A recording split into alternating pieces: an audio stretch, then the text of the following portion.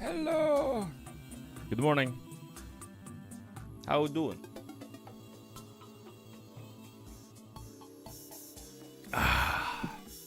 It's been a minute since we played some Spire. It's been a while, even. So why not? Let's do some games. Let's do a game or two of Spire. We have vanilla Spire too, huh? Look at that.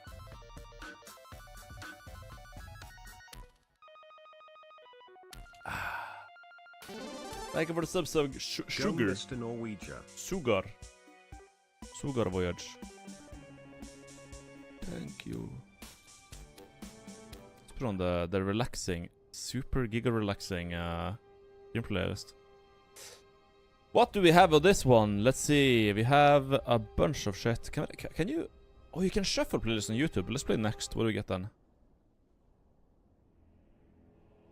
We got another Skyrim soundtrack. Great. The half the playlist is Skyrim. Epic. Okay. Holy Spire jump scare-oo. Boom. Look outside. No, it's the Spire. There we go. Hi. I don't know which character I'm gonna play yet. But we're gonna be playing. I don't think I'll do Watcher. I don't like Watcher. Not today. I don't like Watcher today. It's too much brain power. I just want to play. We're just getting back into it. It's been a while. My dog. I want to keep it a bit simple. My dog? So I want to play that. How was your hike, dog? Yesterday I went on an 8-hour hike. It's the biggest mountain in the nearby area. It's huge. It's 1,200 meters tall. It's a long walk. It's a tall walk. There's a bunch of mosquitoes and horseflies. And my knee hurts. I've never gone to a hike before where my knee hurts the day after, but my knee hurts today. So, not much. I can still walk. I can walk. It's just that I should probably rest it.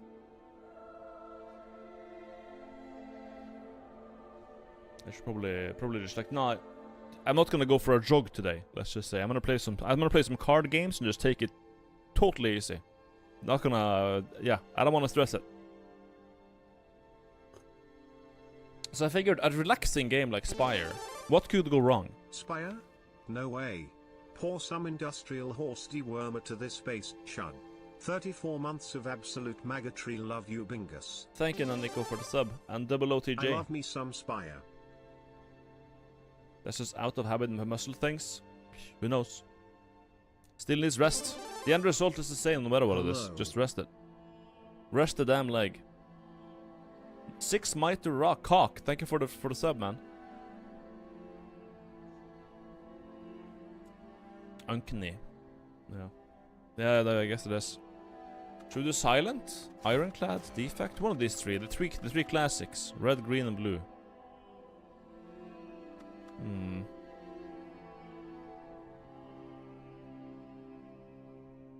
Blin.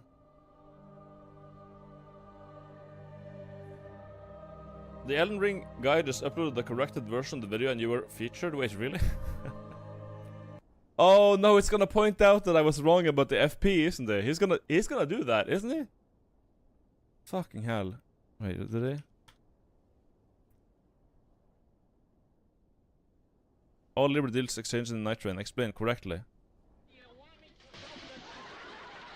God, there is literally nothing on TV today. He doesn't know that the amount of FP you... Yeah, of course he is! Of course he is!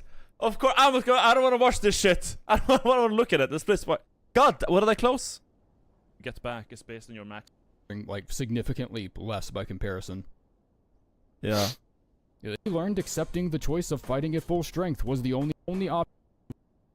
That's all? You, because the old video is, well, it's just, it's gone now, so that's what I'm doing. I have the feeling if I make too many little mistakes and too many videos in a row, I'm gonna have to start signing some of y'all's YouTube checks for you. Fine.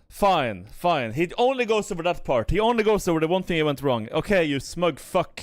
You smug fuck. And I just don't have the energy for that. Yeah, you don't have the energy to go over the rest of it? Yeah, of course not. You fucking maggot. I thought it was a percentage-based FP thing. I think it makes sense. I never checked it up. A guy in my chat told me that's what it was, and I believed it because he believed it. But I guess now the chain of misinformation is slowly but surely deteriorating, and through like unemployed YouTuber drama, we're getting closer to the truth. One step at a time, one reaction at a time.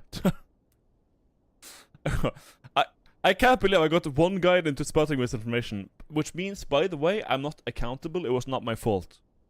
Anyways. Don't Koosh chat smile ad block working again. Have 2 months resub without full cream milk. Thank you, Donchak, for the $18.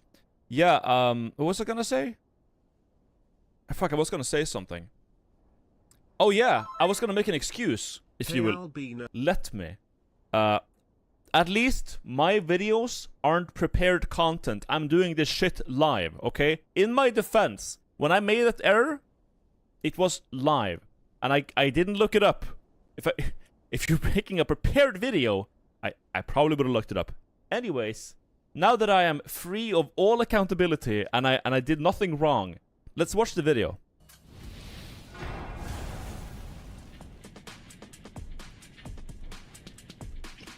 Fight at full strength. Okay. Answer dog. Shut the fuck up. No, I'm not gonna try it again. I don't want to watch this. Okay, I was wrong. I was wrong. I get it. I was wrong. I fucked the FP, but let's watch the rest. Here, okay, here we got the boss feel and curse. Look at that. Albingus dog. I'm turning this shit off. I'm turning this shit off right now.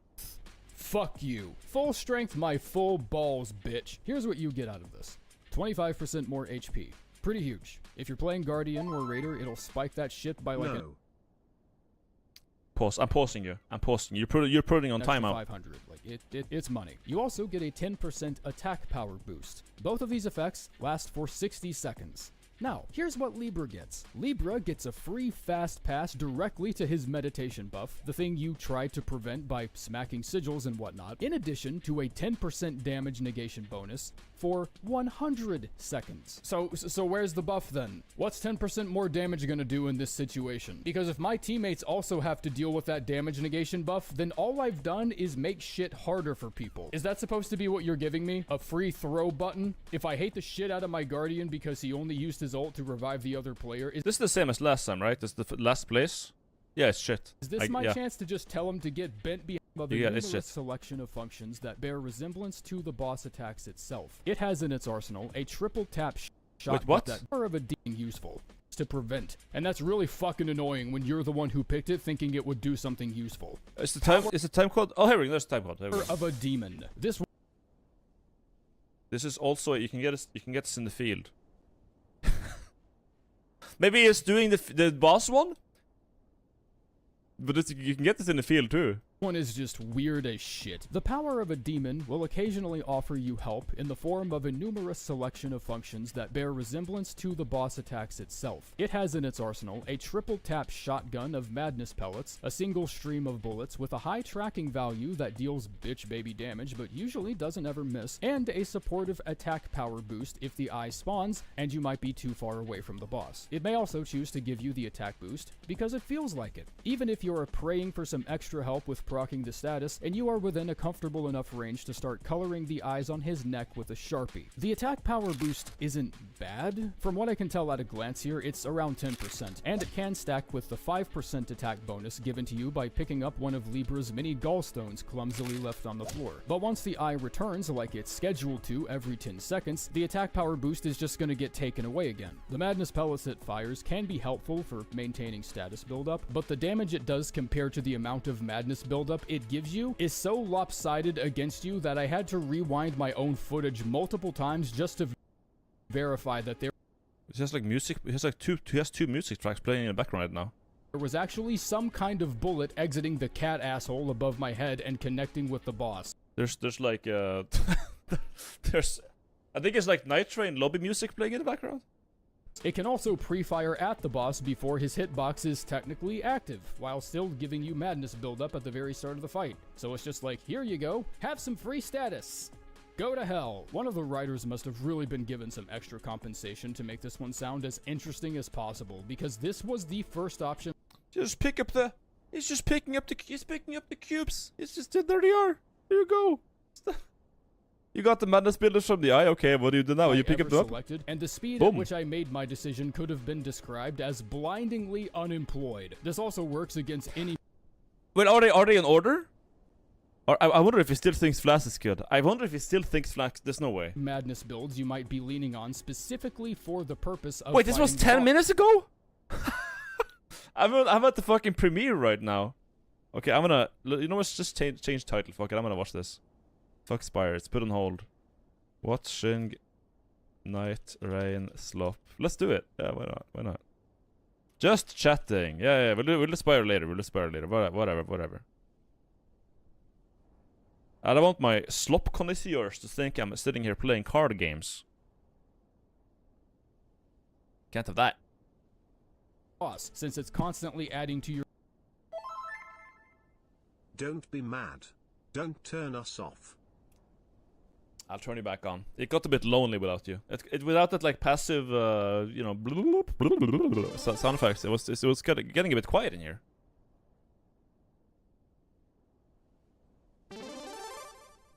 Sloppenheimer.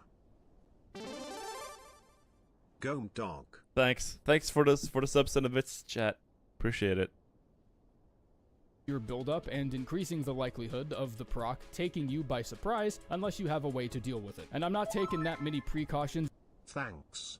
We won't bull. Let's pause over again. a floating asshole that occasionally deals a basic R1's worth of damage. Now, if you have a keen ear for the finer details, you'll notice the preceding paragraph has not changed. That is because my stance on this has also not changed. If you're willing to take up for it because it's madness related and, quite frankly, no other reason, then you know what? Feel free to. But I have never seen this eye proc madness on the boss. I have seen it proc madness on the boss, because when I picked up this power in the field, it single-handedly did it against the merchant version of the boss. It builds madness, it builds it pretty well in fact. I don't know what this guy is doing wrong. Anyways. It could be because I was playing solo, and when you're playing solo, I theorize that the boss's like health value, posture, like stagger value, as well as their ailment resistance might also be different in multiplayer, right? So while I could single-handedly madness the goat, maybe he would need some help to do that because he's playing in multiplayer. I don't know. Just thinking out loud. But I procced madness on him with that and nothing else myself. So that's why I thought it was useful. I was like, oh shit, it makes me get madness, but the boss just got stunned. That's pretty good. Only health and posture change the skill logarithmically. I'm not gonna read you guys. I'm just gonna say it may or may not be different, but in my anecdotal experience with this power, it procced madness on the boss. Just with that, I had no other madness, and it worked. That was good. And I think it's worth it because you just pick up the orbs. Just walk on the orbs, man. So, I have never in my entire life self-inflicted madness by using abilities too much.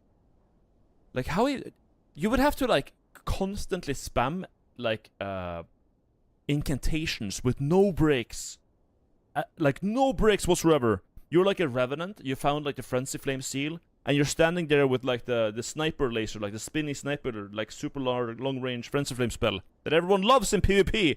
And they're just gonna stand like, and then it's like, oh wait a minute, I shouldn't have used the thing 10 times in a row with no breaks. It's like, yeah, but I don't know. I feel it's the same with this thing here. As long as you just manage your madness bar, you're fine. Just pick up some balls, man. You should be doing it anyways. A single time in solo runs or with a 3-stack. I have literally never seen it happen. And whenever somebody asks me, I have seen it happen. It happened on stream, actually. It was while I was streaming. I picked this up, Power of the Demon. I don't know which one it is, but all of my VODs are archived. If someone can find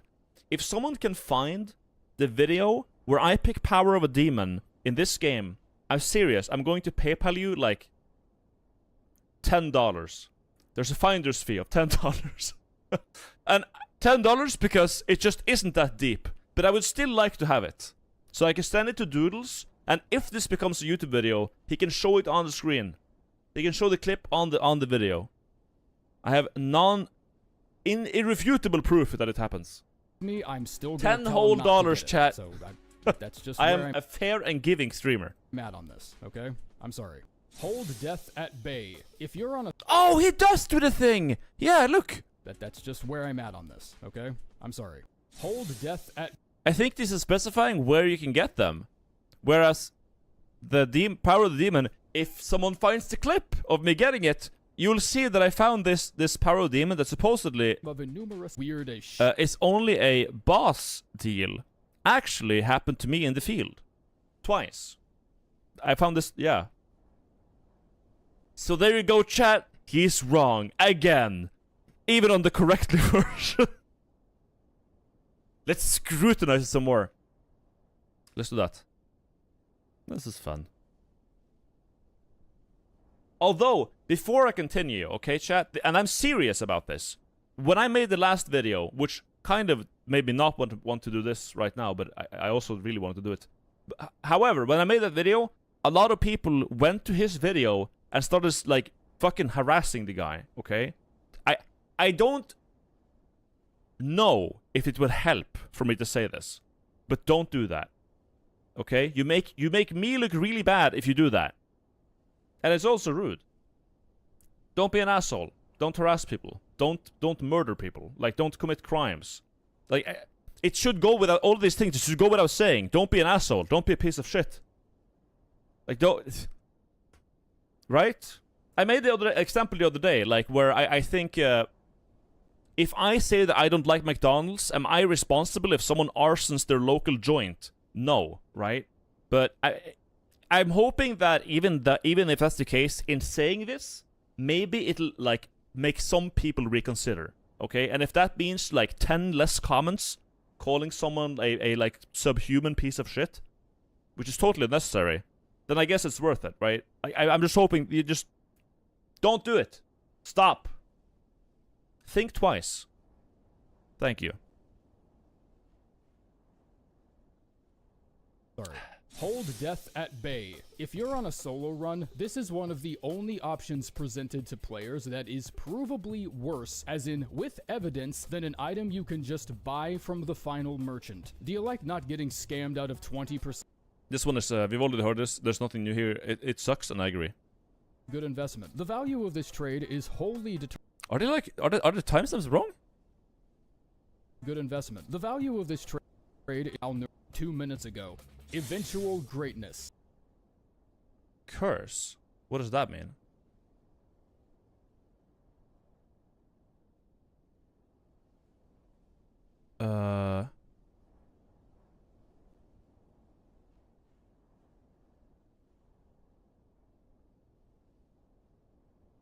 When it spawns after... Oh! This should say raid.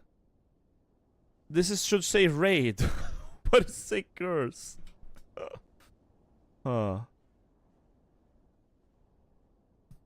If your teammates are willing to protect your malnourished ass for the next 2 minutes, this might actually turn out to be... Wait, is there a difference there? Is that actually a difference? I thought when he invaded you as a raid, right? When you get raided by Libra, here's what happens. He spawns into the game, there's a spooky PNG on your screen, you get like a destined death type of health debuff that takes away some of your max health, so your health bar just gets effectively smaller. And then you gotta find Libra. If it's day 1, you pay like 15 or 10k runes. If it's day 2, you pay like 35 or 45k runes for him.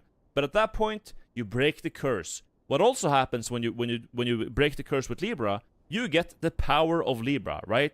The power of Libra, what is that? The power of the merchant goat. That power is, I forgot the name of it, but basically you get bonus damage based on your current amount of runes. So if you have 200k runes, I think that nets you like, I don't have the numbers on it, but it has like diminishing returns after like 150 or so. It's a very good buff. And then after that, you get to take one of his deals without paying for it. If you say, I want more runes, you get Symbol of Avarice, you don't have to pay 10k for it, okay? If you want improved physique, you get it after the day has passed, unless you die, but you don't take the debuff for the current day, right? So you just get the deal that you get a field deal for free. You don't have to pay because he's already satisfied by giving you the power and you paying the runes. So I'm saying this because I don't think there's a distinction between the deals that you take in the field versus the one that you do as a curse, because the curse ones or the raid ones are just the same ones, but they don't have a downside. Like you just don't pay for it, but the upsides are the same, the way I understand it. Be a good investment. The value of this trade is wholly determined by when you find him. If he offers this to you as a boss, is wholly determined by when you find him. Enhance attack powers depending on runes of possession. Yeah, Demon's Plating, that's the one. This is what you get if you break the curse with the guy. If he offers this to you as a boss, worst decision you could possibly make. Like, right up there with plugging your family's Christmas fund into crypto. If you find him on day 1 and he offers this, you should be ignoring pretty much anything else he has available. Like, it is actually that good. Maybe the only exception would be the powerful weapon option if you're level 3 or lower, because your character doesn't have the required levels to make the trade, and instead of refusing you, he just doesn't enact the penalty. He just gives you a free purple. Characters with low survivability like Revenant or levels to make the trade, and instead of refusing 3 or lower, because your character doesn't have the required level powerful level. Like, it is day 1 and he offers this, you should be ignoring pretty much anything else he has available. Like, it is actually that good. Maybe the only exception would be the powerful weapon option if you're level 3 or lower, because your character doesn't have the required levels to make the trade, and instead of refusing you, he just doesn't enact the penalty.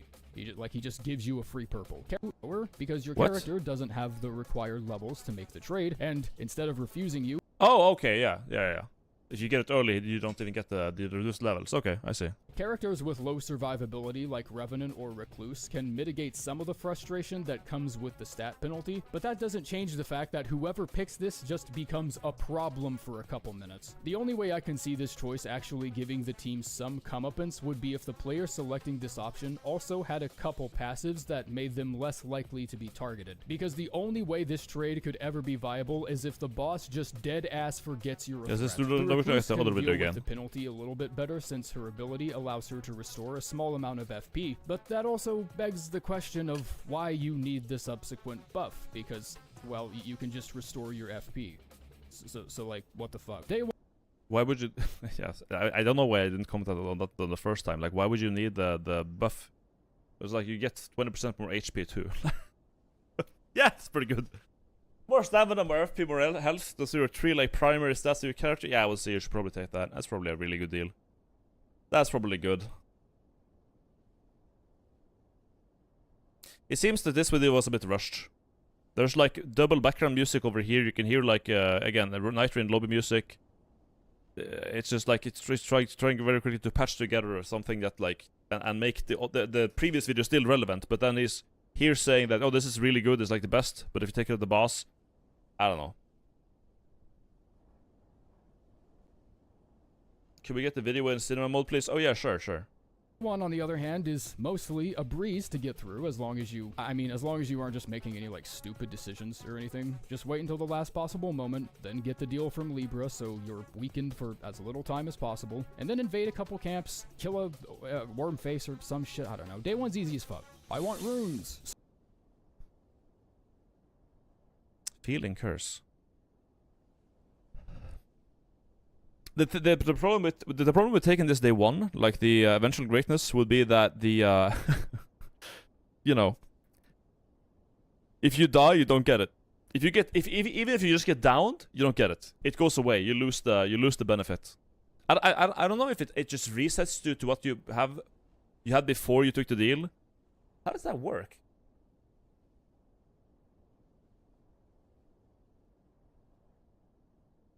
Huh. I'm not sure. Never checked. Yeah, I didn't actually check that. But I'm pretty sure, like, if you die before it procs, similarly, if you take it in the boss and you die before you get the reward, it doesn't go through. You have to be like, you have to be cucked for a certain amount of time, and then if you survive through all that, you get it. It puts you back to OG stats. I would think so, but I'm actually not sure.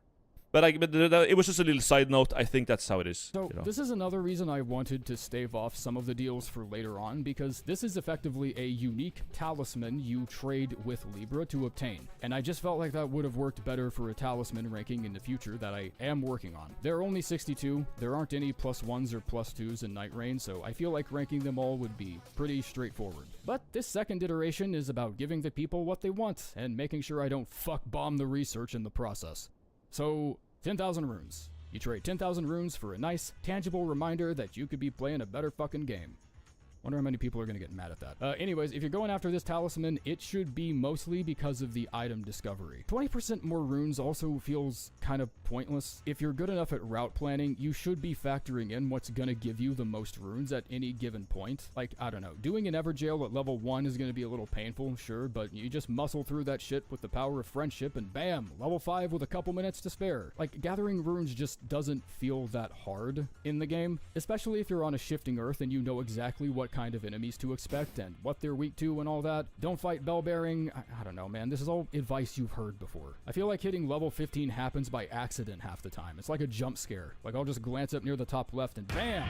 Fuck. When did that happen? Also, the 10 HP you lose per second is a flat value, so if you're on a character with a low health pool like Revenant, Duchess, Iron Eye, any of the squishies, then managing the penalty might require a bit more consistent attention to what your HP looks like at any given time. This is going to lead me into what I can only describe as a hilariously long-winded explanation of how item discovery actually works, and why you should definitely be considering it. I feel like item discovery might be the game's most obfuscated stat bonus regarding what it does in practice, and where it's supposed to be coming in handy. So I'm just going to break down how this works.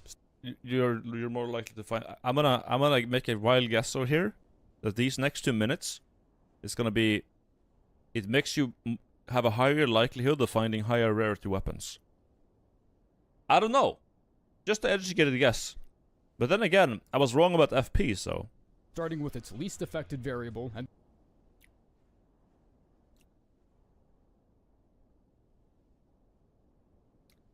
Does he know...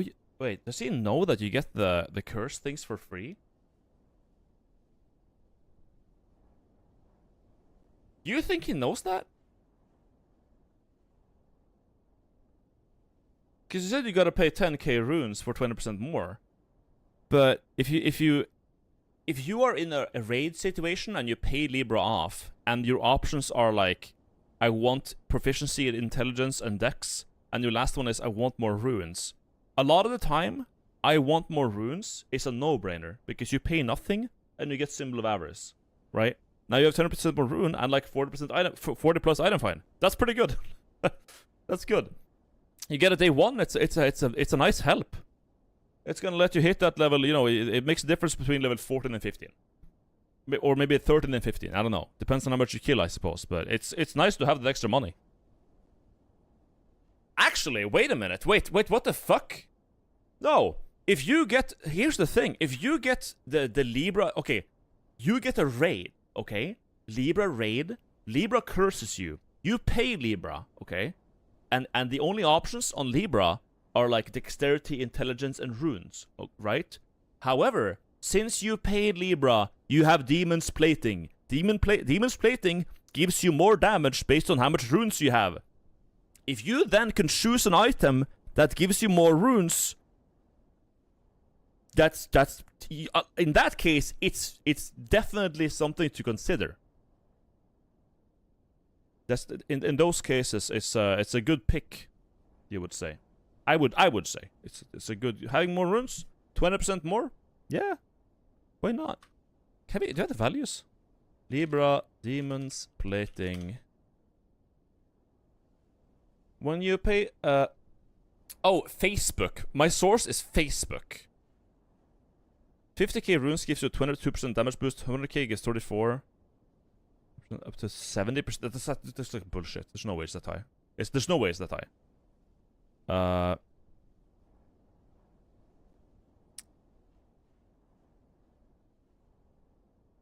With 141k runes, my katana went from 203 training ground through 298. Play the game with a friend who took some of avarice and then refused to level up because of this buff, which I thought was crazy. We are all level 15 for the Night Lord, but he was level 11 with over 500,000 runes. And he absolutely vaporized the Night Lord. Crazy buff if you know how to abuse it. 4% per 10k for 0 to 50. 2% per 10k for 50 to 100k. 0.7 per 100k per 10k for 100k plus. Okay, so in that case, you're looking at what? You're looking at like what on average? Like 20? 30?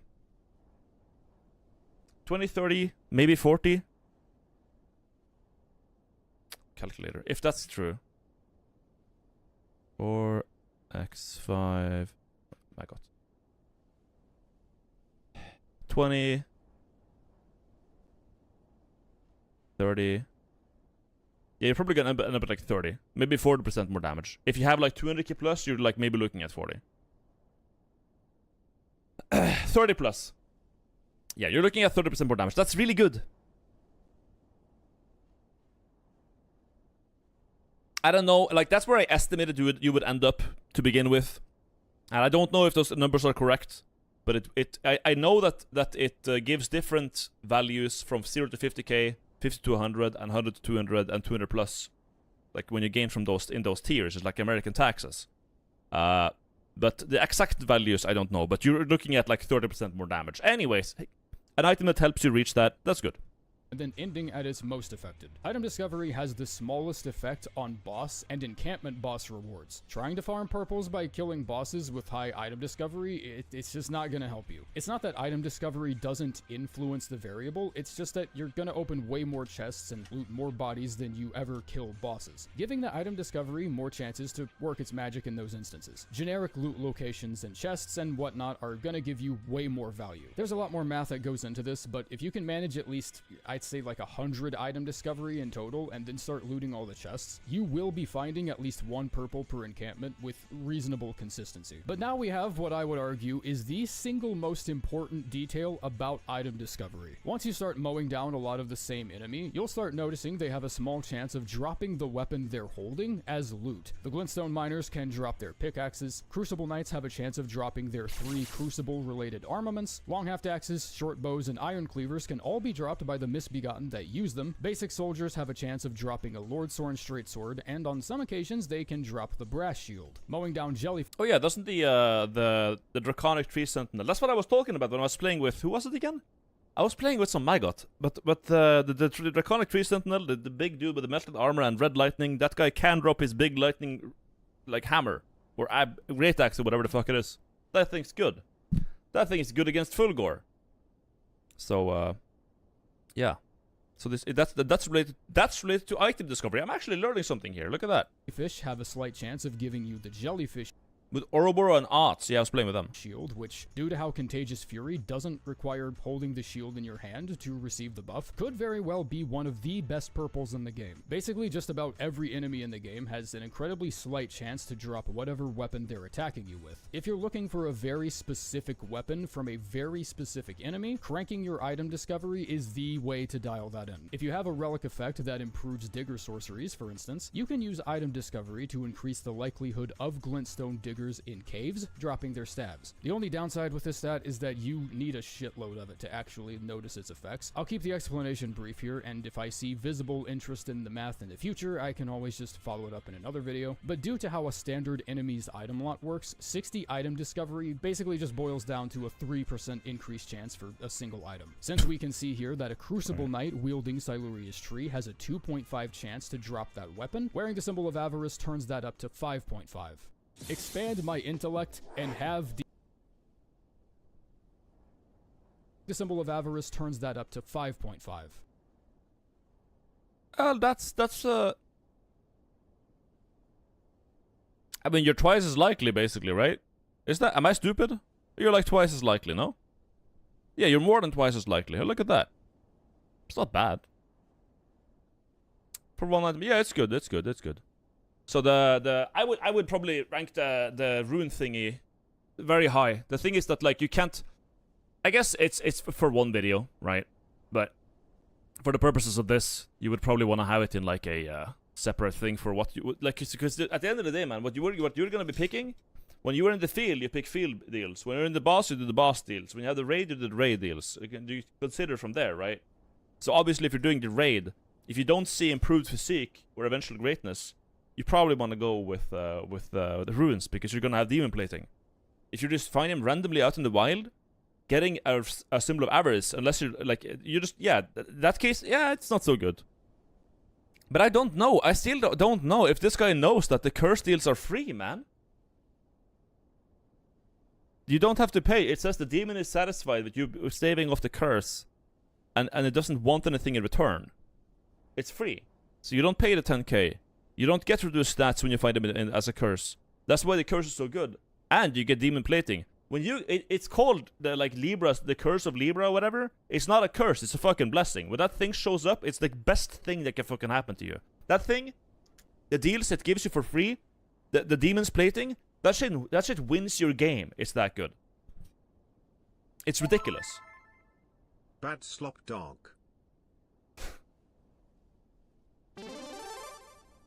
Hello Bino, how is your day going?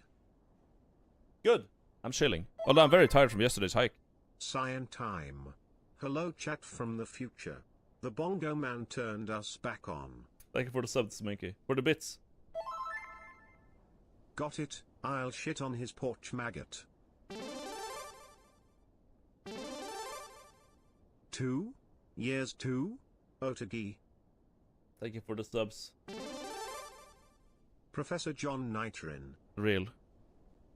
Expand my intellect and have deep faith. I can't even believe there's enough information to make at least a half-educated conclusion on what could be considered the best and worst of these 5, but I'm really glad I decided to do a take 2 on this because the amount of depth these next 5 exchanges have to them could offer enough mechanical knowledge for each of them to have their own dedicated video. I'm not gonna fucking do that, so if someone else wants to pick that shit up and go ahead, I'll go as in-depth as I feel like I should before the subject overstays its welcome, because this video has a topic, and we honestly still have like 9 other deals to get through. I made the claim on the first iteration of this video that you can kind of fuck yourself over if you don't have basic knowledge of what your character scales with, and I will now heighten this statement's intensity by what I deem is an appropriate amount to make it more accurate. You can very easily fuck your build doggy style through the basement and down the back of the washing machine if you don't know exactly what you're doing. I have never issued an alert more urgent than this. Alright, so let's just start with these 2. Expanding your magic dong as Duchess or Recluse might sound like a good idea because of their scalings, but running a sorcerer build straight into Libra's front door is actually not recommended because he'll just ignore 20% Wait, he's still doing this? It's 20% resistance? of that shit. I guess a magic build that's properly torqued with all the right relics and a good staff with a good spell can still blast through it, but Recluses and Revenants here are a little more favored. If you choose an option that's caster-centric, Libra... How many fucks can I slot in the video? Recluses and Revenants here are a little more favored. If you choose an option that's... It doesn't Does it matter?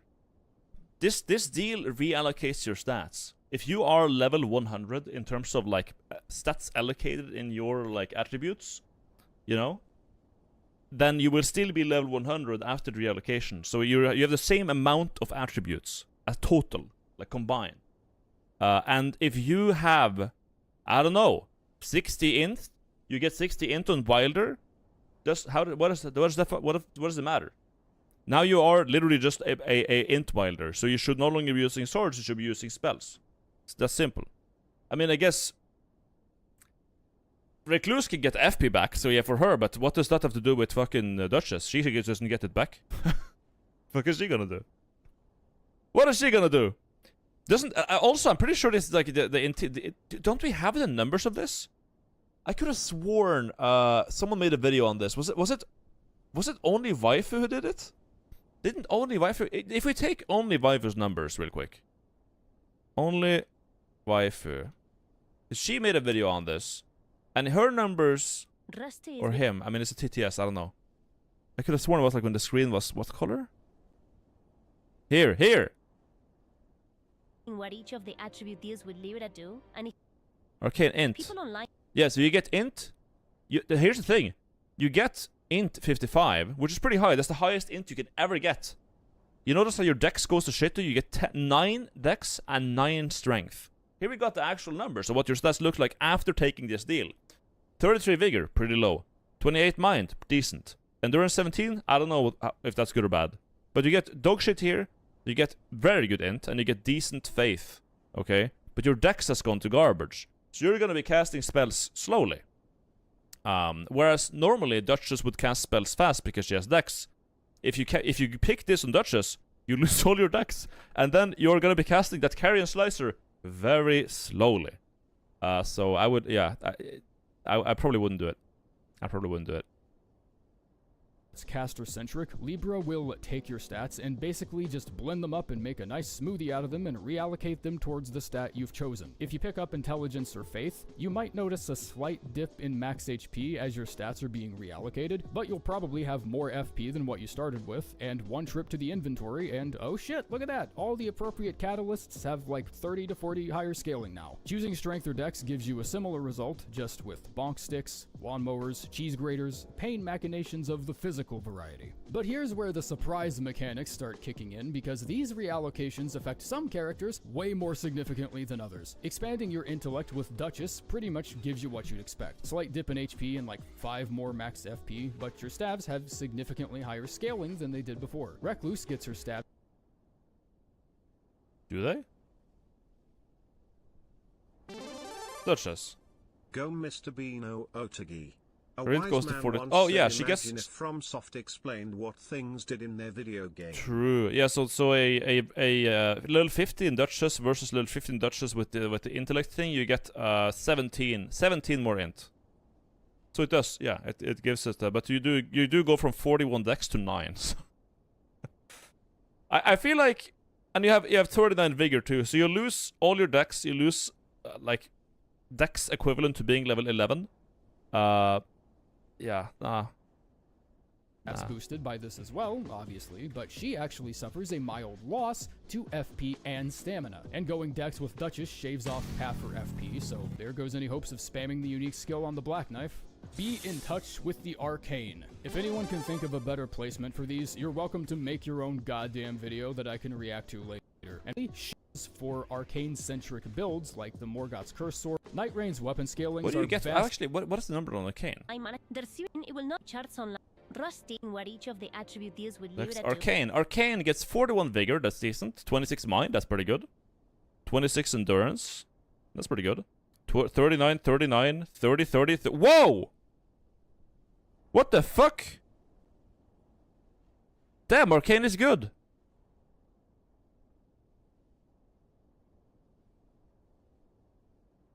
It's good across the board. No matter what you do, Arcane is fucking cracked.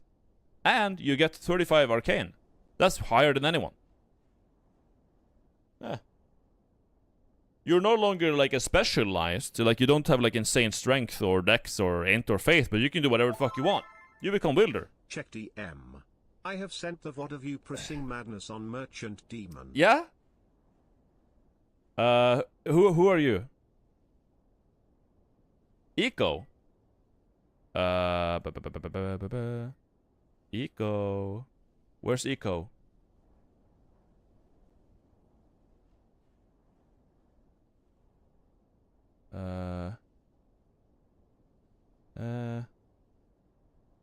Did you DM me? You maggot. Your name is not Eco on this. At 226. 226. 05, you proc the Magnus on the... Okay.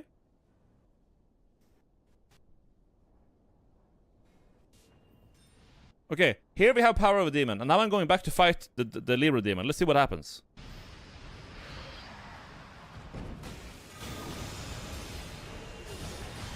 Actually, fuck this. YouTube is so... You can't watch this on YouTube, man. The bitrate is so dogshit, I can't do it. This was the 3 weeks ago. The video is 5:35:06 in length. Okay, let's go to my channel and watch it on Twitch, because good lord, I can't stand that bitrate. Good lord, I can't stand that. There's no way. Video. Albino, shut up. Video. Thank you. Videos. Past broadcasts. And this was like last month. The video length was 35:06.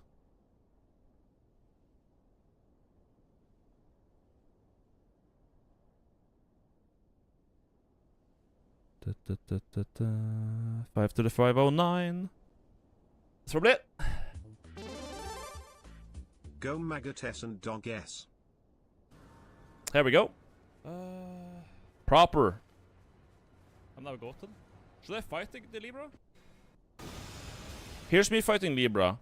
Using ball fist. I'll have had my bet placed for 2 years at this rate. I'll be schizo. Be quiet. Fighting Libra. Cat asshole above my head. No other source of madness. See how it goes. We tank that shit.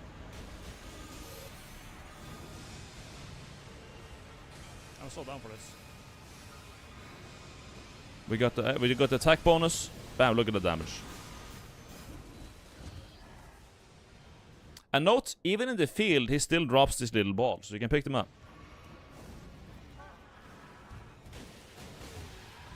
Owie.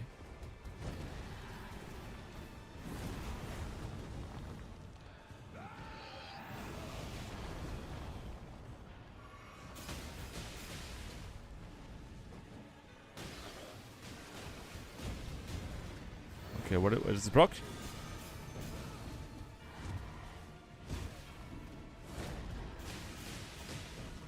That's good. Oh.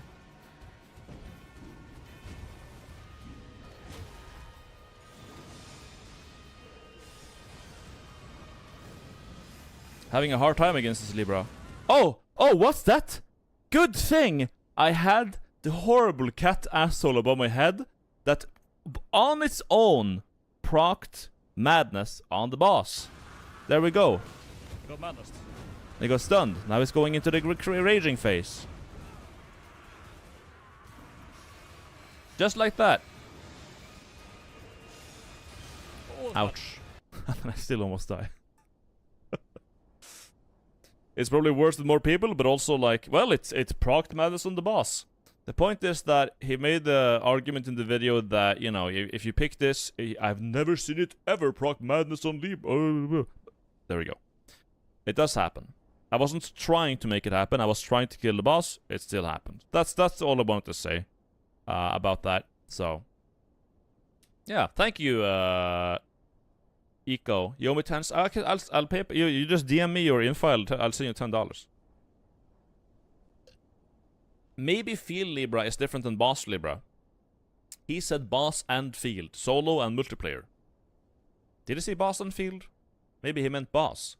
Either way, the point I'm making is that you can proc it on Libra, and my initial point was that having this helps you, because if you have one more source of madness, you're gonna proc it a lot, and it gives you 10% damage sometimes.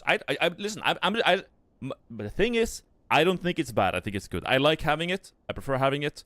We disagree. That's fine. I'm just making my argument here that why I think it's good. Okay, that's it. Vastly different from its parent game. Scalings with a few notable daggers and swords. Serious. This happens more streamlined and scaling. Something Frostbite, a nice build, thinking this ain't for you because it absolutely is. Works now. So don't go. Frostbite works with Arcane. Like it just works now. So don't go packing a nice build thinking this ain't for you, because it absolutely is. You can try this with Duchess and Executor in the sparring range if you don't believe me. Just give them both a staff with Ice Crag on it and measure results. It took me 4 casts as Duchess to proc a status, and the Executor obviously wasn't dealing as much upfront damage on account of being uneducated as hell, but he deadass procced that shit like twice as fast, and watching an Executor be this insane with a staff, it's kind of just funny. This option is also like terrifyingly good for Iron Eyes for some reason, because it'll give him a pretty generous boost to all 3 of his core stats. Yeah, look at that. Looking at these numbers here, this is like, let's compare them to Iron Eye's actual stats. Iron Eye got 37 vigor. He got 14 mind. Now he gets 26. He goes from 57 dex to 40. which honestly I'm totally okay with. What is the total level here, actually? What is that, actually? Yeah, let's see. 41 plus 26 plus 26 plus 39 plus 39 plus 30 plus 30 plus 35. 266? What? Dude, his total in general is 188.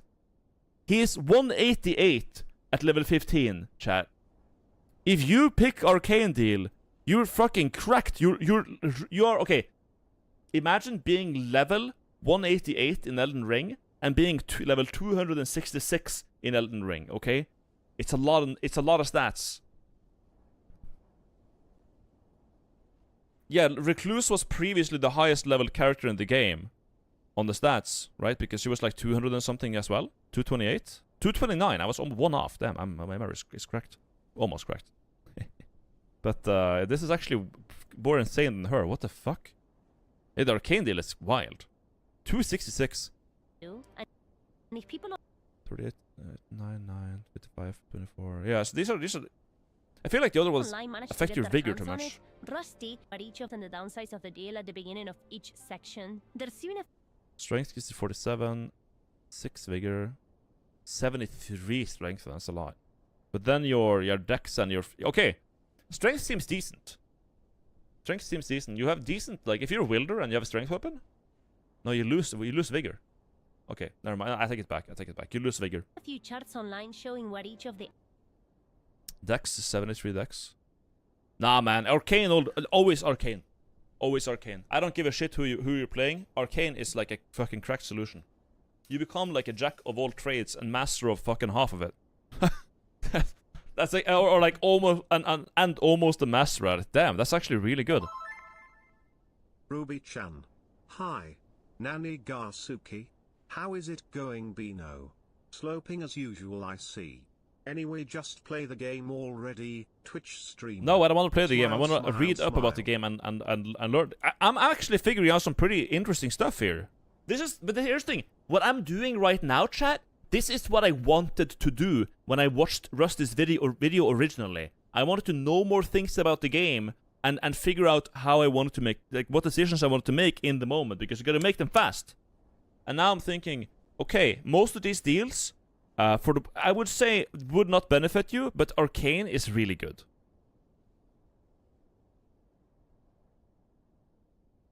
I would say Arcane is definitely crazy. I wouldn't say it's an always pick, but if you're playing Iron Eye, I would highly like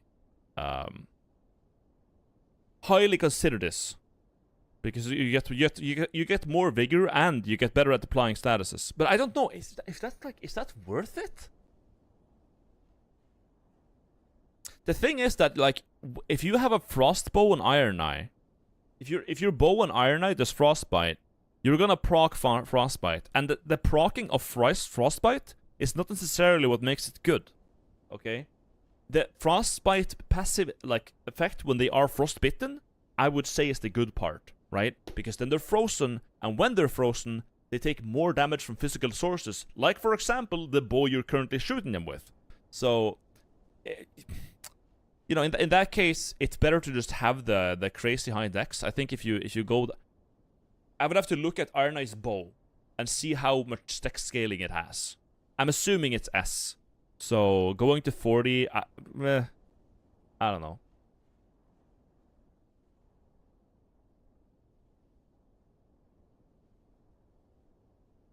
Defense down. I think frostbite just makes them take. It's not a defense down. It's a damage amplifier. So it's pretty good.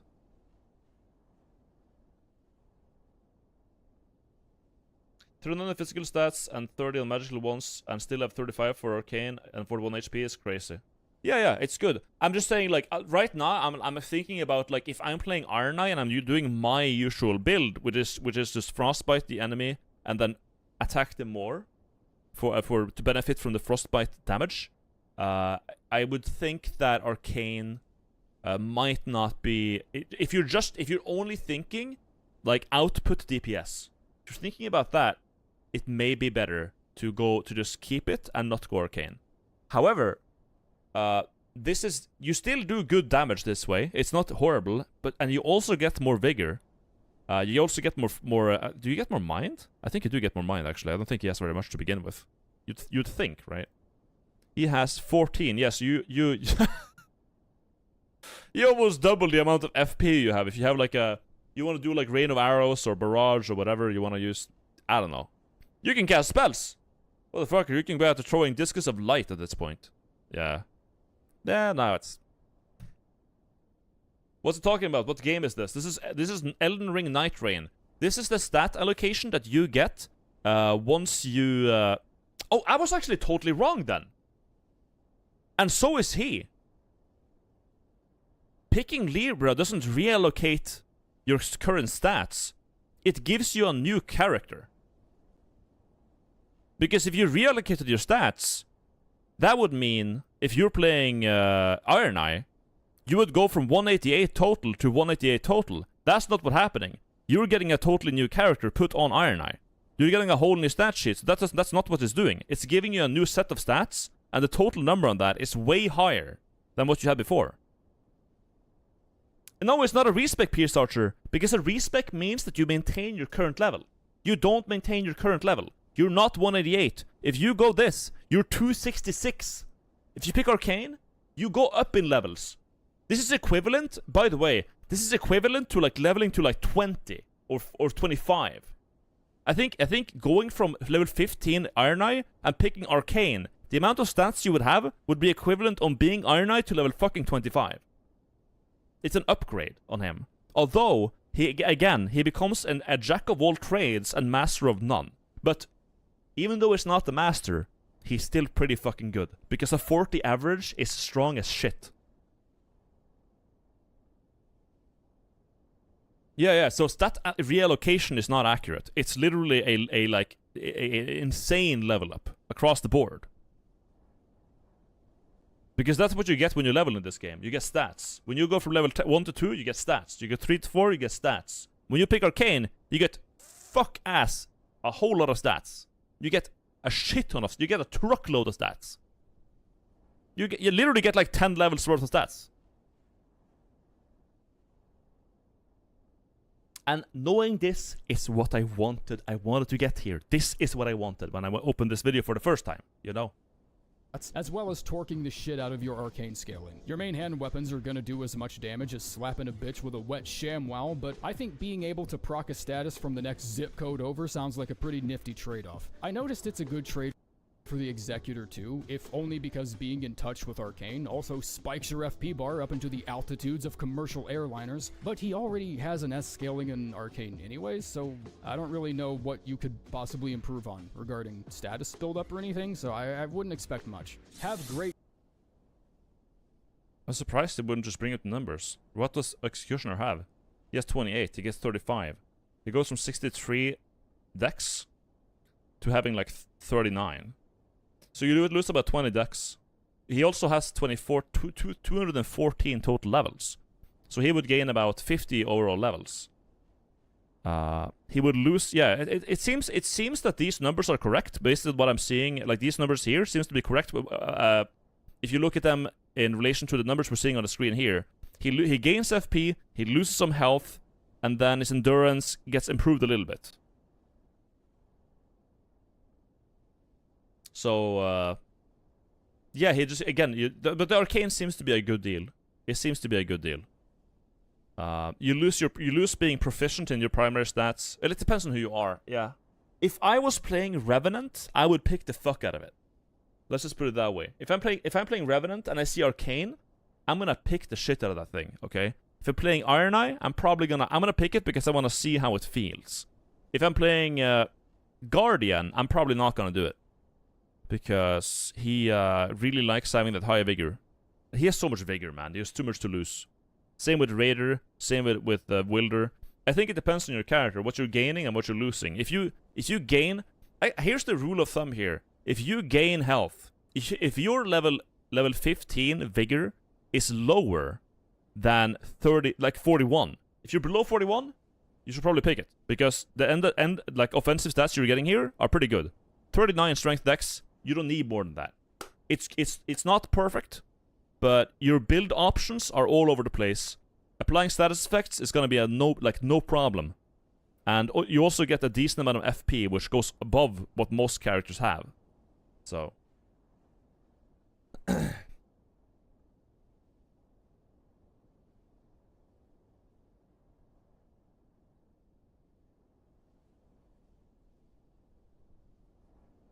Can we talk about how the amount of changes and features this one single mechanic has? That is rare chance to pop up in your runs. FromSoft is just insane. Yeah, dude, I'm so glad we have this.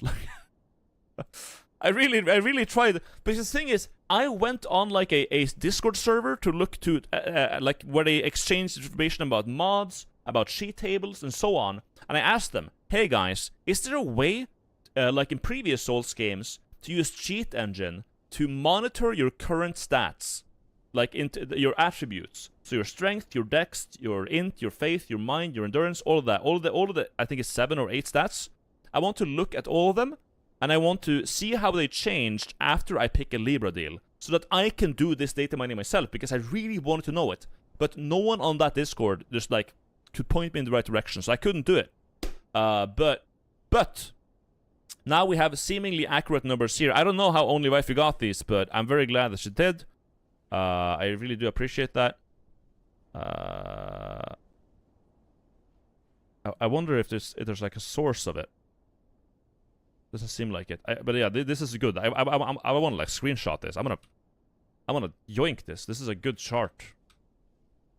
These are useful charts because you at least me lately, I've been finding a lot of Libras out in the field and raids. They just happen, especially when you pick full gore. Arcane. There we go. We got it. That's nice. Let me refill my water. One sec.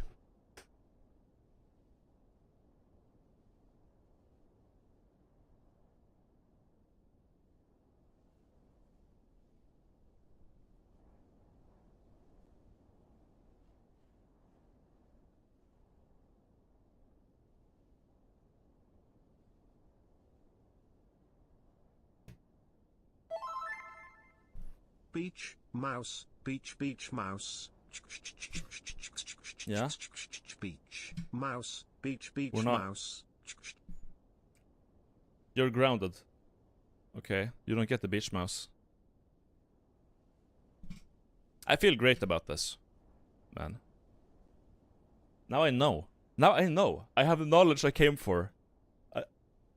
It took me being outright wrong in a video. It took a lot of hassle, but at the end of the day, I'm glad we at the end of it, when all is said and done, I now know more about the game than I knew before. So that's good. And I got a chart for the deals. Justice for Gora. Thank you for the $2 anonymous. Please change and grow as a person. Thank you.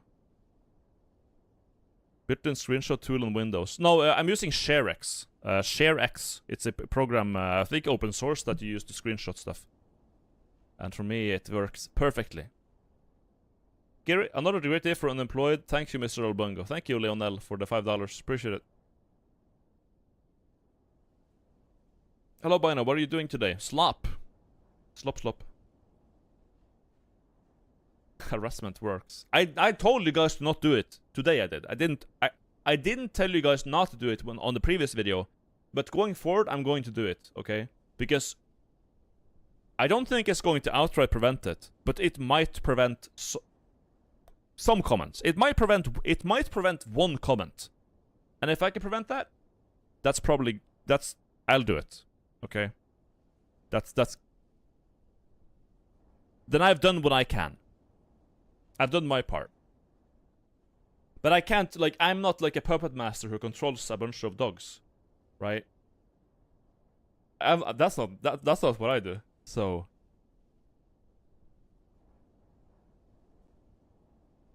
I'm not a dog master. If you want to be safe specific events, you can check a website that has every single seed in the game. Oh my god. And you can just look at shifting earths, because then you will have a 1 out of 5 chance to get a certain event by now. Yeah, all I know is that they are tied to whichever boss you're doing. So if you're doing Fulgore, it seems like you have a pretty high chance of getting Libra either as a merchant or a curse, because I keep getting him a lot. And I like it. I don't mind that at all.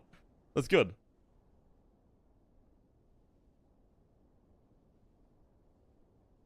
Probably the best to just assume people are going to be maggots from here on out. Yeah, that's what I'm gonna do. People went on his stream or his video and said a bunch of mean things. At least that's what I've been told. I can't confirm it. Slop bindo, let's go. So I'm going to assume that they're gonna keep doing that, and with that in mind, tell them not to in every video I do like this, because I genuinely don't want people to do that because it's stupid and it makes me look like an idiot. So. Yeah. Anyways. Strength and dexterity. Holy fuck, do not put this shit on your guardian. You are going to just piss yourself off. Deadass just tanks all 3 of your core stats. By like a frightening amount too. Like say goodbye to 20% of your HP, I guess. At level 15, I got my ass knocked down from 1340 to 1080. Not including any HP boosting passives or talismans you have on. I'm not really even that mad about the HP loss, but why did you take away 30 of my stamina? Halberds also have Bs and Cs for strength and dex. It's very evenly split, so no matter which of the 2 options you're presented with, you'll never see weapon strength increase any more than like 20. This isn't some McAfee quick scan you're running. This shit is a full ass The and if people online manage to get their hands on it, Rusty, who's the supposed numbers guy, give it a do. And if people online manage to get their hands on it, Rusty knowing where each of the attribute deals with at the beginning of each section. There's Strength 47. Oh, you get decent vigor here, honestly. But your endurance is pretty ass. Yeah, bad endurance, bad health. Way too high strength, and the rest are crap. Yeah, no. That's I think the strength and dex ones are the shit. Int and faith are probably also shit. If you want to do int or faith, you just pick the characters that do it, right? You never want to pick Wilder and be like, oh yeah, I want intelligence, and then you lose all your health, quite a lot of it, or like 10 vigor at least, and then you can cast spells. It's like, well, why? Just play Wilder, you idiot. Stop playing like Wilder with sass. Just do it. Although Arcane, what would you want to fly respec mid-run? Arcane. Be in touch with the Arcane, because the stats, the numbers are so high. The numbers have never been higher. The numbers are 226. Your level when you pick the Arcane is 226. It's the highest level in the game. It's like being yeah, you get the idea. It's like being 15 plus. Yet another reminder of how Guardian mains across space and time got fleeced and shafted out of what could have been an S-tier character because Raider ran his ship aground and got stranded at the hold, and instead of Shanghaiing the entire troop into build up, Scrooge McFuck. Leveling dexterity gives you a wider pool of slash-based weaponry and attacks, such as claws, curved sword, 2 categories, standard and strike. And while I tend to prefer strike damage since it's more multi-purpose in a general setting, Libra has a particular disliking for being scratched in certain places, leaving him with a negative 10% damage negation against. Yeah, you get 10%. You know what? You know what? Oh, he has negative 10 to slashing damage, so dex is good. Yeah, but how about you pick the thing, the eye that floats over your head and gives you 10% more damage and also procs madness on the boss? Just a thought. Against slash damage. Standard, strike, and pierce damage all clock in at a dull, uninspiring 0. Aside from this incredibly minor and mostly insignificant discrepancy, going for either of these will give you the exact same effect, and it's ultimately going to come down to what your character scales the best with and or what weapon you have. No. No, it doesn't matter what your character scales it, because your character gets new stats, so it literally doesn't matter. But I guess what you already had before matters. Anyways. I would exercise a bit of caution here and make sure you aren't dependent on multiple stats before choosing any of these. But with the amount of main hand armaments that have a clear preference towards strength, dexterity, or both, these seem like the 2 best stat-related options pretty much no matter what. And the pretty much there excludes exactly 2 situations where you either got stuck with the Cypherpada or you're sticking it out through the whole run with the Revenant's starting weapon. At level 15 without any talismans, buffs,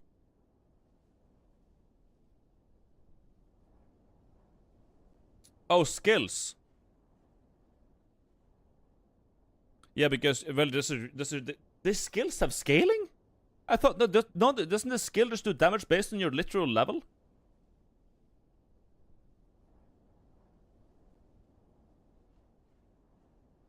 I thought that they were just like, if you are level 1, it does so much damage. If you're level 2, it does so much damage. Did they make a middleman and make them scale with stats instead? So your skill would be like the for Guardian is the Whirlwind, for Recluse is Residue Gathering. You know that what I mean. The skill is like the repeatable. The wording on this are very specific, but the skill, you have like the ability, which is the passive, the skill, which is the skill, the reusable one, and then you have your art, which is your ultimate, right? So the skill and the art, I would say too. My understanding was they scale with levels. Asher Wars scale with stats. That's what I thought too.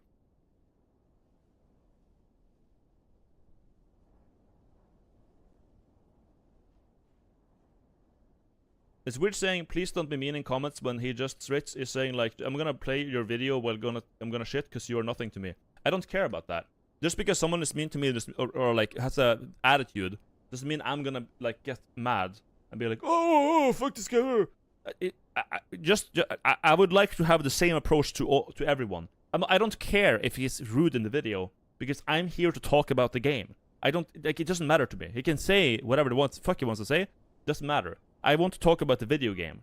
That's why usually when he's making a joke, I personally don't find it super funny. I guess it's like just a difference in taste. Okay, to me, it doesn't do much for me, so I don't care about it. So I usually skip over it and get to the actual meat of the video. Or extenuatory help. Each of these 5 have very specific stat benchmarks it will give to your character. These are all pretty simple and straightforward, so I'll just flash these up to the screen.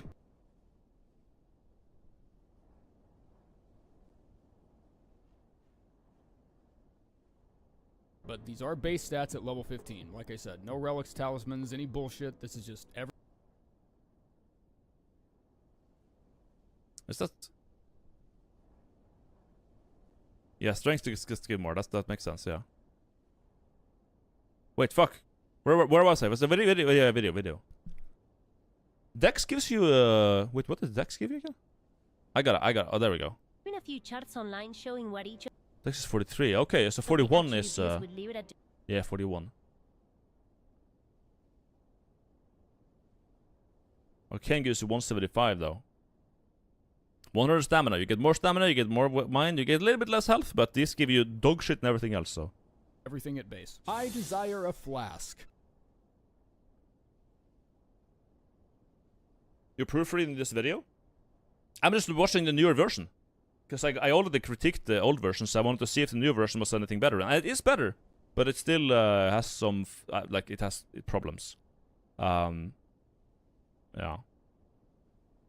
It's getting an extra flask for a 10% max HP decrease. It's pretty straightforward. Raiders and Guardians will feel the hit a bit more than a Recluse, for instance, because the HP debuff is percentage-based, but that shouldn't really matter because tank characters are sort of built to have the fortitude to trade with whoever the hell they want and come out of it relatively unharmed. This is another one that demands a bit of prior knowledge about your own build. If you were just rocketing through buffs and options the whole way, picking anything that looked pretty like your 60-year-old mom thumbs through Christmas catalogs, then you probably won't know whether or not what you have will work with this option. But if you know for a fact you have a flask restoration buff or two just chilling out somewhere in your list of passives, taking this option might actually be a massive benefit, even with the 10% HP loss. And don't worry, I don't know what it means by the fucking build. The only difference I can see here is that, like, okay, you now have to deal with 10% less health. Okay, if you have a lot of items that say damage negation up but at full HP, you have that, you can maybe take it. Other than that, you just get a fucking flask. You take max HP. You take max HP for getting a flask. At the mean, it's the same as I said in the last video. Your flask heals based on your max HP. So if you get less max HP, your flask heals less. You get more flask, but they become less effective. I don't know, man. I don't think anyone should. If you're a character with high vigor, you lose more health by taking it because it's percentage based. If you're a character with low vigor, you are one step closer to getting one shot. So, and you are already dangerously close to getting one shot. So I'm gonna assume that by builds he means not flask restoration effects, which he's saying. I'm assuming he means you can have some way to prevent getting one shot by high damage.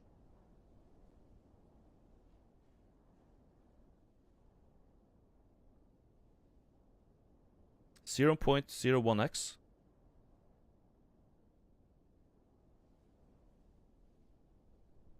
What?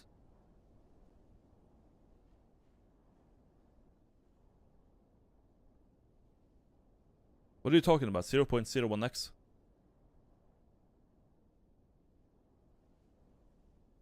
Oh, they're asking for video faster. No.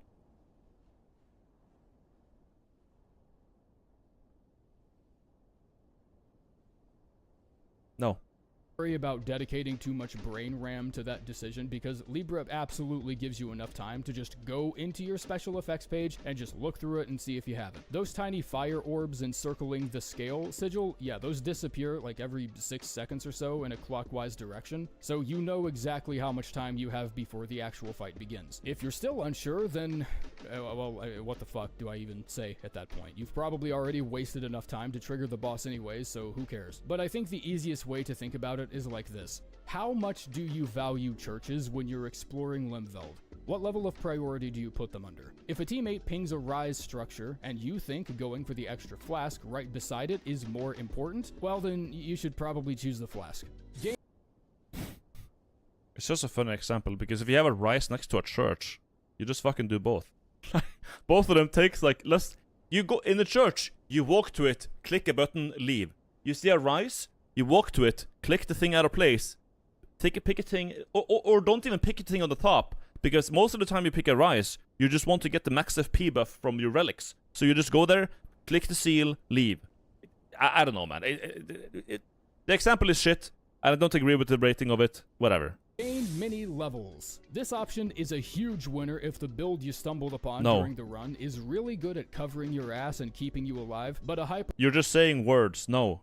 That doesn't mean anything. You're good at keeping yourself alive. It's called dodging. That has nothing to do with your build. What do you mean specifically by that? It's just a fucking word salad. Golems sniped your nuts off when you were trying to escape the rain and you couldn't get your runes back. It's ultimately going to come down to whether or not your specific lineup of buffs facilitate this option. Basically the same with the flask. This is the ultimate memory check for how much you've been paying attention and how well you know your teammates. If your damage falls somewhere between old man sneezing and stepping in dog shit, but you know your flask heals a fuck ton of HP, or I didn't comment too much on this one last time because it was like a benefit of the doubt moment, but this is like the most stupid fucking point I've heard in my entire life. The thing is, he's talking about your build. You're talking about builds here. Does your build keep you alive? No. Clicking the roll button at the right time does. But I'm assuming, but I'm gonna give him benefit of the doubt. Maybe by build, he means damage negation at full HP. That's it. Can you avoid getting one shot? Does your build allow that? Then okay, in that case, that's probably what he's talking about when he says, can your build keep you out of dangers? Like, well, that's the only thing I can really do it. And again, we've already looked at this. You gain levels. When you drink flasks, you lose levels, okay? If you go from 13 to 15, it's the same as I said last time.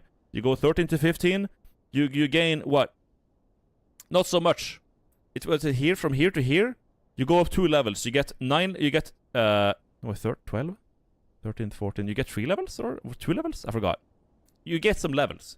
Every time you drink a flask, you lose levels. Okay? That can be up to 7 times. You go from 15, you become level 8, right? At level 8, you have lost. How many, if you go from level 15 to level 8, how many stats have you lost? Let's see. From 10, I can just do a calculator real quick. You lose, how many levels do you lose? You lose 10 plus 10 plus 9 plus 13 plus 13 plus 12 plus 13. You lose 80 levels. Yep, from 9 to 8 is 13. You lose 80 levels. And your health is going to be at 34. Yeah, ad wilder. That's horrible. So every time you drink your flask, you get less health, less stamina, less mind, less damage, less everything. You get fucked.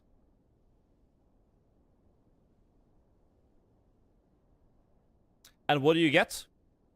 You get to be a little bit stronger for the first 2 flasks. I don't know. I don't. How do you like take a second take on the video and come to this conclusion still? That's or you're insane playing Raider and you have a whole ass ability that just lets you not take damage. An extra 3 levels can easily work more for you than it does against you. If all you could find was whites and blues and like 1 purple that makes tacos 13% tastier, but you noticed earlier someone you're queuing with has that relic effect that heals the team whenever they use a flask, then who gives a shit if your ass is level 12? Make it Everyone does.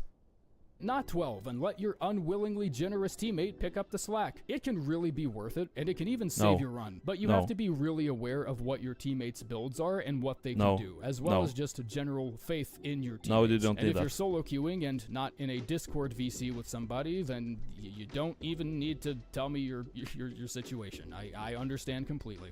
I desire a... No. You heal HP and then the HP gets taken away with Vigor debuff. Yeah, you lose levels on drinking a flask. Like, that's so bad. That last level costs you 70k runes. Like, no. Nope. Not even fucking close. Oh, my run is kind of bad. I'm only level 13. Let's go to level 50 and make it horrible. Yeah. He just made a comment because people were bitching about the last downside boon. Really? Pick up the slack. Fuck, okay, I'm gaining many levels as you lose a level each time you drink a flask. If you're level 12 or below, shit's still worth it, emo. Get anointed, bitch. If you're level... That's even worse! That's even worse! If you are lower than level 12, you can potentially... Okay, what level do you have to be? Wow. Because the lower you can potentially go, the worse it is. When you get into the levels like below 8, this is when you gain like consistently 13, 13, 12, 13, and then you get 41 from 1 to 2. From level 1 to 2, you gain 41 in stats, okay? Your vigor literally doubles. Level 1 to 2 is a world of difference. Everything after that is important, it definitely adds up, but the lower you go, the worse it gets. The worse it gets. Horrible. That's an insane thing to double down on. This is like the worst take in the entire video, and I'm surprised you would maintain it for a second after having someone point this out. Just how it works. Ridiculous. It can really be worth it, and it can even save your run, but you have to be really aware of what your teammates' builds are and what they can do, as well as just a general faith in your teammates. And if you're solo queuing and not in a Discord VC with somebody, there's 8 weapons. 3 of which interesting, I understand completely.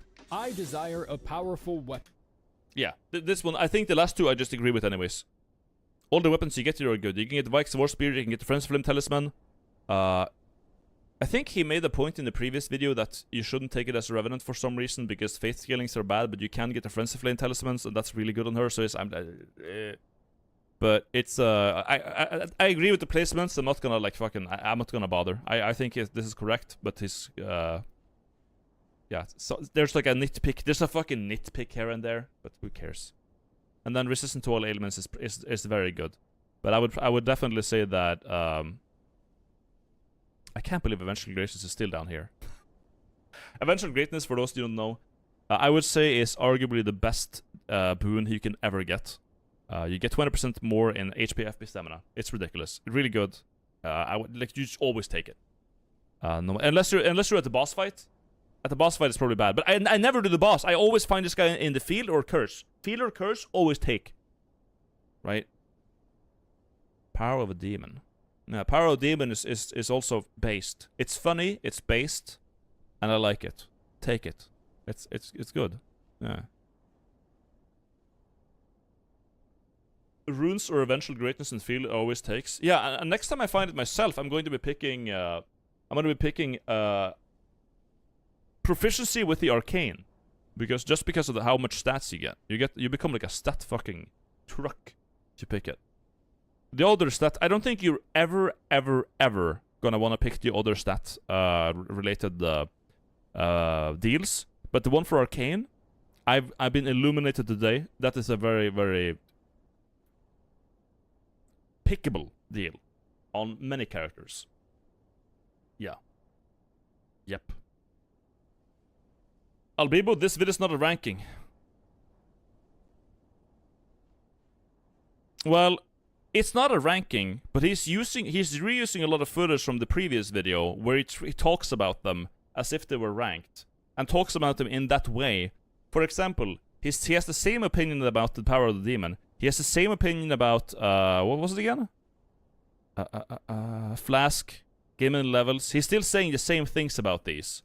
So, yeah, you can say that actually, technically, it's not a ranking, but he has the same points. He's saying that getting one more flask for less HP is good, and he's still saying it's very good to gain many levels and lose 7. Okay, so yeah,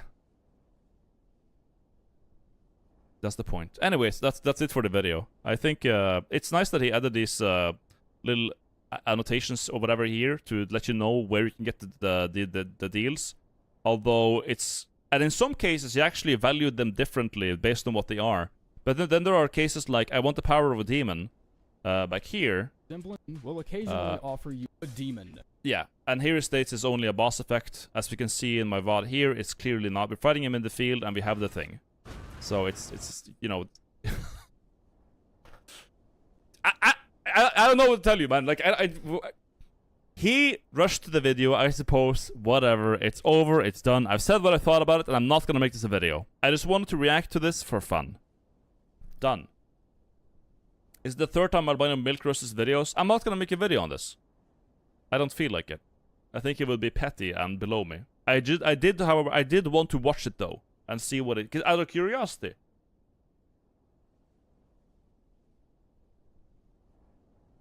So 1 year of dog. 1 year of dog. Thank you ECR for the sub. I got a million Discord messages. What's this?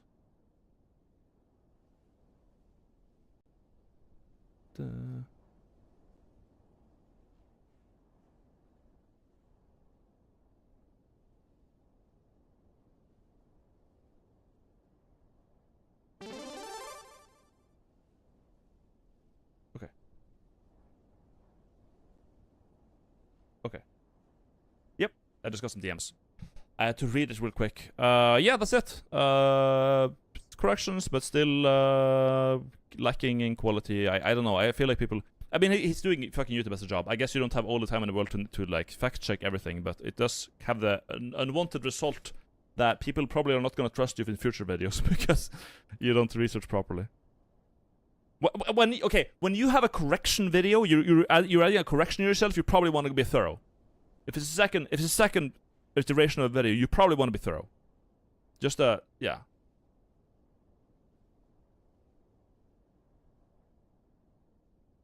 Did you see this Lovsky video exposing you? Yeah, I commented on it.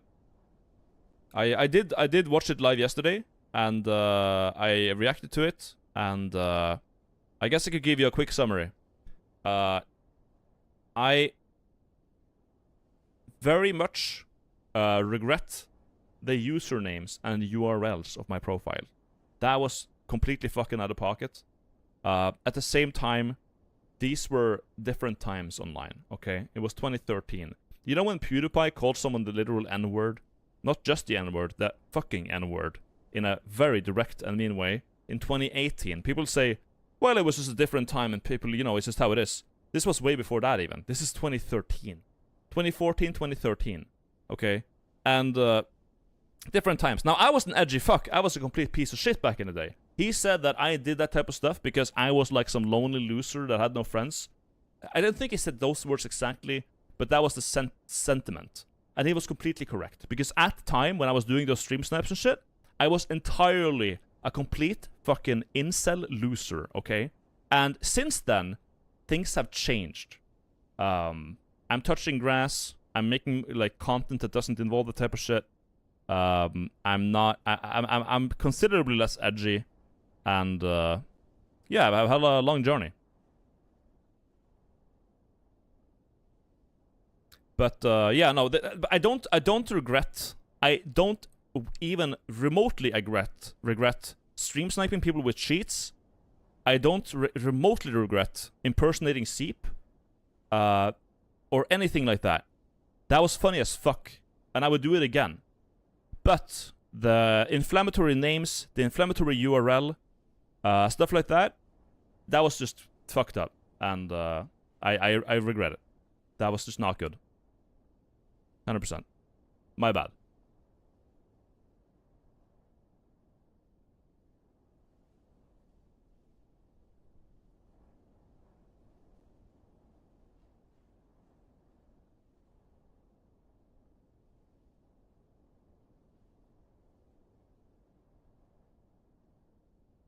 Didn't it get people banned? When it happened, Seep's account got automatically shut down for less than 24 hours because of the amount of reports. However, within 24 hours, or within a couple of days at the very least, it got restored because people actually looked into it. And when it happened, Seep was literally live. Like, it's explained in the video. It says, meanwhile on Seep's stream, because he was live while it was happening. So there was undeniably proof that he did not do it. It was clear as day. But they still went on his stream and sent him hate messages as if he was the one invading Nelson. When he was live, not doing it currently. Okay? That's what happened.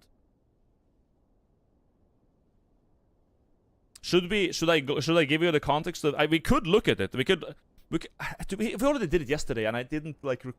I was doing an editing stream so the VOD is deleted. The VOD got deleted because I was doing editing earlier for 4 hours and I was playing copyrighted music, so I didn't record it and I didn't save it. And after that, because that was the day the video was posted, we did a reaction of the video and I went in pretty much detail about my thoughts about the whole thing. But I've already done it. It's not there because there was a bunch of copyrighted music from me listening to videos.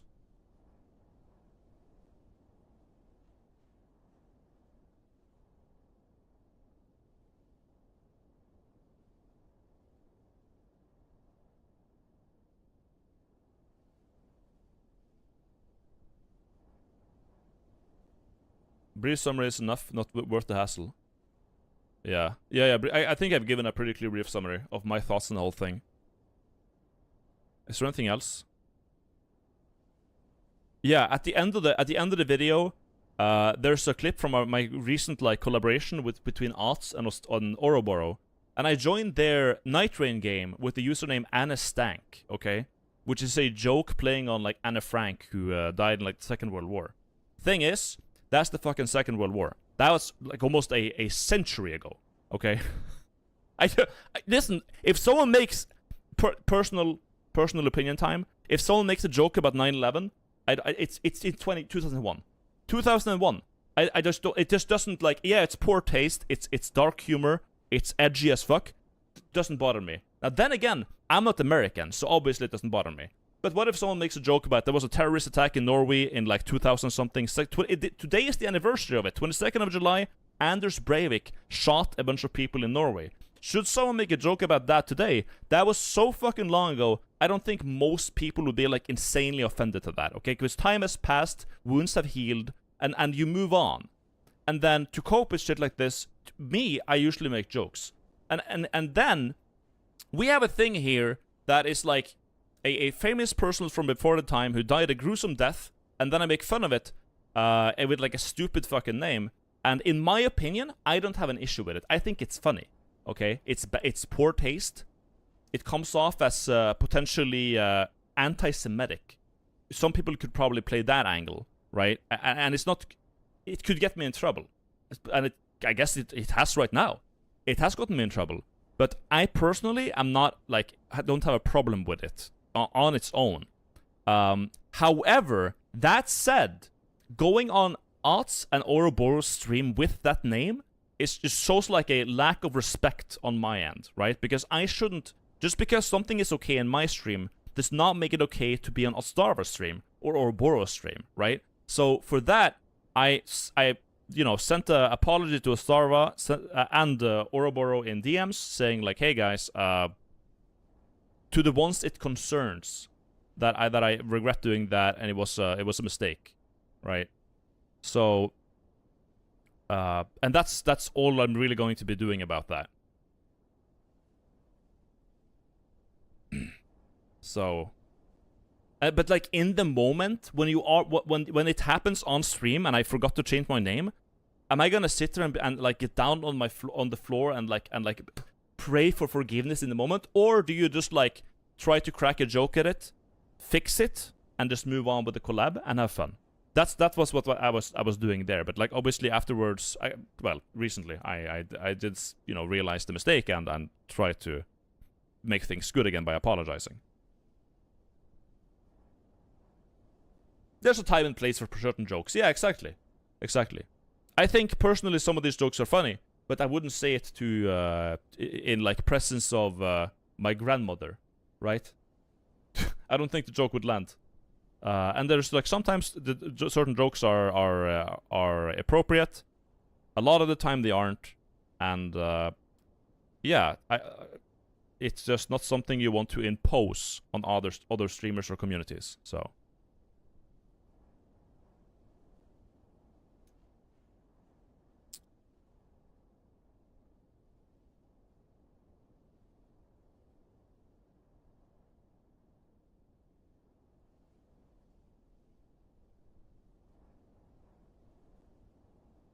But it's a different thing joking about a general thing versus joking about a single innocent individual. But I'm also German, so I see it's a bit more critical. You guys are so fucking sensitive about it. We were occupied. You were the ones doing the fucking occupation. What are you coming here telling me you're offended for? You guys are the fucking, were the problem, man. Our fucking houses nearby got burned down by Nazis because they didn't want to have they wanted to use one of them, my mother's uncle's house, as a fucking headquarters. Then they burned down all the neighbors.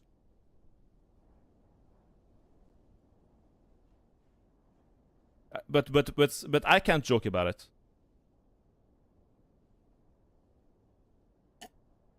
Feeling shame for it? Yeah, maybe they should. Maybe they fucking should. How about that?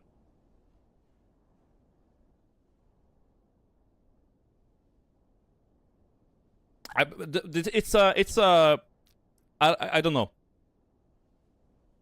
I just don't like being told that I can't joke about something that has affected my own family.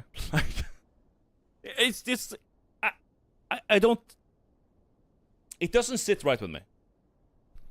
And it wasn't like a horrible thing. That joke in particular, I don't feel like it was it's that horrible. Either way, like up here in the north, a lot of like families have suffered from the Nazi occupation, and they usually just cope with it. They just cope with it by making jokes, and it's just and no one cares. It's so long ago, no one cares.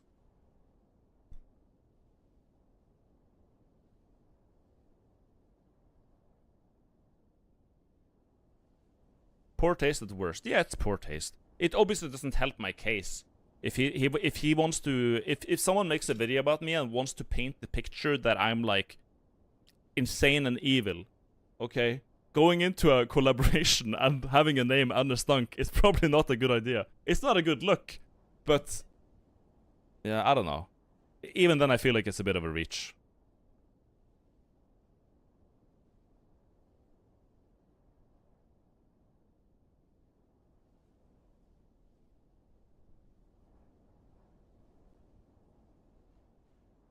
Was there a Tony Soprano Sigma in the motivation?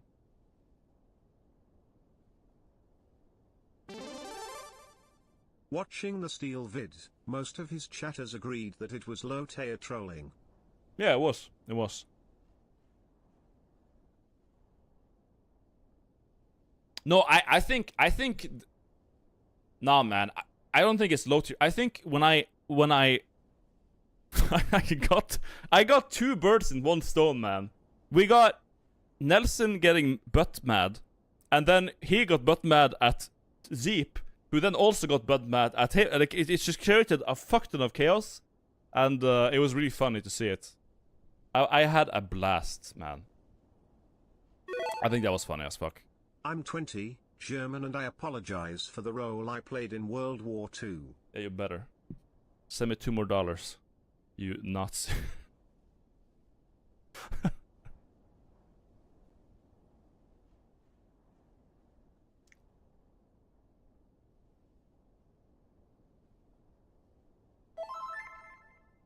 Bino, you should stream Snipe Steel on Elden Ring to settle the score. We should just fight in Elden Ring. We should just 1v1.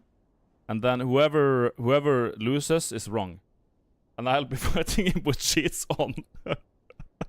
Wouldn't that be funny? Damn, that, oh, I shouldn't have said that. I shouldn't have said that. Imagine if he was down to do a 1v1, and I just turn on cheats and crash his game or something. Oh, man. I shouldn't have said that. Fuck. Now I can't do it. Now I can't do it. That would be so funny. Man. What a missed opportunity.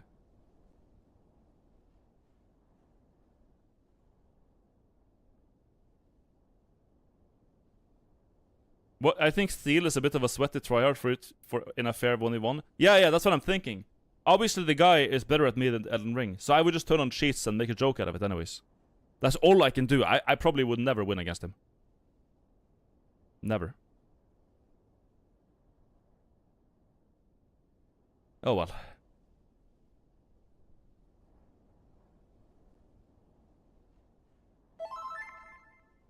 I wanna slay some spires and... Shut the fuck up. I do what I want. You complain and complain. Here, take these bits as World War II compensation. Apologies to you specifically, Mr. Beano. Thank you, UCR. Appreciate it. I'll play the game when I want to play the game. Stop nagging. Jesus. Oh.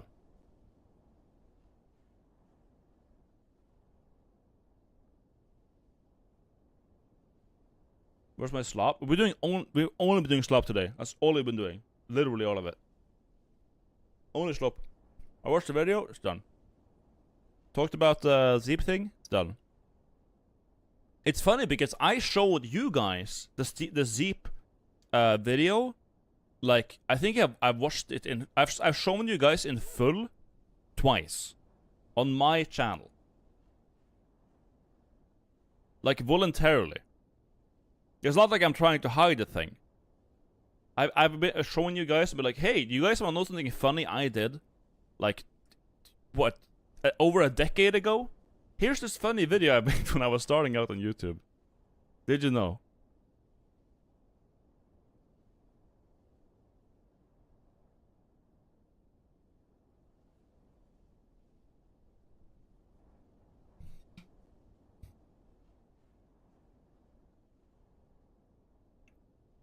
I hate this entitlement in the tryhard PvP community where they think that everything should be by their rules.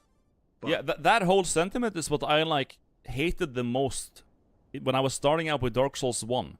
Because in that game, you have like people on like 4chan, people on Reddit, everyone had like this like agreed upon etiquette, okay? Where if you invade and if you fight someone in PvP ever, you have to like, oh, you gotta stop and do the bow emo gesture, and it's gonna be a fair fight. And you don't heal, because if you heal, you're breaking the very important Reddit etiquette that when we have to be a fair fight, because the invader, he can't heal, so it has to be fair for him too. It's like, no, you invaded my world, get the fuck out, or I'll send you home with my sword. And I have 15 Estes to back me up. Why the fuck should you play by anyone's rules? If you and like it's a video game.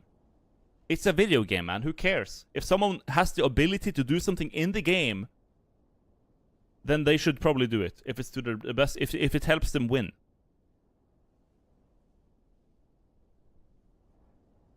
I don't know. It doesn't matter in duels either. If you want to do it, the thing is, if you want to abide those rules, that's great. But don't be mad when someone else doesn't conform to your made-up rules of how to play the game. You don't have control over that. Only the game does, and they do. Right? Play the game how you want, but don't get mad when people don't do that. It's the same thing. So when I got like, that's why I like in my beginning videos about Dark Souls 1, I would like find someone invade. This guy was, it's so insane. A guy invaded me in the sewers, and he starts bending over. Because the thing is, in that game, you can't roll out of gestures. You're stuck in the gestures for the whole thing. So he's just like, tip fedora, and I just walk around and shove a fucking rapier up his ass, and he gets one shot because it's a plus 10 chaos weapon. And I got the Hornet ring to back it up. And he got sent right home on the express train. Back like to the loading putting a screen. made-up handicap on yourself and forcing it on others. Yeah. You literally, that's what you're doing. It's so annoying. Hello. Hello, MLG Pika 123. And that's partially also why I made the video on the fight clubs in Dark Souls 3.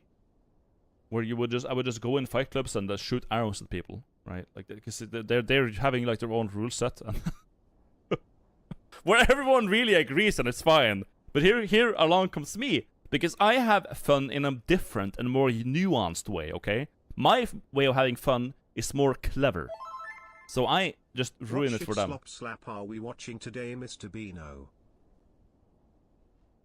We're playing we watched. I don't have anything to watch now. I've watched everything there is to watch, really. I suppose I was doing something similar in Elden Ring, but Elden Ring never had fight clubs. There was a very low player limit in that game, so fight clubs were really never a thing. There wasn't really much to do. I mean, really all I could do was have like a very janky invasion style, where I would really try to wear people down, and just like be an asshole as much as I can within the boundaries of the game. So invading in the Joker cave with the Deathblight things in the DLC, shooting people with arrows to annoy them and make them like lose patience and do something stupid. Yeah. Just being a dickhead. But that's, yeah. That was really fun. We had some really good content come out of that. We had the albino AFK farmer. And I made a video. This is such a good video. In defense of AFK farming. This is so good. What a based video this is, man. Here I'm just saying that AFK farmers are good because I think it's fun to kill them. And I think that's a valid opinion too. I had so much fun. This video has almost 1 million views on Not Albino because I was using glitches to kill AFK farmers. That was mad fucking content. It was so good.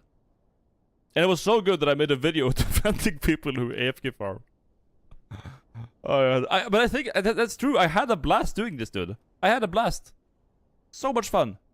Good clips. Cool challenges and obstacles to overcome to circumvent their way of AFK farming.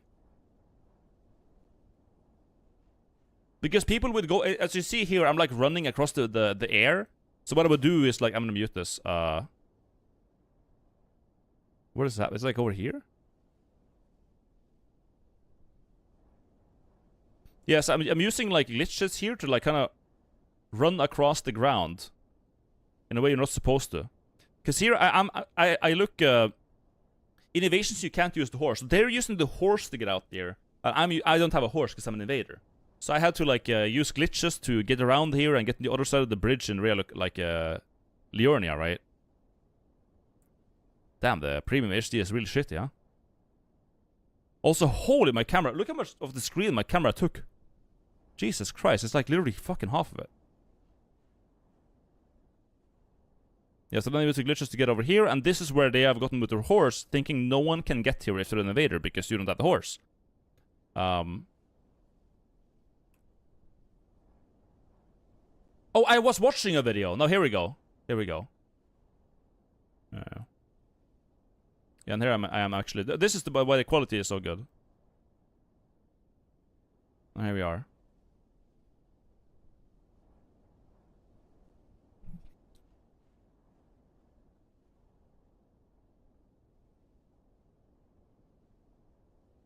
But I think it was fun. I had a lot of fun doing it. A lot of fun filming the video. Ah.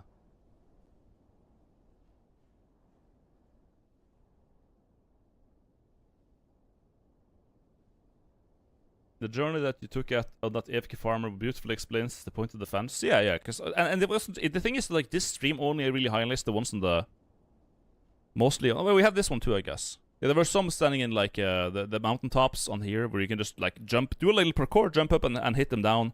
There were some people on top of churches in certain areas. There were some people on top of buildings in the first steps. There were some people all over the place. And for every time you find a new person doing AFK farming in a new place, you have to come up with a way to circumvent that. and it could like include doing glitches to just walk in the air. It could include using jar cannons. It could include throwing giant pots.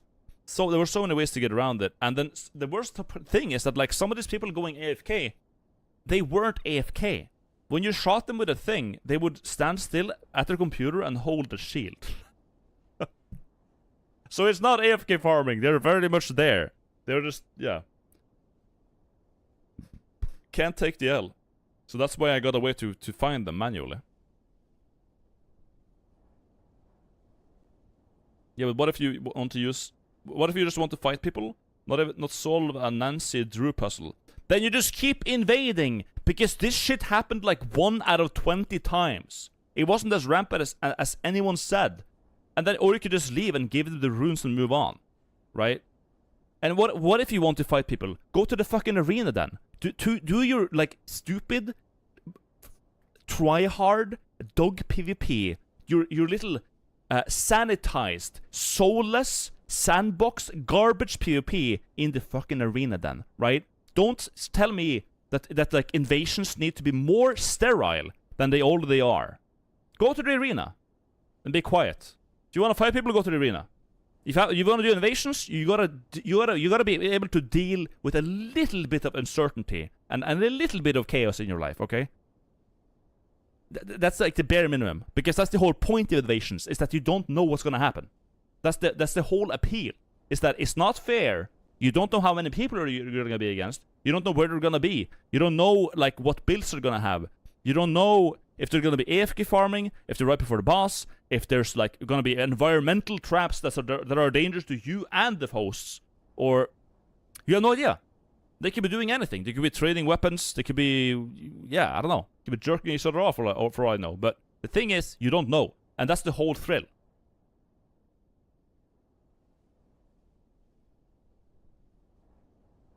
But when you take all of those variables away, you're left with like a super sterile, boring, combat system that would never ever be deep enough to be competitive. Because the whole thing is that the levels you invade in, the legacy dungeons, that's the sauce, okay?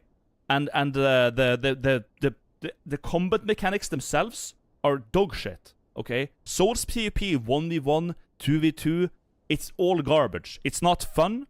It's laggy. The mechanics themselves aren't balanced well. It's just a fucking mess. So you have to put it in a context where it's also just crazy, right? As in invasions, because then it's more it adds a dynamic element of like different elevations, different elevators. You have enemies. You have environmental traps. All of this stuff, and then it all comes together as like a fun little sandbox to play around with.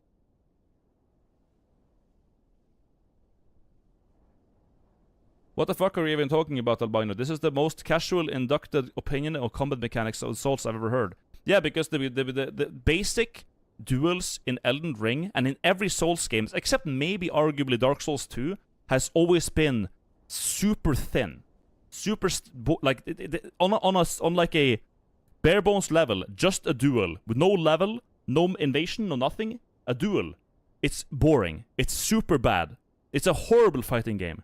If you ever played a good fighting game, you know that Dark Souls is just not that. It's dog shit. It's not balanced. It's not deep. There's nothing there. You're just like ramming each other's head like fucking two goats out in the field, and hope that your trade is worth it. Okay. And God forbid someone is lagging, because then it all goes to shit. But if you play a good fighting game like Smash, probably Guilty Gear or Street Fighter or whatever the fuck people play these days, this is not one of those. This game is not it. This is a chaotic, fun game, casual game, mind you, that I take a little bit too seriously and have a little bit too much more fun with during invasions, because invasions add like a element of unpredictability that makes like PvP worth it. That's it. It's enjoyable because there's unpredictability, which makes it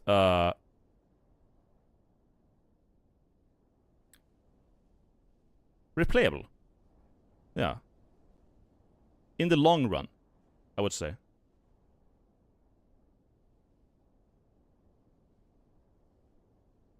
Souls duels are simplified fighting games and it's fine. It's not dog shit.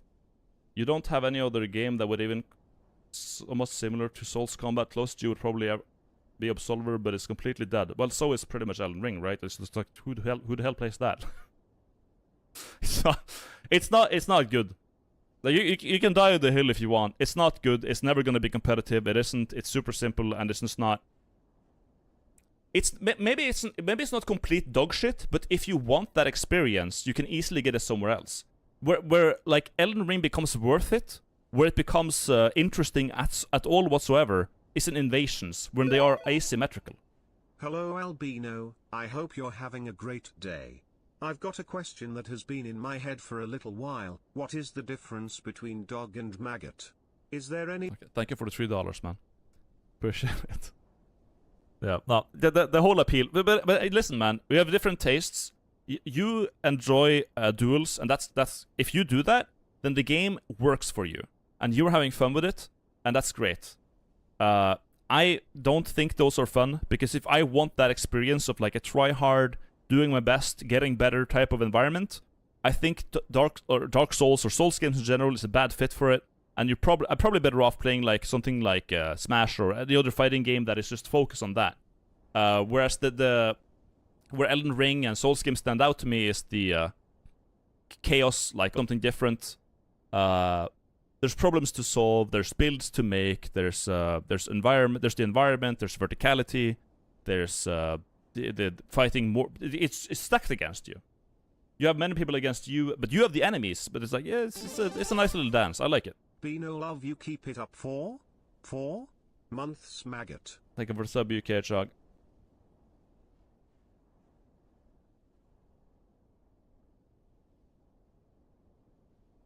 Where can I get a 3D fighting game like combat experience? I see chat mentioned For Honor, but it's little nothing close. You lack spacing for one. No, you don't like. That's not. No. That's not even remotely true, but. They're different. Yeah, they're not the same. I agree on that. I agree they're not the same. But this, man, if you want to play it, go ahead. I'm just like explaining why I don't think. I don't think that it's a good like dueling game. I think dueling in this game is like a far inferior version of doing it than just embracing invasions, because invasions are, I think they're just more interesting. They're always different. That's it. That's it. And at the end of the day, I really enjoyed killing AFK farmers because they did like a new thing. It was different. How dare this dog skip me? Thank you, Hits, for the now $6.66. But sitting on duels like that seems hella ignorant to me. I just don't like them. I think Elden Ring would be a better game if they removed dueling arenas entirely. I think they caved in to tryhard players who don't know what they want, and it was a mistake when they made arenas in as early as Dark Souls 1. And if they'd never made that and just kept it to invasions, I think it would be a better game. But that's just that's what I think. I think it's a better experience. It's a more unique experience for sure.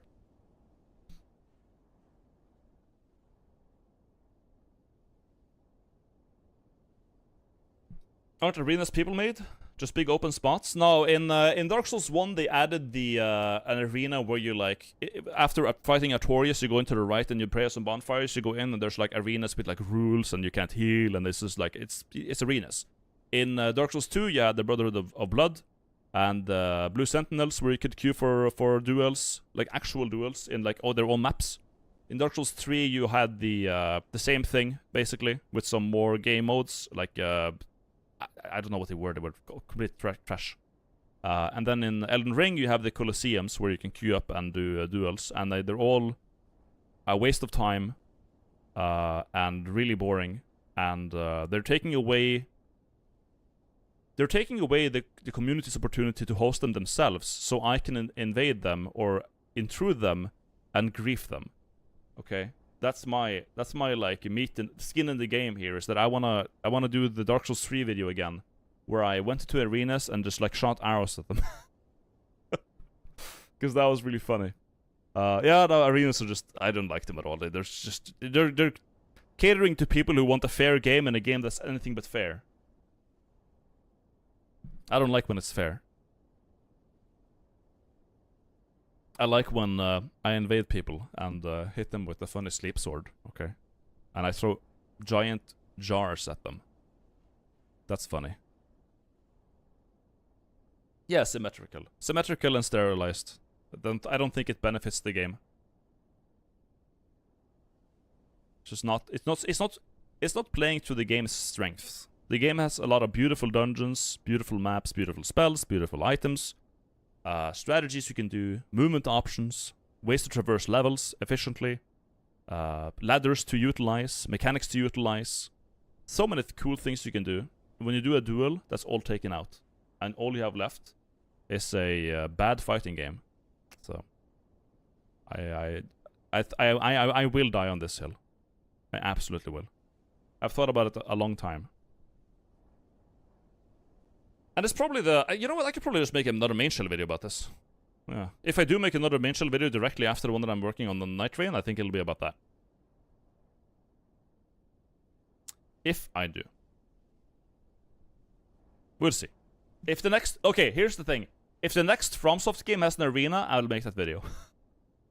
Because that's gonna make me so upset and push me up just over the point of me being so mad, I'll make a video.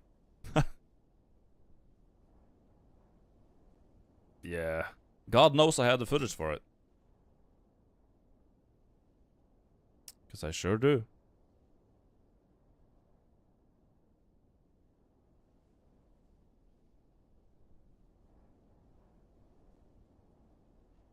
Nightreign DLC is an arena. I would like to see arena. I would like to see a PvP in some way of Nightreign. I don't think it's gonna be good, but it would be funny. Maybe. I don't know. It would be funny. Yeah, it would be funny. Well, actually, no. Like, it would be so annoying to fight against Iron Eye. I don't think it would be funny, actually. Nah, fuck that. They said a new Switch FromSoft game is PvPvE. Okay. Okay. Alright. I like inviting the part in the DLC where people are walking on the railing in Mesmer's castle. It's so fun to invade unless you pressure them off the railing. Better yet, like you free aim and throw like one of those giant pots, like the rock one that sends people flying. You just throw it there somewhere and they just fall off and die. Like it's like a slapstick cartoon humor when someone just gets blasted off a fucking railing by a very well aimed pot. It's just stupid. I love doing those invasions. It's peak. Yeah, rock pots.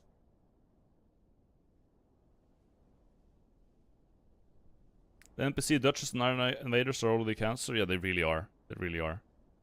Shame that the Cataclysm like invasion spawns in Nightreign are like not really. I don't think they're worth your time, are they? The invaders just drop their own gear, which does not have your modifiers on it, so they're probably not good. And they give it a little bit of runes. It's not bad. And you have some relics that give you power on killing invaders, but I don't know the numbers on that. And there's only one per map, so... I don't know.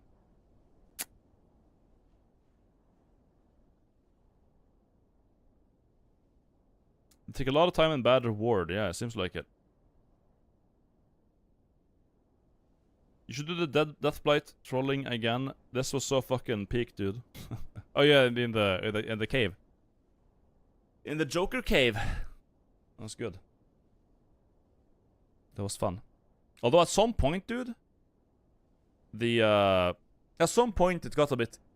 It feels like it's a bit too easy.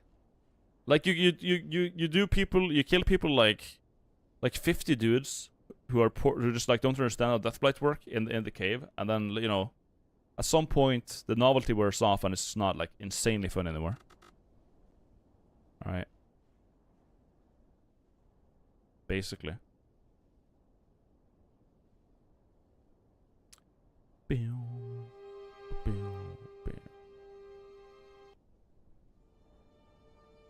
Shuffle playlist. Okay, now we did a gamble like 2 hours ago. So I'm gonna see if you guys win now. Let's play some Spire. I was gonna play Spire, but that video came out and then I decided to talk about some Slop, so. 820H. Vanilla Gaming. Now who am I gonna play? I'm feeling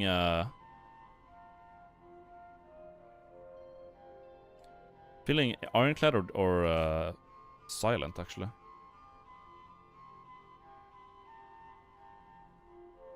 Wait, what's the ratio on the prediction? Let's see.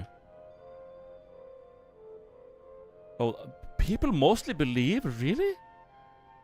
Wow, I thought you would doubt. If you're so many believers, I'm gonna pick Silent. Bino, earlier a dog asked the difference between a dog and a maggot. Please clarify.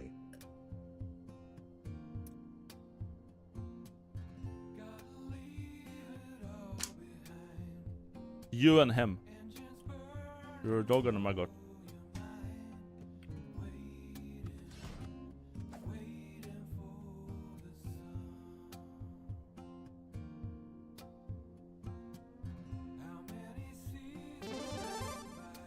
It was probably asked already, but did you stop streaming Expedition Slop 33? I really wanted to see the final epic battles. Yeah, so I did that off stream. So we didn't get to see it. They were okay. And yeah, I'm done with it. I don't think they were like insane or anything. Like they were fine. Who do you play, man? Silent is so weird. I can't do Silent. There's no way.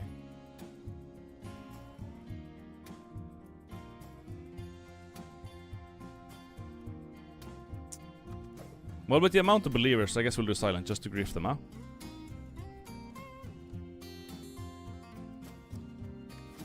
Not the best relics, but Hexaghosts. Hexaghost is not so bad.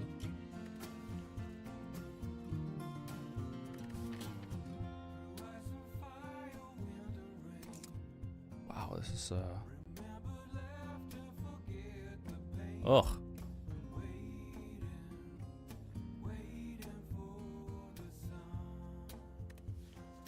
Wait, can we snipe? No, we cannot. We actually cannot. We're very close. We're close to snipe. We can snipe. Yeah, I didn't consider it because I never get it. But yeah.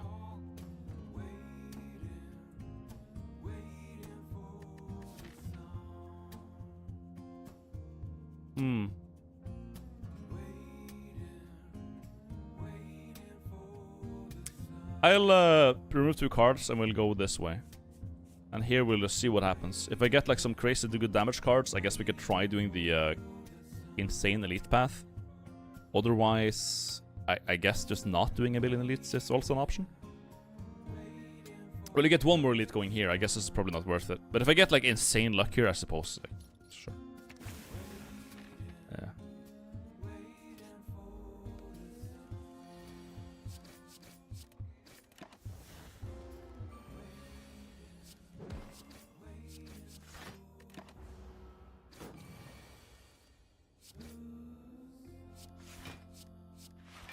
Surely we get 2 strikes. Funny. Perfect fight. I got Blade Dance as my first card. That's good damage. 12 damage for 1 cost. Yep. So far, looking good. I dare say.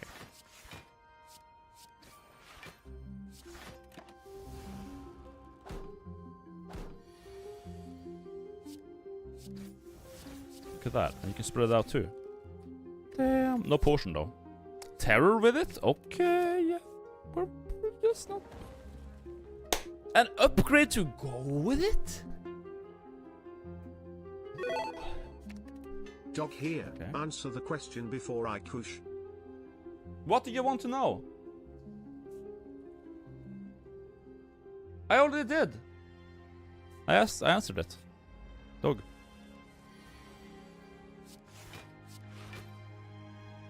Do I play Blade Dance for 16 damage, or do I apply Vulnerable? I feel like applying Vulnerable is kind of important there, but 16 damage? What a tough call, but I guess it's... No way. No way. 60... I'm not gonna get 16 more damage by applying Vulnerable. So it's gonna be over before that. Sure. What was I thinking? Insane.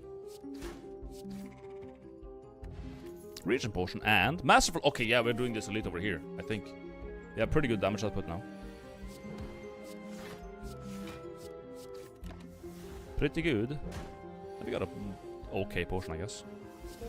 Oh, look at this. 13.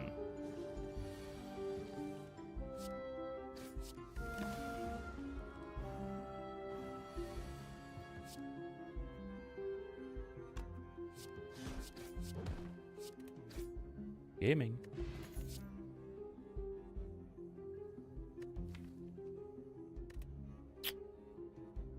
Well, let's really say. I think dagger throw is good here. Yeah, it is, because then we can. My fault, original gangster. Yeah, let's do this.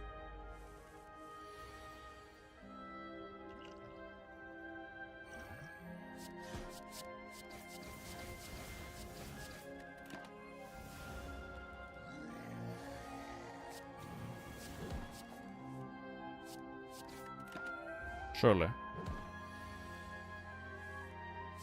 Ow. Next turn we have to draw either Masterful, Dagger, or Blade Dance.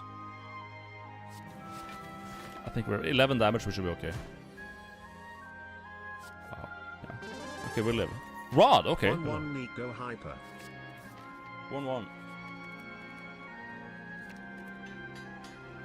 1-1. Of course. What was I thinking?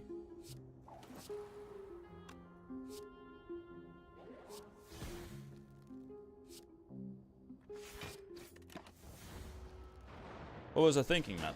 Well, we only take 2 damage because the rods, so. Did you know? You can meet the knob for Spire in real life. His name is Georg. He is 220 centimeters tall, 105 kilograms of pure muscle, and he survives on a diet of vodka and snooze. Penis cum balls. Thank you, Dad, for the bits. Appreciate it, dude. You miss Spelunky too by now? Yeah, sometimes I do.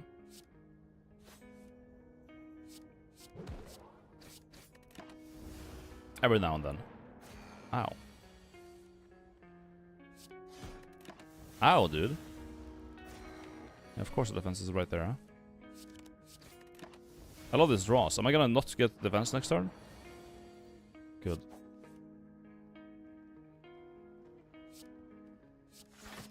Thank you. I'll be pretty low, but I should be able to live.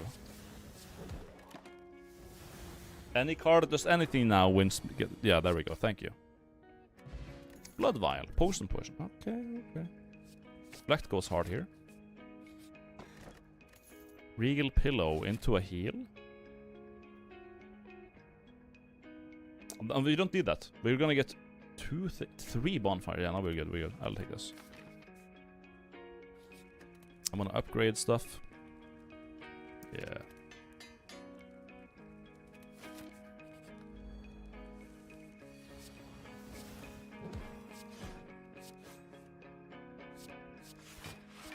We're good.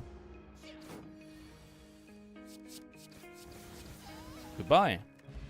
We got oh, well, maybe we can upgrade the bunch then. Huh. We have 1 source of discard, so I'm not gonna pick up a reflex here. I don't think I will. Well, we got a decent amount of money for the shop. Hello, Anthony. And I think a oh, so just no, I don't need that. Well, it plans is probably good. Right? Right? It's fine.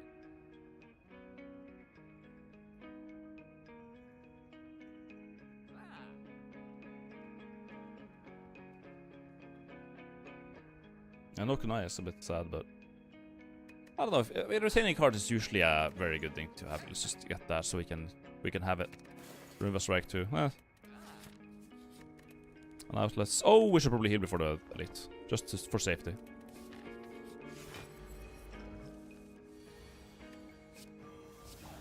I think I should be fine, but... Get some powers out.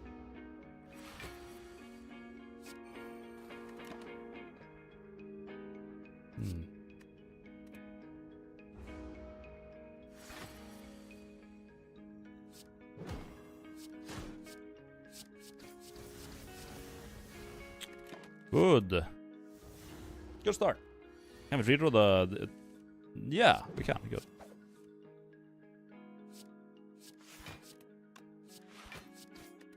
Yep.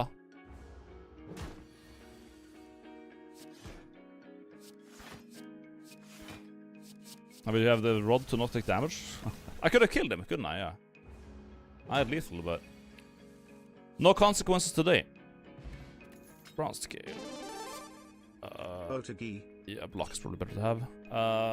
AoE poison and weak is probably neat. We don't have any weak so far. Piercing Whale with retain is also good.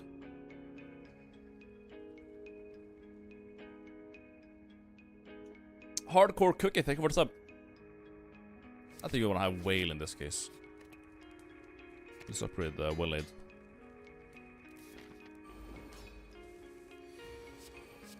In between having the Bronze Scales, Tungsten Rod, Retain, 99 Vulnerable, Masterful Stab, like, I don't think we're gonna struggle with damage here. Like, we're absolutely fine.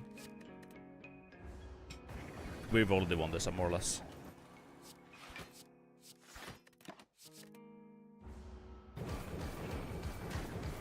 It's 3 damage, like, who give a shit? Who give Iron shit? Not me.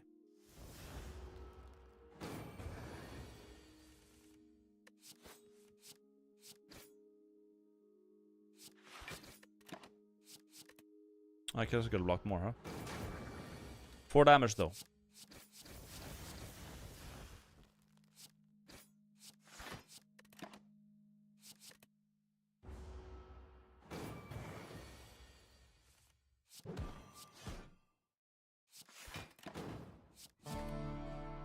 Well,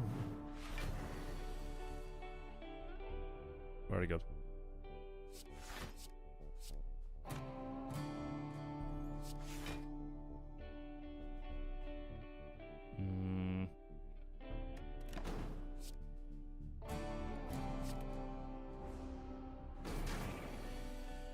I'll use this when it's not.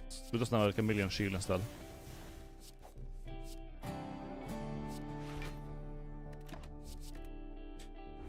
And now we just make him kill himself, right? 6 times 6. Bing. 0 times 6, no? Bing. Bop. You're dead. See ya. Thank you, Bronze Scales. Believers, though. I don't think we're gonna go Wraithform since we have like some dex gain already and our block is okay. So maybe we can do a Toolsel trade and go into discard instead, maybe?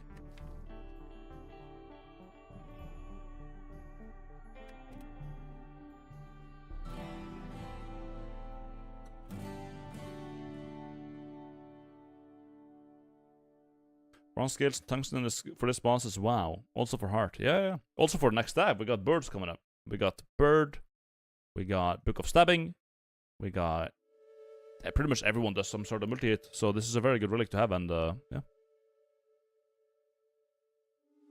Grand Finale requires so much draw / control though, awfully hard to make work. Yeah, you need to have... a combination of cards that draw even and uneven numbers. And even then, it's hard to do.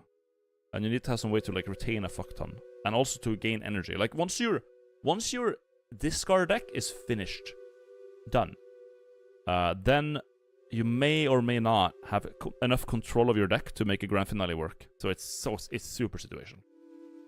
And even when it works, it's okay. It's just 50 damage, like... Yeah.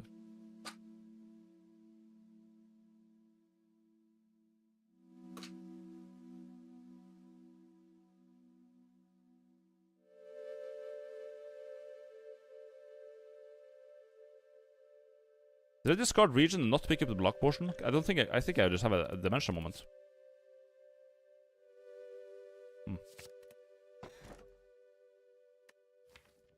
You did, yeah. Okay. Nice. Well, we could either make my shivs do 4 more damage, and my neutralize do 4 more damage, or we can get better cards, or we can get relics. I think I'll do Astrolabe. Upgrade cards, get better cards. I don't think the getting a accuracy is going to be the... Well, it will be amplified by terror in some cases, so there's that.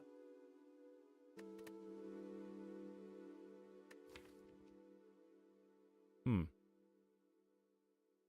think we just get the strikes to fuck off, right? 2 strikes and a defend, maybe? Nah. 3 strikes. I have this, I have this, I have this. I think Astrolabe is the call here.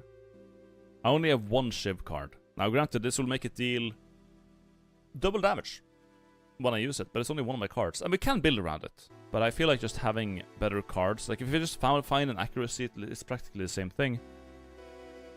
We also get rid of strikes.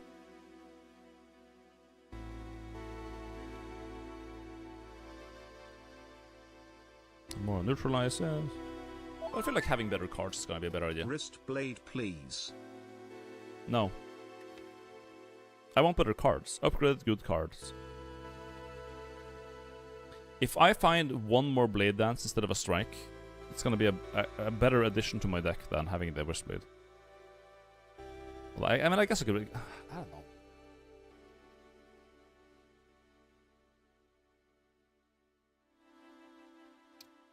Do I want to take the damage?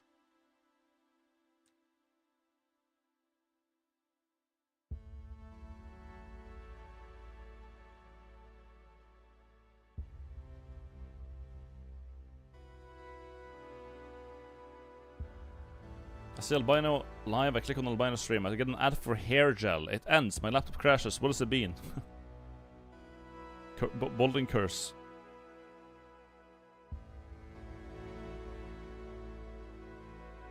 You don't need wrist blade.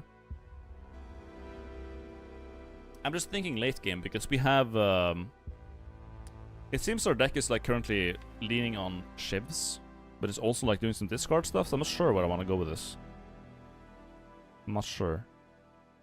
A way to find that out would be picking the Astrolabe, but if I end up doing a 0 cost, I'm probably better off getting an accuracy, whatever. Let's pick this. And what is the block density? Yeah, probably just want to take all strikes. Okay, so here we got Choke, Tactician, and Dagger Throw. So it looks like we're yeah, more discards, more discards. And we got a way to get energy, that's very important. And Upgrade Tactician is huge here. That's huge. Yeah. Choke is not very good, but whatever. Not a big fan of that one. Fuck this song. I'm not a big fan of this song either. I like this song though. Late burning. Let's take a stroll up here and just see what happens. I want to do some combats. So let's do this path. I'm low on money, so no shop. Yeah, and if you feel strong enough to do an elite here, I guess we will. Hello. Aha!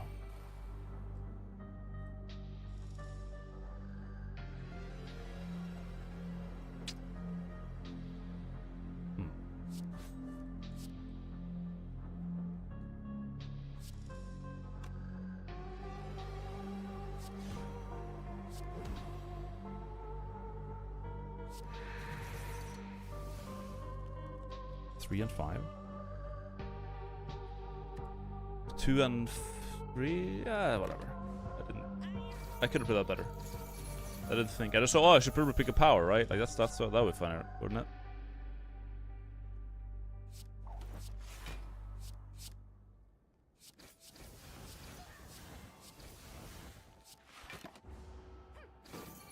Anyways, we win this.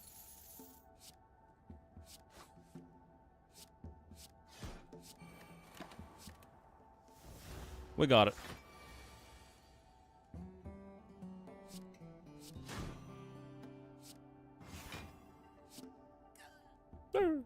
Choked.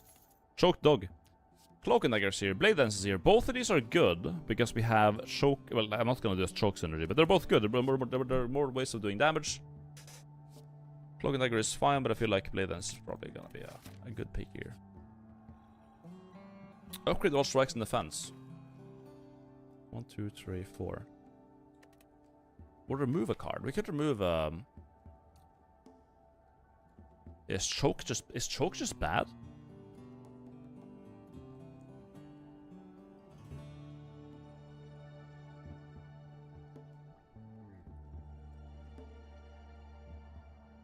It's 5 HP. Even if it was 10, it would be bad.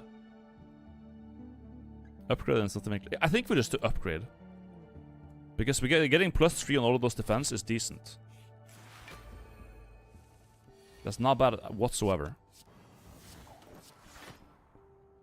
I like being able to do that.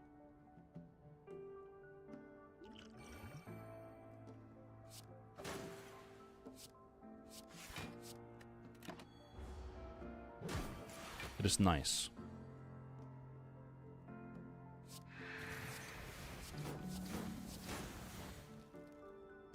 Uh-oh. Well, it's 1 times 2. I don't have to defend.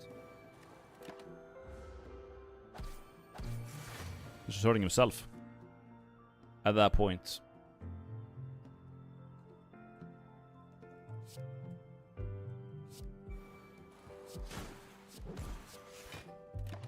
Yeah, look at that. Now I saved 1 damage. By upgrading the cards. Just like that, chat.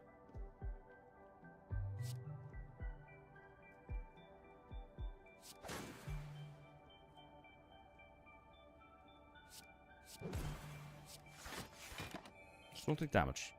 Focus, don't take damage.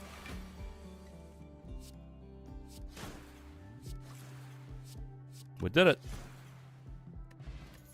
New potion. And reflex then, yeah, no, this is a good reflex. It needs an upgrade, but it's a good as. No. Not even close. I'm gonna do that. No. Worst event, yeah. Even if I have the blood vial and I don't have to pay max health, getting the bites would just be +5 bites. I had removed every strike in my deck, so I wouldn't lose strikes. Even I would just get bites. Ugh. Ugh. Horrible. This is a very tough encounter. I might use a potion here. Well, the bird is gonna kill itself pretty quickly. It's gonna deal 3 times 6, which is 18. It's gonna have 9 health left. So... yeah. I also have shivs. And it's not gonna damage me to begin with. So I think we just choke here and footwork. Choke, footwork, utilize.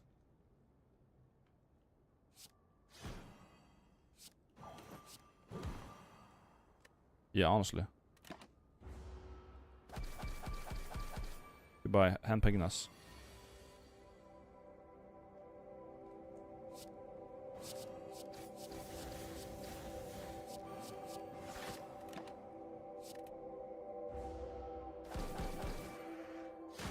Ouch.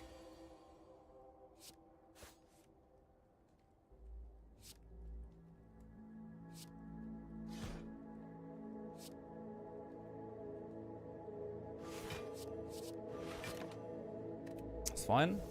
Just don't take damage, please. Good. We get to retain that though, so that's nice. 24. I can almost block that.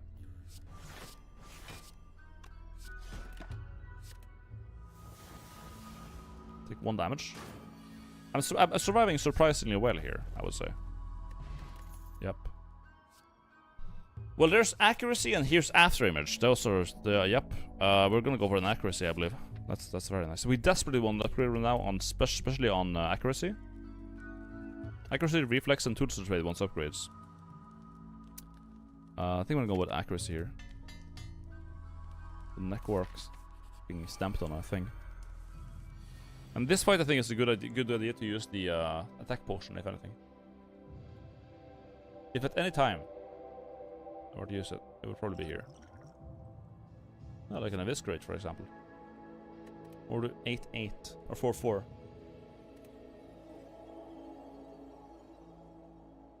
I think I want a dagger spirit in this. Actually, eviscerate would be good in this. In my build, honestly, it would be good.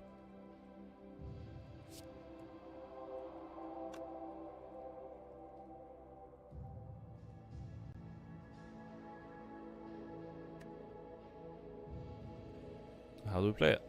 I don't think I want to play choke in any circumstance. Like, actually. Yeah, whatever.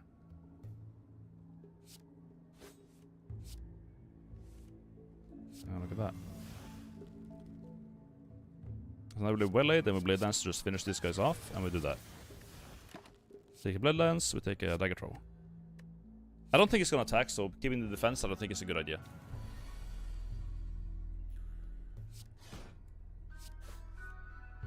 Good.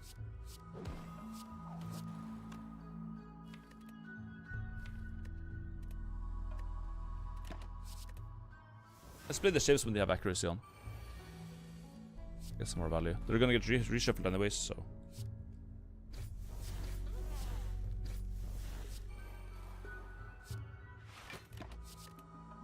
Alright, we take a debuff. But I might take an attack now too if we're really lucky. No, we didn't. Okay, we're lucky. We're lucky. Good. So now we can discard, I think, Tactician. We hit you. Discard Reflex. And then we mess this guy up, right? Oh, we do want to kill this guy first. We have more discards? No, we don't. Okay. Bomba! Shut up. Get out of here. Quiet.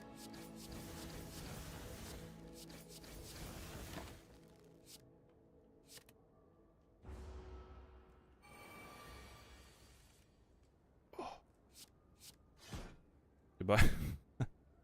Choked out. What do we get? Meat on the bone. Okay, survivability out the ass. Escape plan. Draw a skill. If you draw a skill, gain 3 block. It's okay with Dex. Outmaneuver I don't like. Dagger Spray is AoE and I kind of don't have that. I suppose it could help. Especially against Slaver. It's upgraded too, honestly.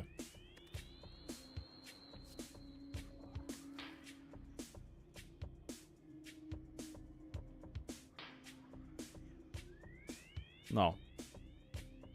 I think just focusing on the Blade Dance is fine, right? Yeah.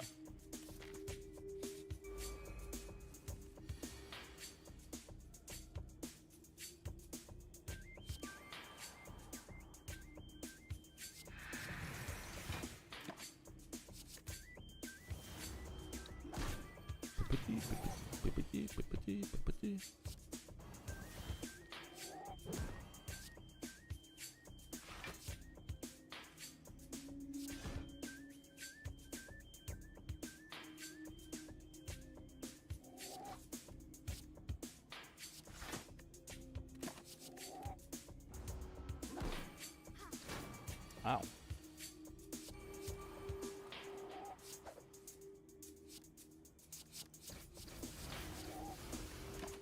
Ow. Oh! Dog. I could have... whatever. Whatever, dude.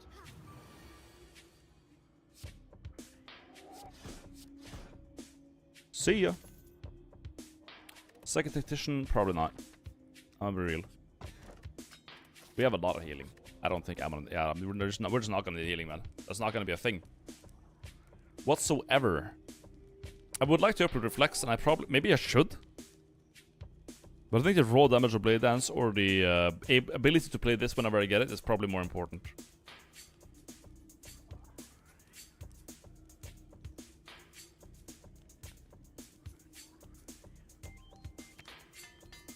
I'm gonna have those ships. I'm gonna have the damage available for when I need it. Hello, book. This is a very good start, honestly.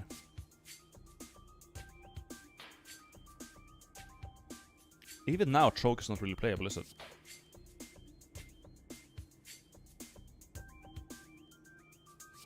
It's really not, man. Good Lord, choke is bad. I wanted to think there was potential in the card. I really wanted to think that. But it's just, I couldn't prove it. I couldn't make it happen. This turn hurts. It's the big hit. I have Pantograph. What I've killed, I would have killed. I literally had lethal. I'll suffer the consequences. Take 23. I'm an idiot. I'm not used to doing this much damage on a fucking silent, man. I really am not. Actual damage. Tornado? A second accuracy? Yeah, I'll take that. Now! This is important. I think well-laid plans is the most important, right? Well-laid plans is usually the most important. Yeah. Lay the plans earlier rather than late. Usually, what you want to do.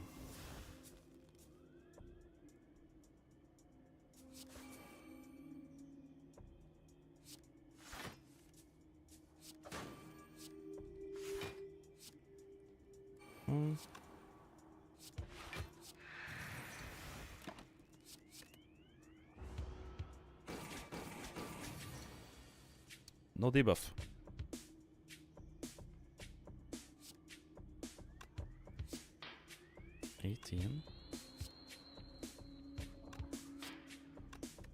Six additional damage, which means to deal 10. 15, 15.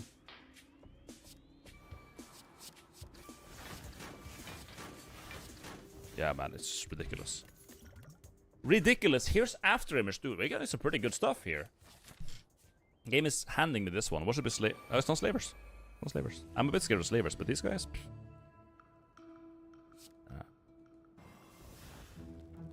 Not even a little bit. I'm scared of the shield wizard though. This guy can fuck right off.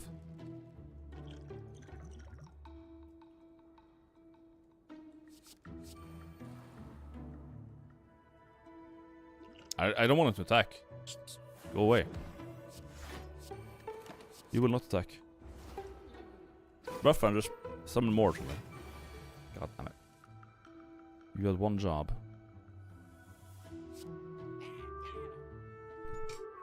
A tug. Well, after image probably helps.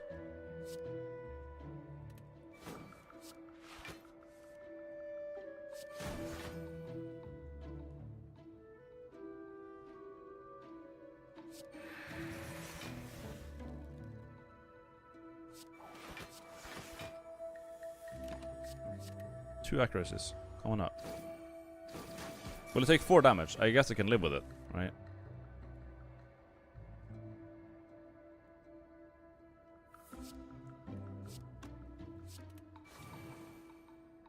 Where are my attacks? Seriously.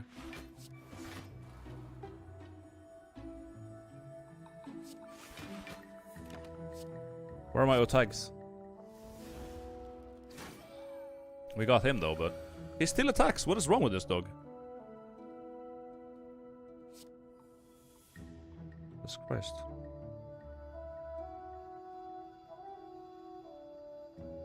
I could block 3 times, and I think it's probably the safest route here.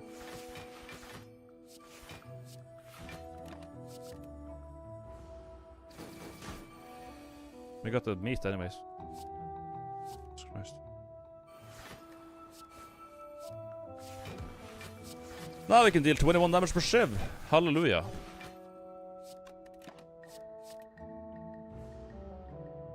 Good lord.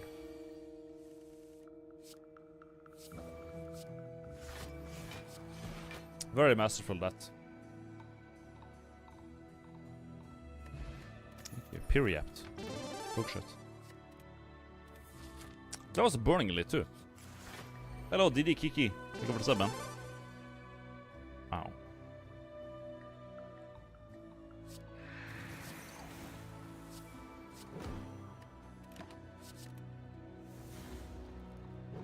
Ouch. I need energy. I think.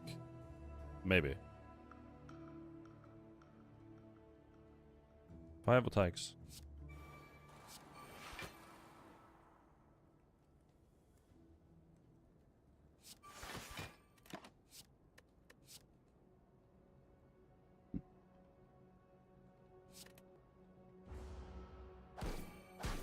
Ouch.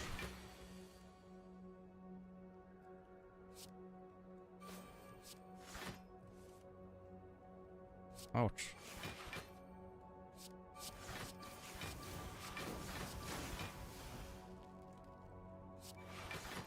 Well, I don't take damage yet, but... Ouch! There you are, you piece of maggot.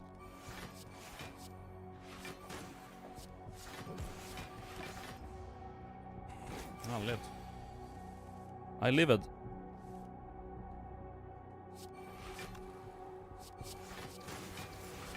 $21. Blur is nice. What do you think about an event that gives you Black Star but makes all elites burning? Why not? I would always take it and die. Sounds like a good trade. Why the hell not? What need to upgrade? Reflex and tools to trade, right? Yeah. I need energy. Energy management now is very hard.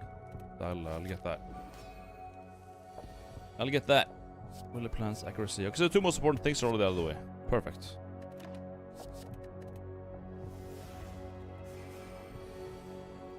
I just gotta find the rest.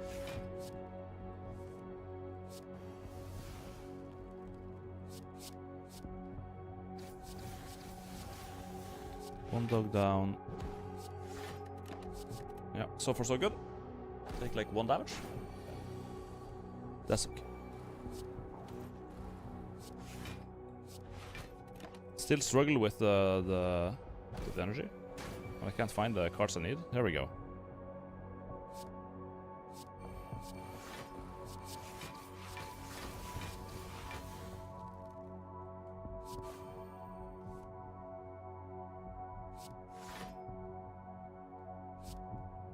Yeah, let's play this while we're still strong.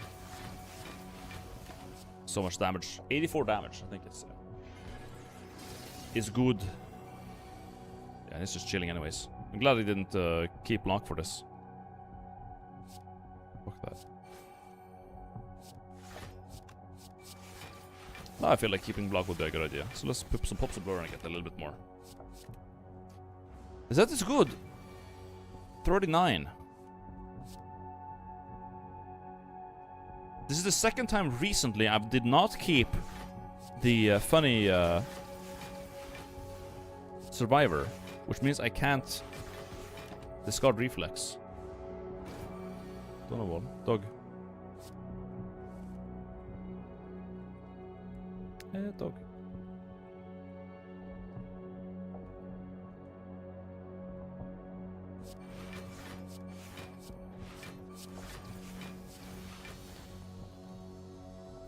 Kill now, yeah. I just had to find out how to clear my hand.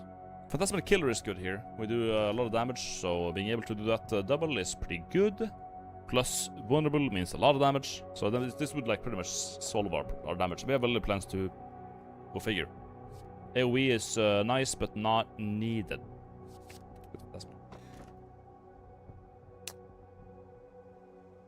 I could take a Sozu. Absolutely. I need the energy, and we have a artifact potion for heart. And a liquid bronze, so this is not doable. Secret bark is ass. Are we gonna just straight up be Sozuing it? I think so. Hold up, I got a message.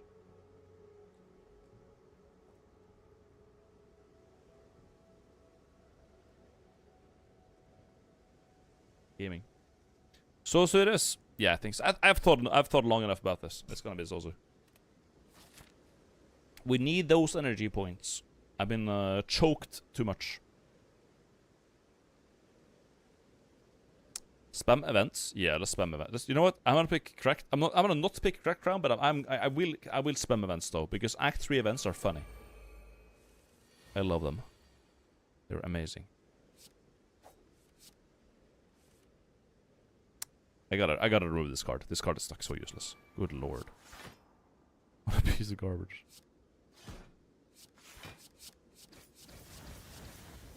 What a piece of scat, huh? Cosmetic mods. Yeah, do your mod. Do your mod. Do your job. Yeah, do your job, dog. Do your mod and be quiet. Who do you wonderful here? I guess this guy to just make sure. Dog.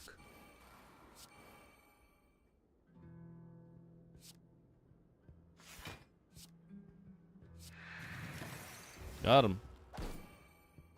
Ow. Look at that nasty 11 times 2, man. Disgusting.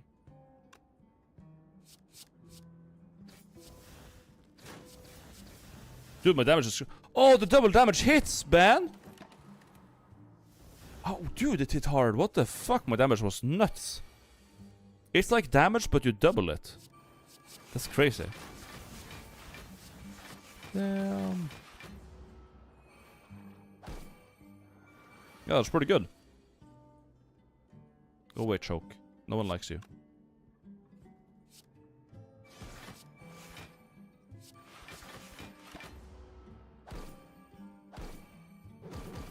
We're good, we're good. My blockline is good. Don't worry about it. But double damage now? Okay, look at this. 24 dagger in your face. 20 damage shiv. Boom, boom. And I haven't even used my accuracy yet. Scat. Event, what you got? Of course. Of course. Event, what you got? Good lord. Any good card here? Second after image?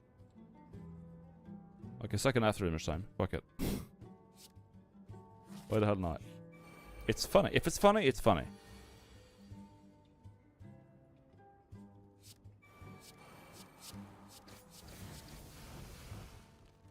Yeah, why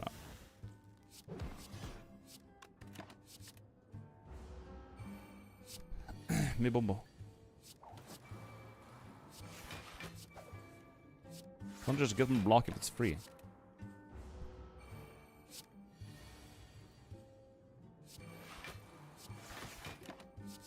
I can just win this by existing. It's gonna get owned by my, you know, the thing, you know. Oh, yeah, I did understand. He's gonna get owned by my thorns, man, my thorns. I love having cards. Owned by the CP15. Real.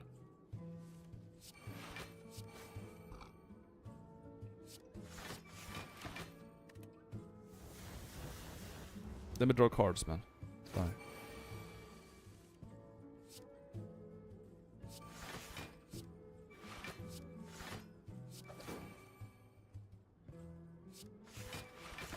Just don't take damage. Let's get it one more time and we're good. Can I block more than 17 and still hit? Let's see. Yeah, I can. Good. No potion. Prepare this here. That's a good card. I wouldn't say it's like amazing against specifically Timekeeper, but I think I want it. Tesseract, 3 cards, please.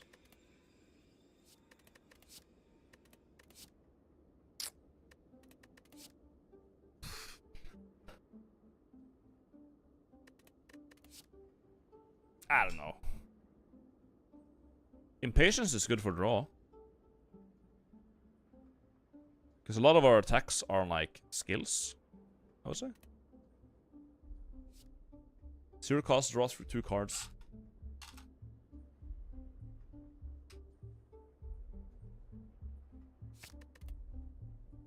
The rest, not so much. Shackles is okay.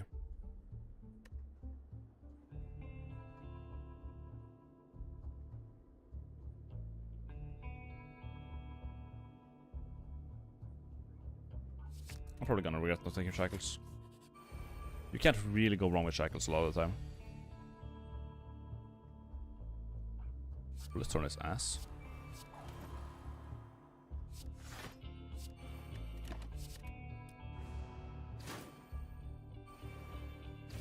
Ow.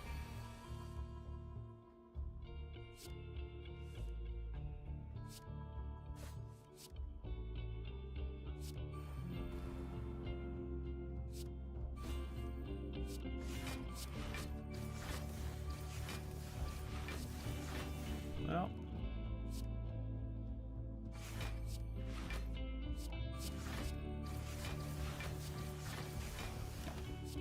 We're gonna take some damage. This woman hits a lot, man. Damn. Ouch.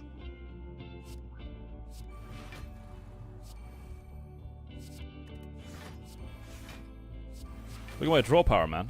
Damn. Upgrade that impatience is gonna go a long way.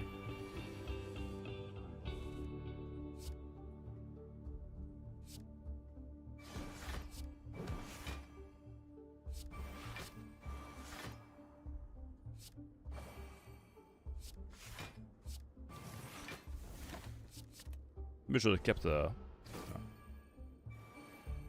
Maybe I should have kept the thing. You know what?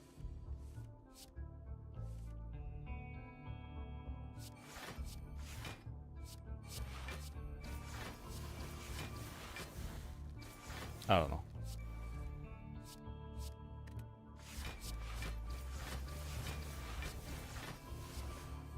Boo boo boo.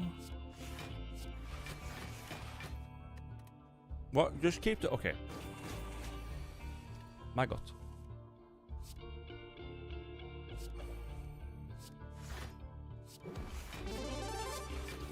Hello Bingus, sorry for our break-in streak at wedding, happy spiring maggot. Thanks, man. Thank you for the sub, Malinus. Dex. Nice, I like Dex. Black flip. Perfect. Perfect. We want to upgrade some cards. Definitely want the upgrade on reflex. Reflexium.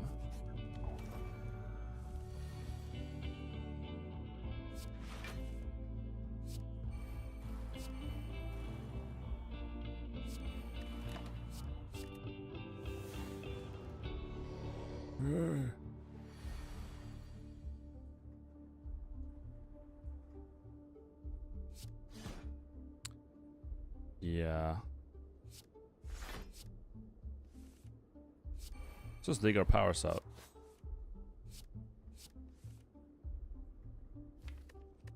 Get them powers out.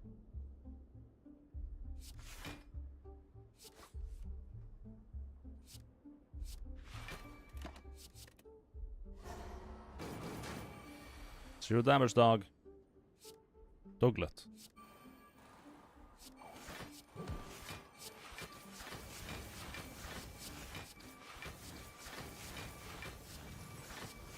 No, I should have kept that. Idiot.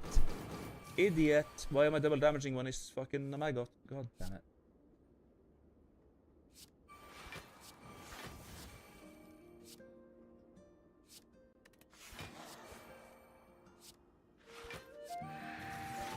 Well, this is gonna hurt. Ow. I am close to dead. Get Phantasmal when he's... Yeah, perfect. Thanks, dude. Just fucking kill me. Ooh, bleeding.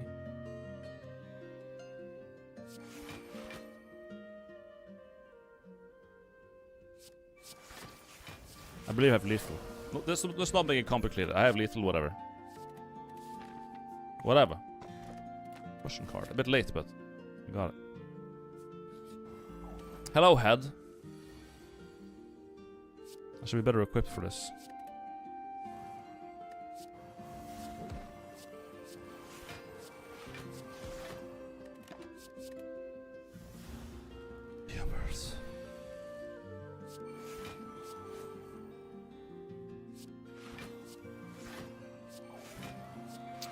This extra draw we're getting is so good. Helps a lot. But I gotta upgrade it at some point, anyways. Yeah.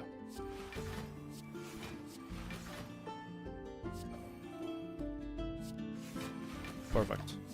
I would do mad damage this turn. Retain block, we don't have to worry about anything. No longer weak, do crazy mad damage. Let's play a bunch of cards first. Accuracy. Black flip.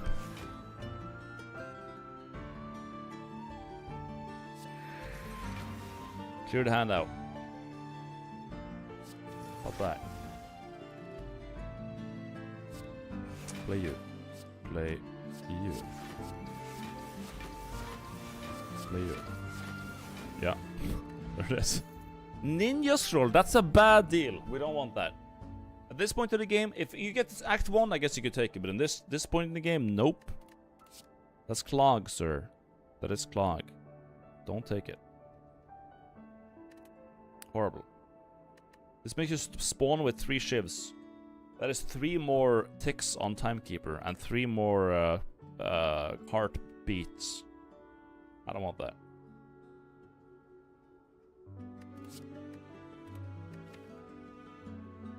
I like this deck.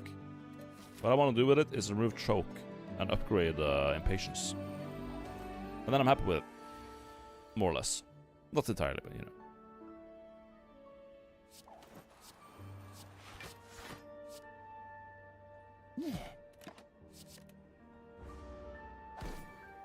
Well, perfect block. Look at that.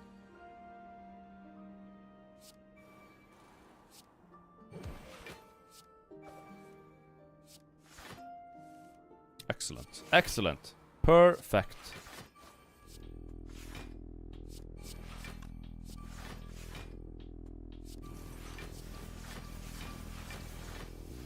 Yeah, I was close to killing that thing.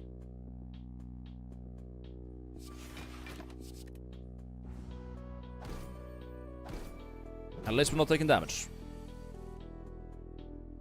This music is key now.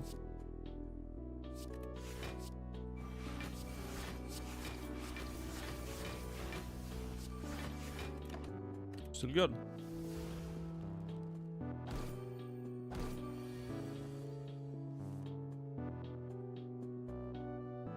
Yeah. Yeah. Oh. Oh. Oh. Discard deck. It just works. Now I want to get an upgrade on the maybe Phantasmal, but I feel like Impatience card draw is probably better. I want more cards in my hand. Hello, lady.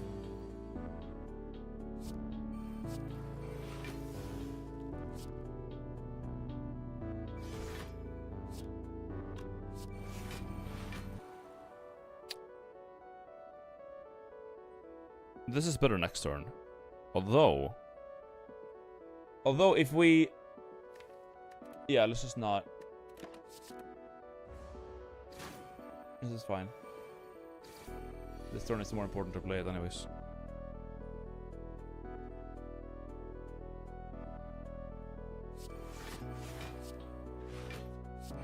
I'm glad I did that. I'm very glad I did that. Because I had no attack. I can't even kill these fuckers. Am I dead? I might be dead because of that. I got a horrible draw. No, I barely live. Holy moly. Okay, well, I made the right call, I guess. Anyways. Whew.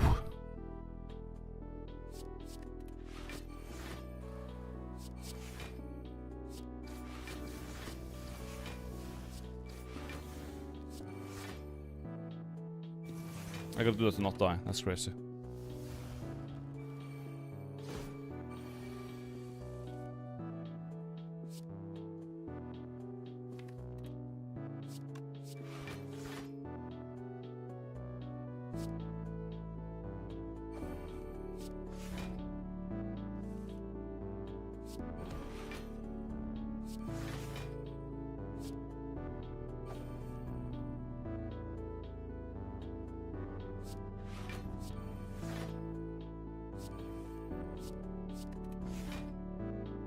I live. I don't like the situation I'm in though. 12 times 2 is 28 plus 9. Okay, so we're not like, yeah, there we go. I can afford doing this. And I win. I'm glad I got card draw. That literally saved this fight. Good.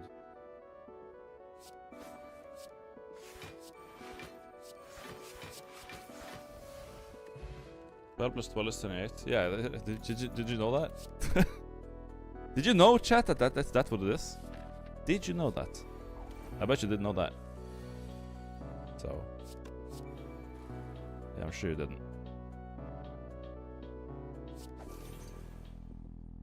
Damn.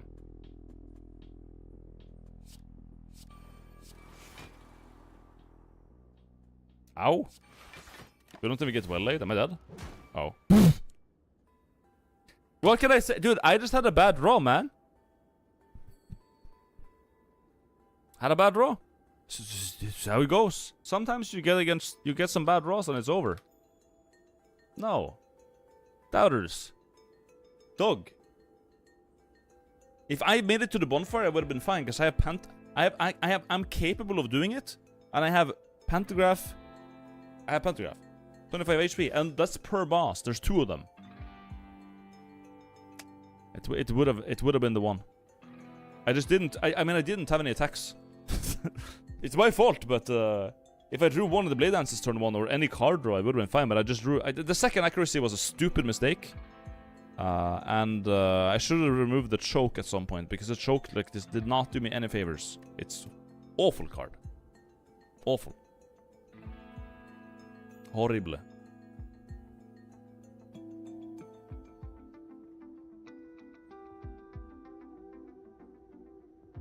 When is Maggot gonna play the Coffin of Andy and Lele? Didn't we already do that? I guess there might be more chapters or something, right? The Ninja Scroll. Dude, that's the worst part. The Ninja Scroll would have saved that too. Damn. The scroll. Wow. I still think it would have been. It was the correct call. The scroll is really bad against Heart, and we knew it was gonna be Timekeeper. We knew it was gonna be Timekeeper. You don't always take Ninja. I thought I had the leeway to not take it because in the end it would hurt me, but I didn't. I got unlucky.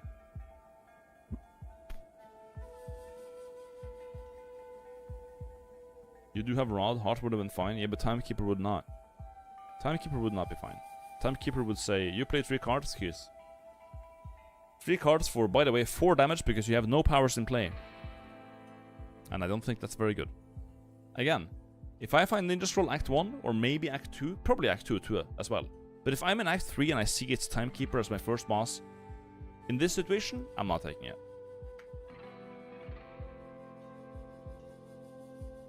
That's my thoughts. My thoughts on the situation. The Ninja Scroll situation is insane. Let me get some water. 1 sec. I need to drink. Thirsty.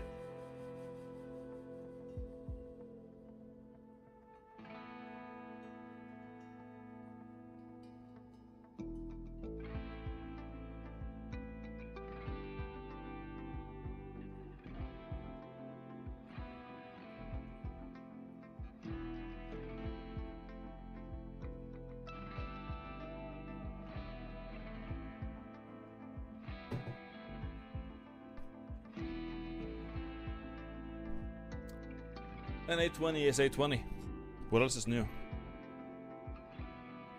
I hate the soundtrack. Why is this on my playlist? That one sucks. What an awful soundtrack it is. Dramatic ass Rimworld music. Gross.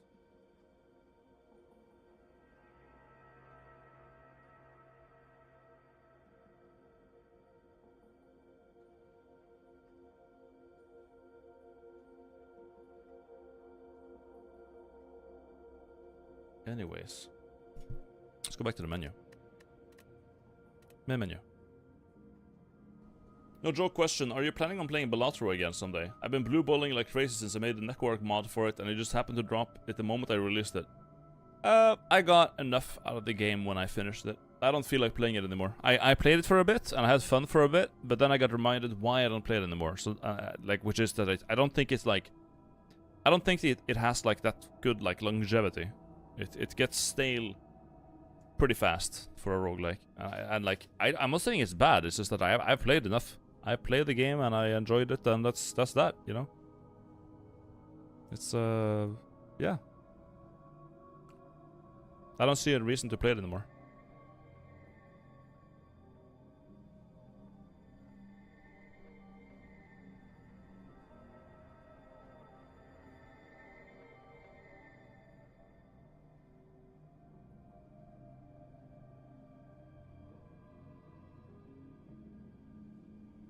I would rather not let them play with Coffin. Man is dyslexic. I mean, Coffin was kind of fun to play though, right? The game was dog shit, but it was kind of fun to play it on stream. I had fun playing it. Can't deny that. Enjoyed my time with it.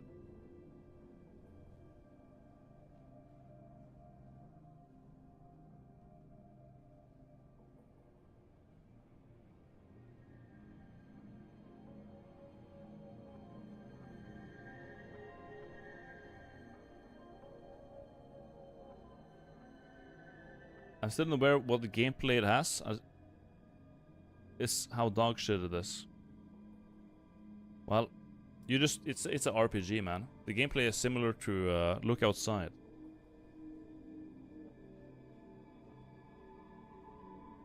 You can walk around and click on things. It's basically the Coffin of Andy and Laylee is basically Undertale. You're doing the same thing. It's an RPG game. You click on things and they die. You read descriptions. And so on. And so forth.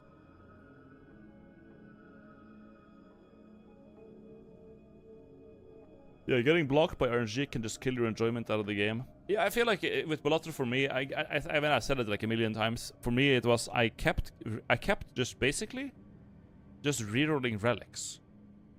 Or like not relics, jokers, reroll jokers, reroll jokers, reroll jokers, reroll jokers, and every now and then you would find some sort of crazy combination that's crazy. But everything in between that, it just feels like your life is hanging by a thread, and it's just a hassle to move to keep on. And then that's what I just really like about Isaac, man. In Isaac, there's like even if your game is like super anti-rigged. You could sometimes still sneak one in. You could still like do some stupid weird niche mechanic that could help you a bit. There's so much depth to that game, and that's what I like about it. That's why I stick with it for so long. Once you got that God run with Baron Mimic, I uninstalled the game. Nothing comes close. Yeah. You're gonna have that one time. Why the hell am still subbed? Turkey, thank you for the sub. Hello, Klein.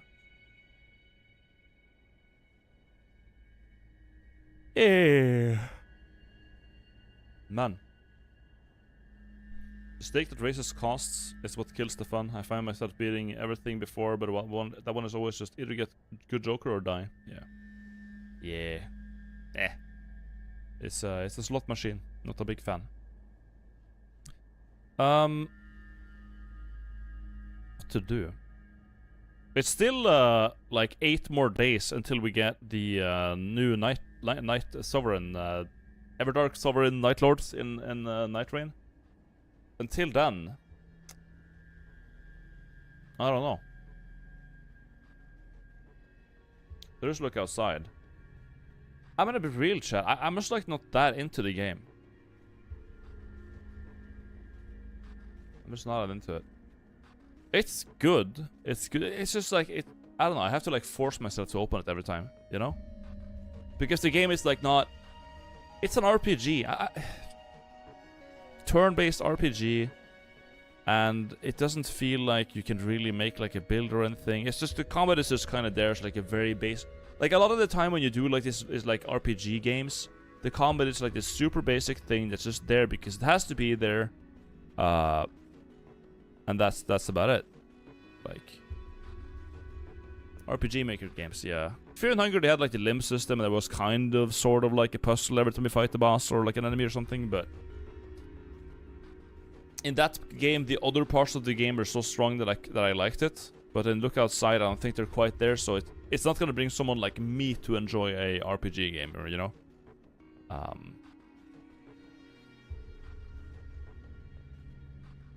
Undertale combat is fun, yeah. Undertale combat is fun. Everhood combat is fun. Those are fun combats. It's just that, yeah, in this game it's just really not.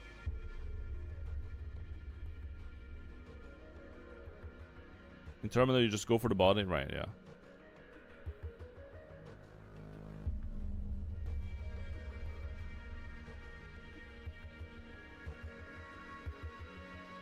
Did you ever finish Everroad 2? No, I didn't.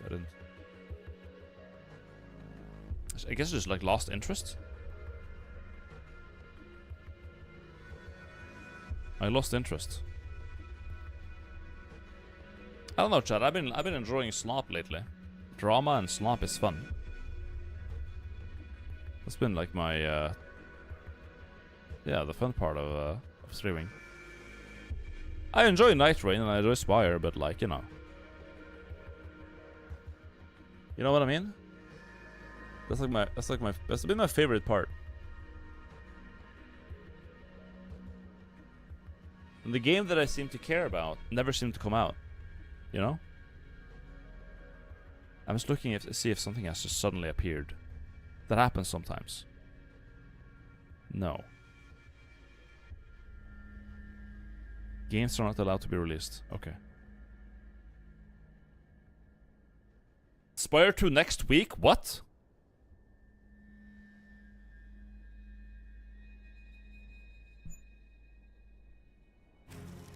No.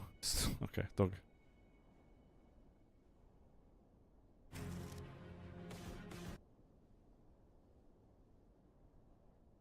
Yeah, there's not. That's not. That was a one guy funny moment. It was not real.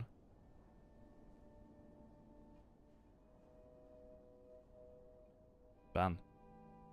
Ban? Ah.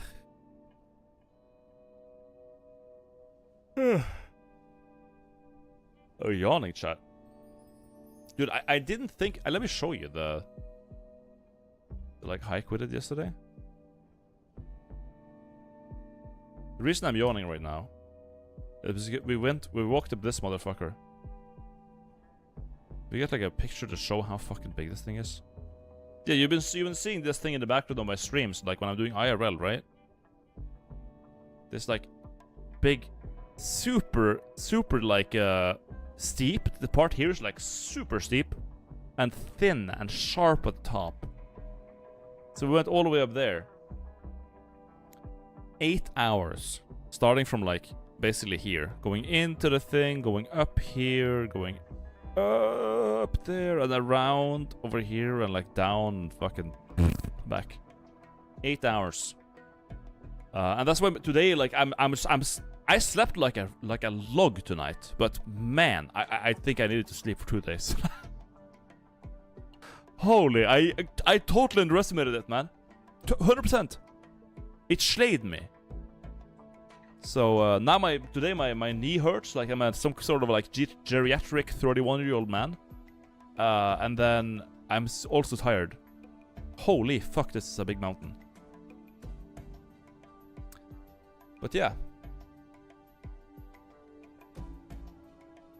How tall is that mountain? You must have been short-breathed as well. Yeah, no, we were basically high pulse.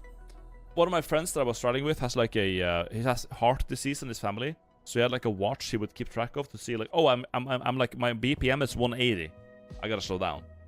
And the steep part over there was so steep that he had to do that like every 5 minutes. Because we were like, both me and him were both like constantly at 180. Then the thing is like, I'm scared of heights. Or like, I'm scared of heights kind of, but it also makes me very uncomfortable in very steep like terrain. So around down here, before we go upwards on this like steepest part here, I shot like 3 shots of fireball, 1 shot of whiskey, and then he had brought like this homemade climbing potion that is like vodka, flavored vodka, like 20% alcohol. I shot all of that, and then I walk up this side here because otherwise I would have a panic attack. I'm not even joking. It's so steep. I just like, something in my head is wired wrong, and I just had to do it. And then I could enjoy the hike. But it is really steep, and it does not look safe up here, for real. Like, it was sketch as shit.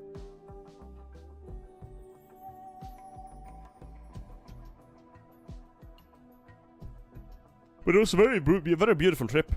Very beautiful trip. I really enjoyed it. First time ever doing it. That was cool. Where are you living back in Tromsø now? Yeah, look, you see the network painting in the background. You got the old bush. Yeah, we're back. I've been here since April. The thing about RPGs is that the focus is generally on the story. If it doesn't have a good story, then it should have a fun, interesting combatless gameplay. But if you don't care about the story, then there's no reason to play if the combat and stuff is meh. I mean, it's like... I think just the like setting of the story of Look Outside is fine. I don't know. But maybe it's not for me, because I don't really care to find out what's happening. Maybe it's just me not being the target audience, but it's just not... Whatever the game is doing is not working for me at the end of the day. So, what you gonna do? Paper Mario is the best RPG to ever exist. Prove me wrong. I had never played Paper Mario. Can you play Paper Mario like on Switch or something? 1,000 Year Door. Is that on Switch?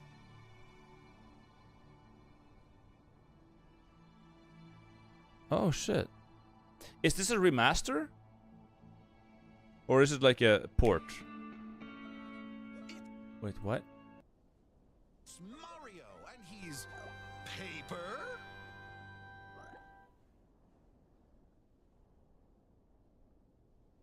Nintendo Nordics. Nah, I want the real Nintendo, not this garbage.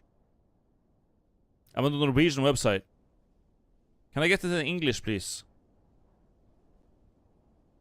It's back with updated graphics for Nintendo Switch.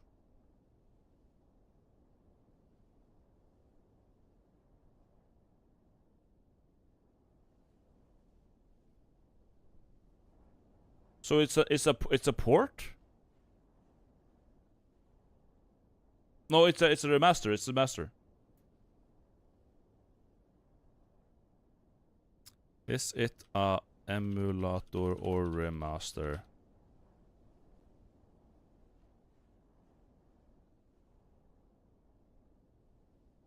You can see where the game is loved and really want to replay as I wanted to know which one is better. Both versions have their pros and cons, but overall the Switch version is better. Okay, so then it's not like the thing about like Nintendo ports or emulators, when they play like old games on their emulators, a lot of the time the problem is that it has like a lot of input delay. It has fucking a bunch of issues, horrible issues, and they just suck at emulating games. So the fact that it's a remaster makes me consider it. And it's not like a port or a emulate or whatever. Ozzy Osbourne died? Well, how old was he?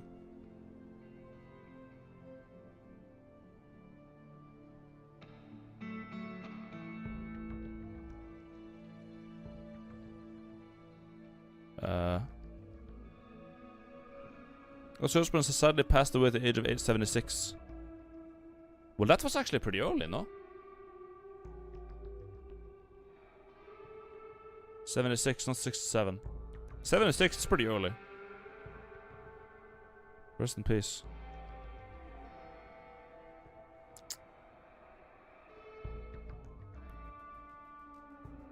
I don't even know how to feel about that. Well, I mean, I people die, what are you gonna do?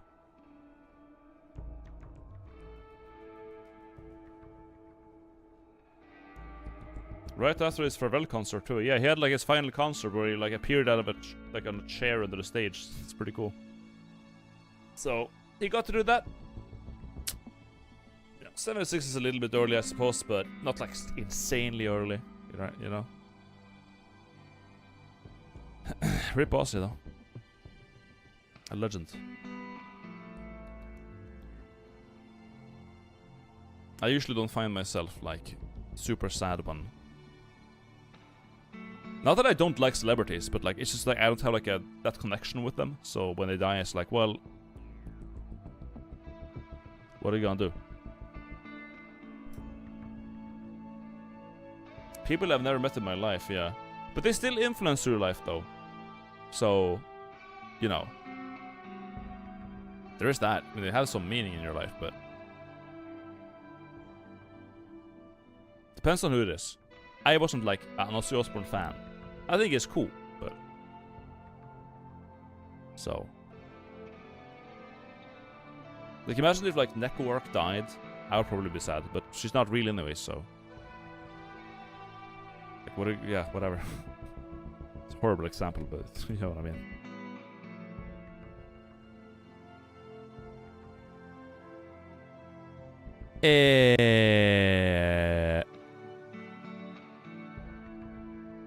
Nightreign.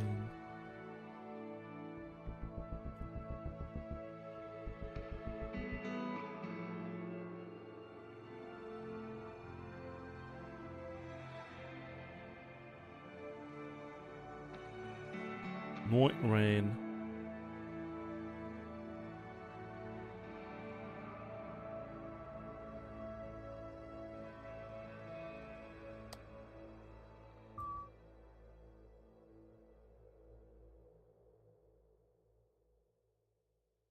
Did I lose Act 3? Yeah, I died to the transient. I got my ass handed to me by the snake lady.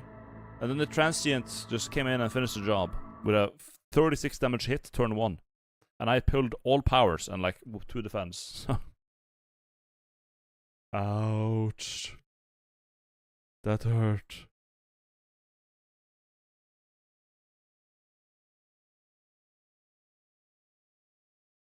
No, I like Nightreign.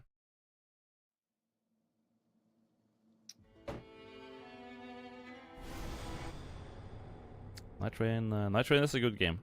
It's fun.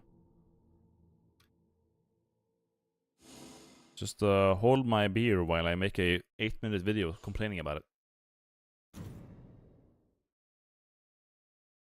Shit ass Nightreign again.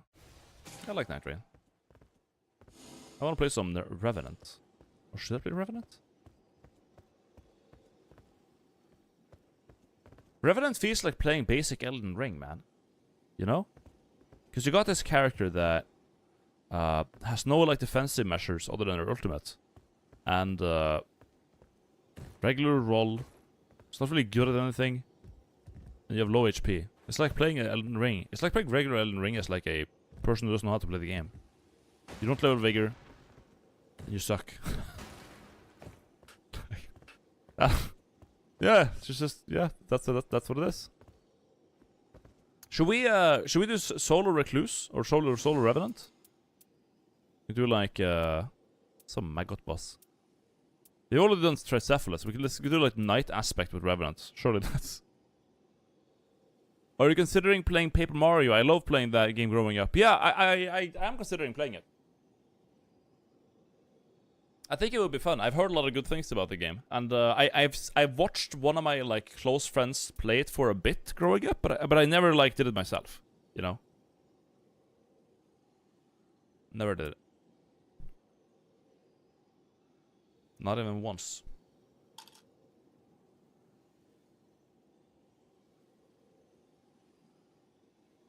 Try Dark Rift to get Libra deals.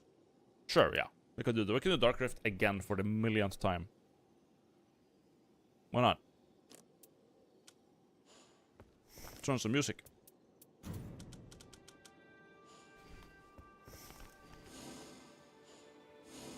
Shrouded City 2. Alright. We got a gamble on? Yes, we do. Good. Solo Noclateo with Revenant. This is gonna be fun. Can't wait.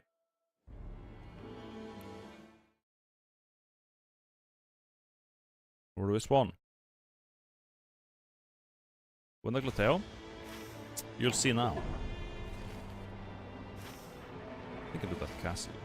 Yeah, I do. Yes, I will.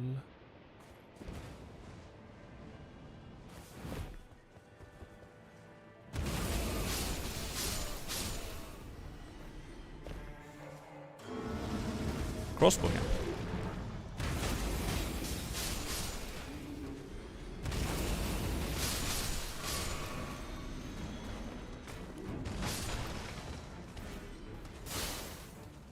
Go.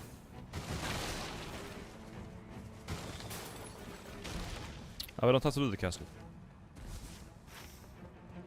Although I probably should for the stone sword key, but I'll do it on the way out, right?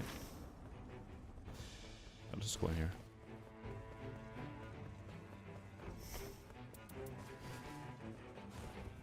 Whoops, misclick. It's funny.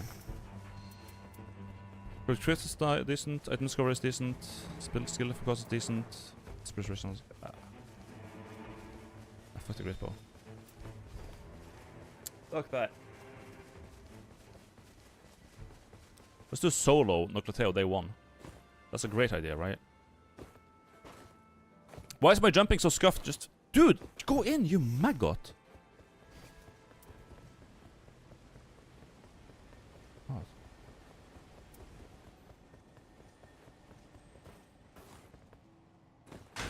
I'm a bit prone to dying here, though. Because my health is, like, horrible. Like, genuinely horrible. Hit very late, that's good.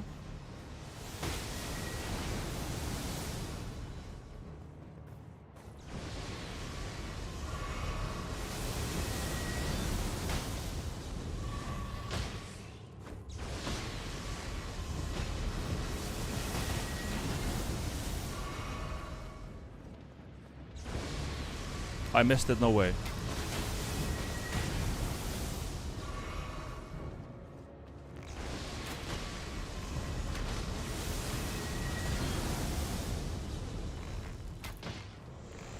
Okay, got it. That's 320k runes. Gaming.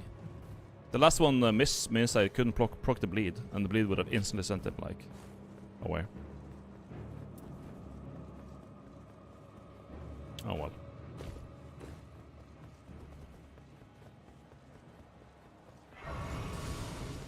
Level 4. This one here is a bit sketch, but I think we can do it.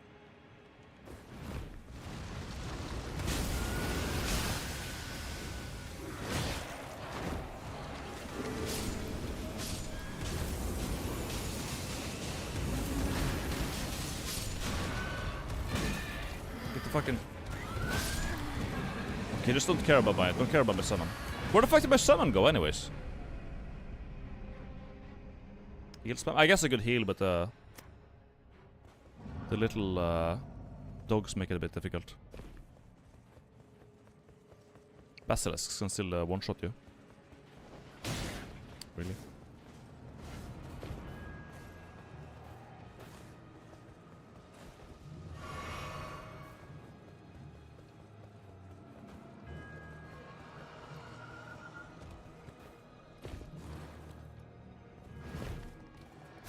No.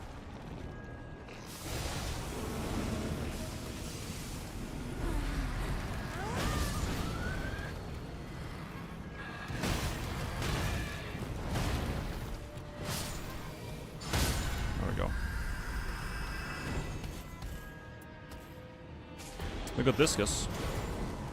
Can't go wrong with Discus. Unlike Discus.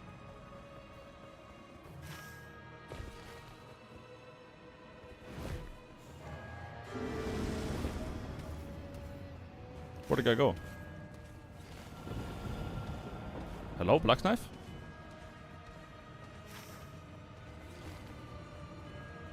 There he is, Jesus.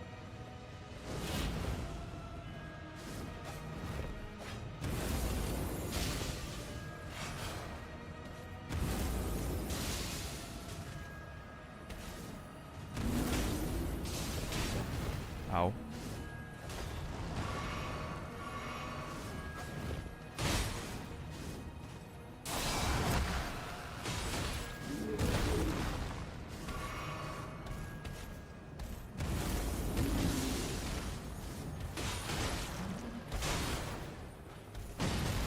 Yes, good. Get him.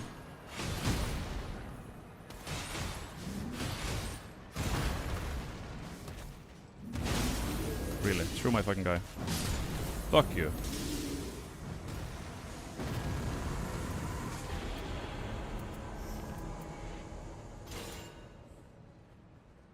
Thank you.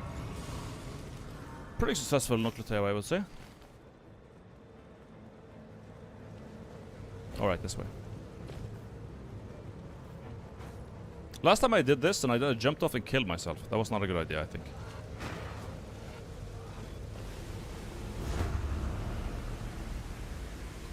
Oops.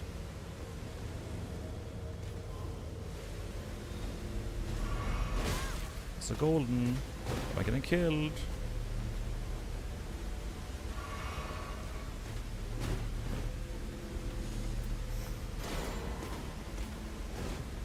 I'll take Morgoth's sword. That's pretty good.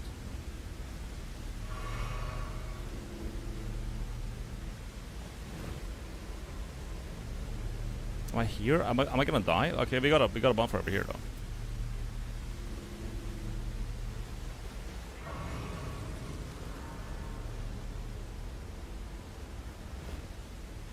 The problem is I don't have a weapon to use right now.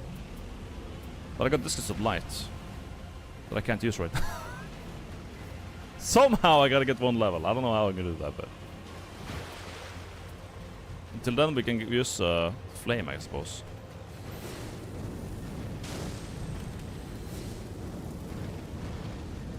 Oh, damn it. Die. Good. It's really an Amber Medallion. I don't know what... Is it more FP? I'll also got my summons, I suppose. Do we have a Libra on the map? I see no Libra merchants. No.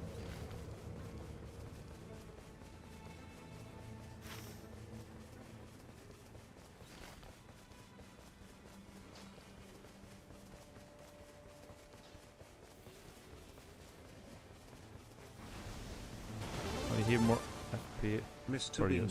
Yeah. Increase maximum FP plus 12%. It's pretty decent. Why not? Just gotta kill like a couple more enemies and we get used the. I'm not gonna buy shit. That's a bait. That's bait. I need extra runes for my fucking Discus of Light. What the hell is happening? What are you? Screw it. What could go wrong, huh?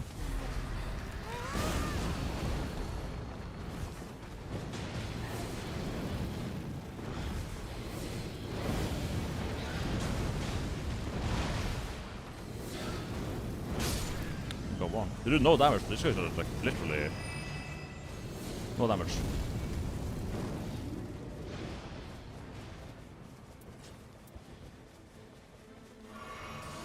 There we go. Good lord. I can't target the correct dog for some reason.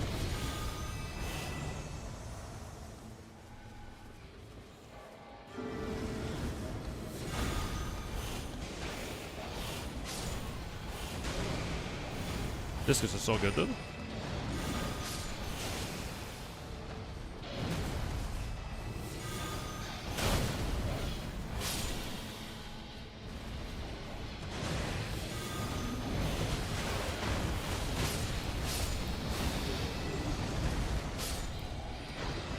What do we get from this? Power gained.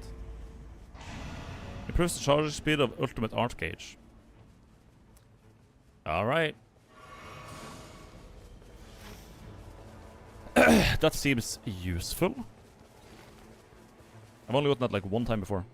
I don't think using spells against this guy over here is gonna be good. He just retaliates and accuses me. So no.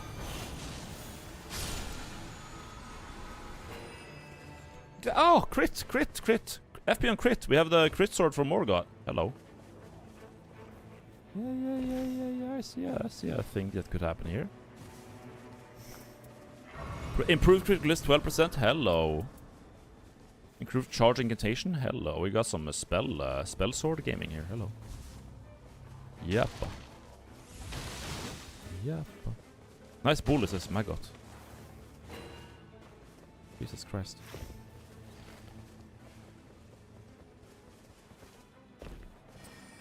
This is the funny castle. Gotcha.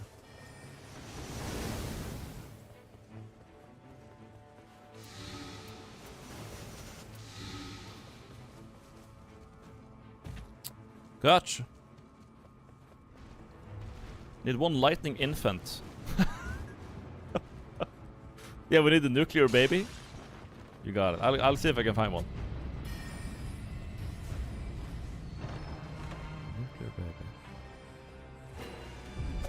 I got some shards.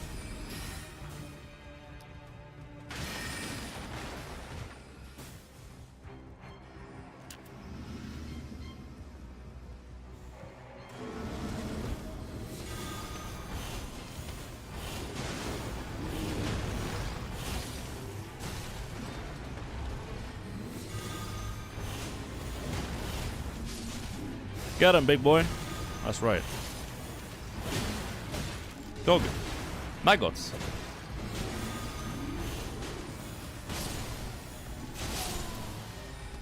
Get out of here, maggots. Well, that's a lightning spear. I think that's probably decent, no? No stone sword kit. That's really disappointing. I wish I would have one. Damn.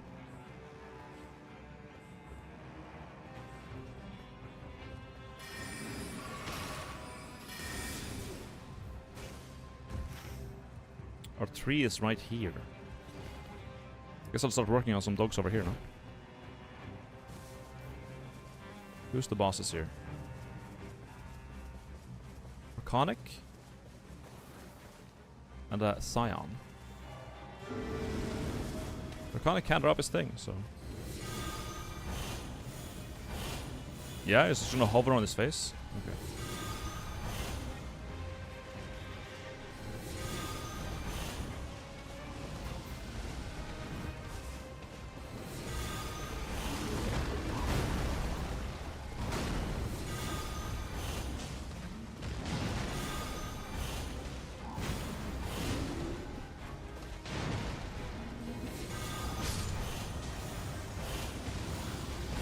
Ow. Me no like.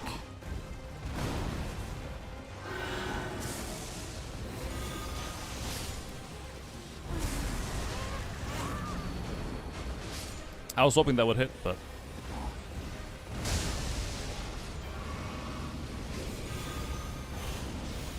Oh! We almost got him. It's good enough. Unless I get shocked right now, which I might. This guy loves electrotherapy. Have you heard albino? Ozzy Osbourne is dead. Hashtag sad. Yeah, I heard. Rest in peace. Rip. Problem. Oh, it's the fucking death bite. God damn it. Hey!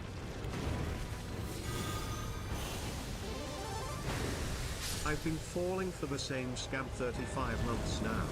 I will be falling for the same scam again next month. Can't wait.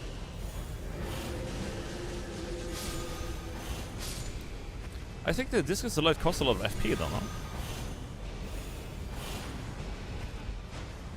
Could you imagine if we get Arcane Deal with this run? That'd be crazy.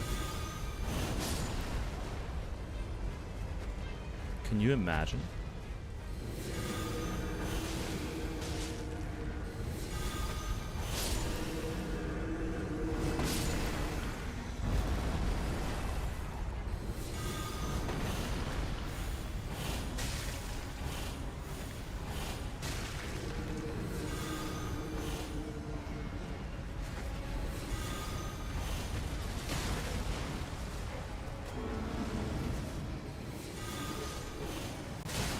Leave me alone.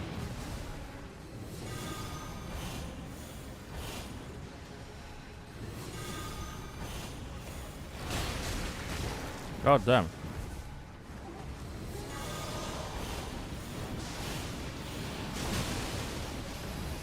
Alright, goodbye. I love this Discus of Light. Dude, it's so based.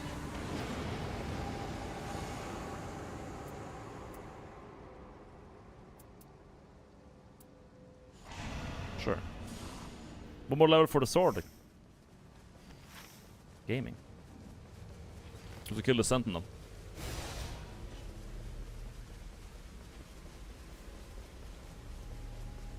Hi. Oh. Fuck off, man. Little freak.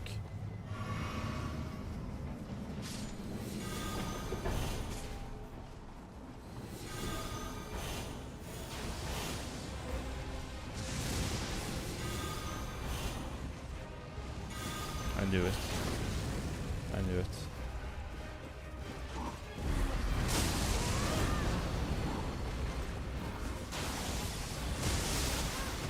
My god.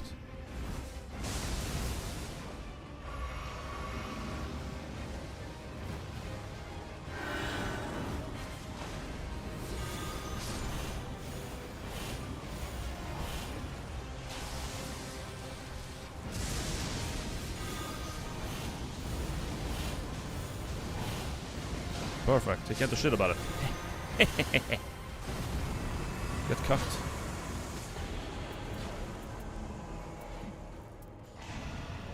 Uh-huh.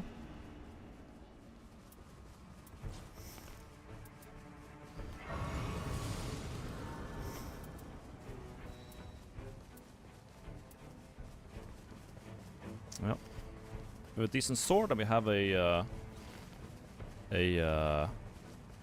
talisman with funny with attack power up on it actually, and yeah, good crits. Let's kill this dog over here.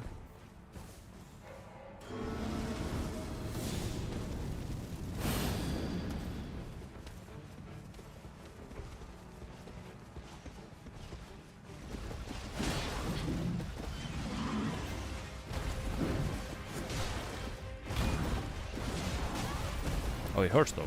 Damn.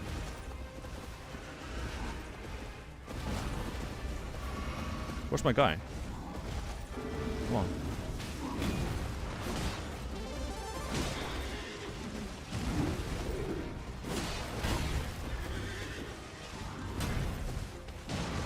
Oh, I got him. Ow, dog.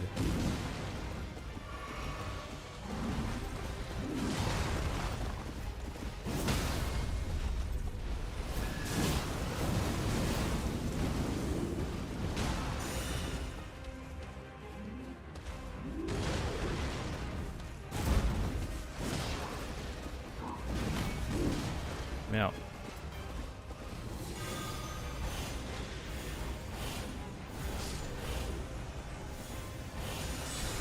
Uh-oh.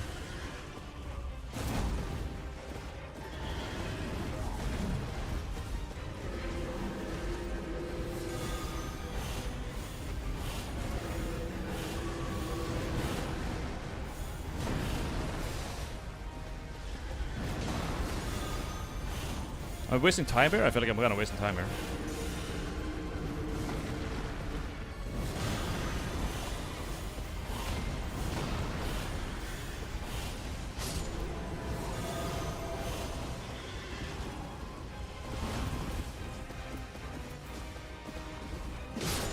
Good. Another wow. God damn. More crit, like HP up. What the fuck?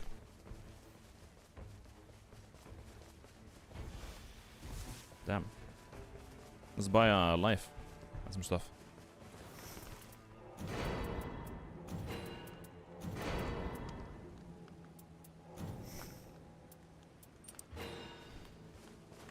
Gaming.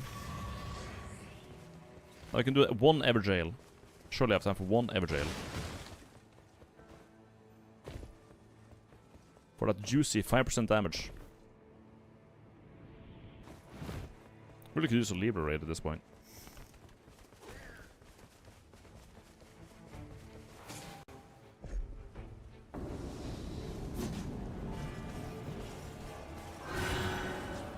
Look at this guy, man.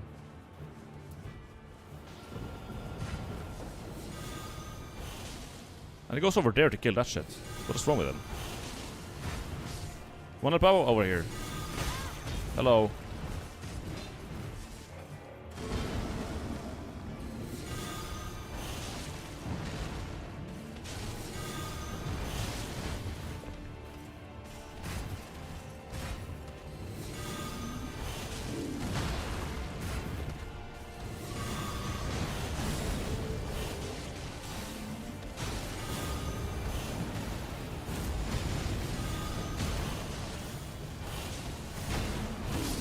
Good. I think these rings are probably way better than casting spells and whatnot. I mean, they're using weapons. Just a thought. It seems way better. My big golden sword seems kind of shit. Can you imagine getting Libra now on like rolling the arcane scaling thing? I would not. On stream.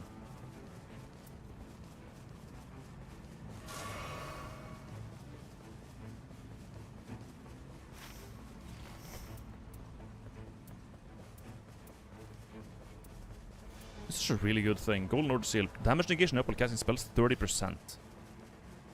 It's ridiculous good. Ridiculous.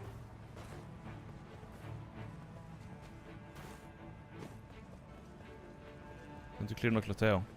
Yep. Time to kill Astel, my least favorite maggot in the whole world. A dog. Well, I don't think it's like particularly holy resistant though, so it should be fine. He's just resist to everything across the board, but he can bleed, so maybe the sword is good. In any case, I'll try to stagger him and hit him with the sword, and that should probably do a lot of damage.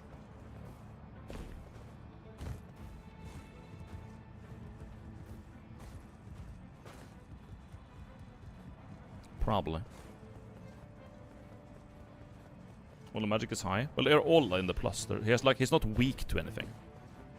Really. That's the thing. That's the problem.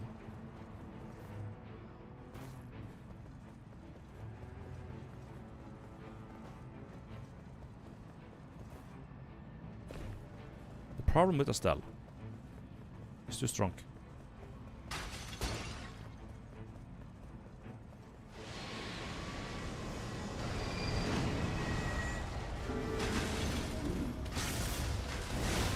That hit me? No way.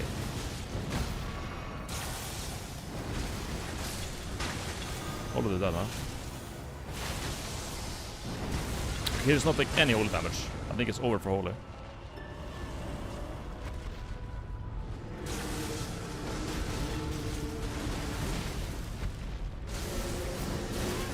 Dude, these hitboxes are so insane.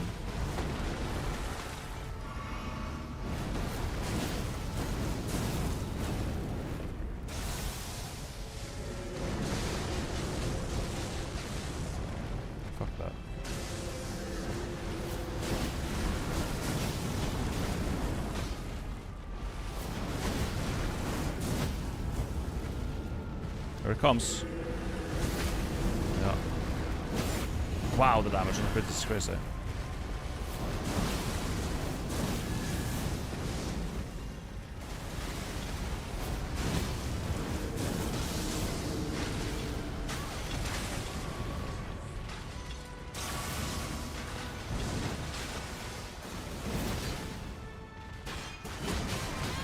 Wow.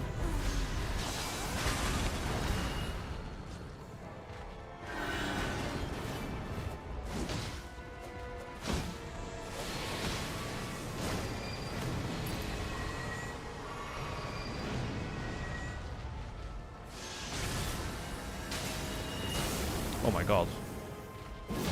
Just die. Good lord. Goodbye. Kiss. Golden. Grafted blade. Oh my god.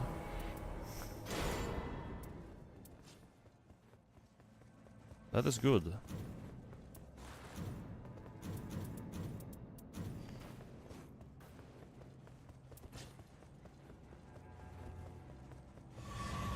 Go kill mobs now? Yeah, absolutely. That should solve my problem with health. That's a bit late though, but I can kill a lot of things.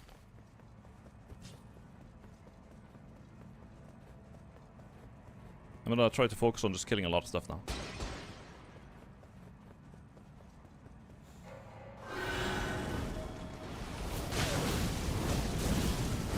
This guy's pretty free though, I guess I'll kill him.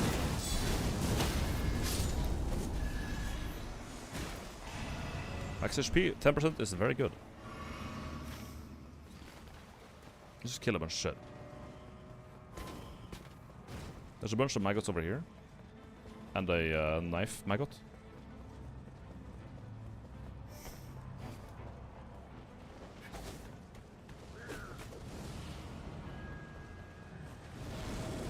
Small them all in.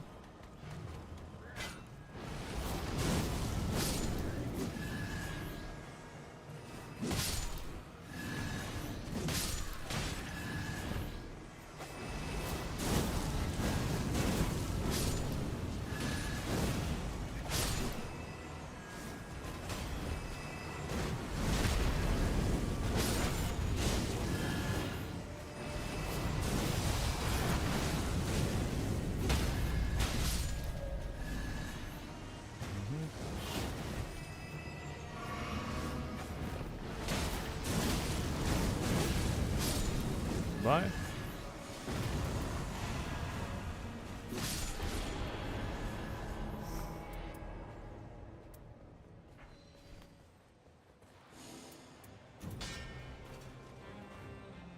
More attack power as full HP is good.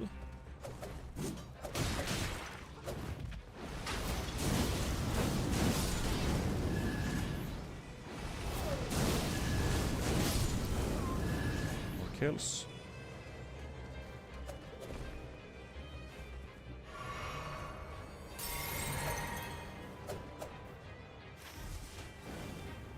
Fuck the troll. I'm just gonna kill a bunch of small shit.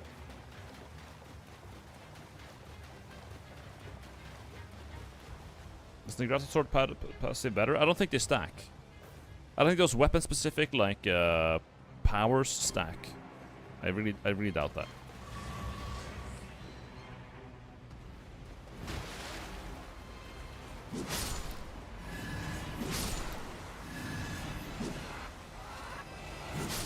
What's it doing?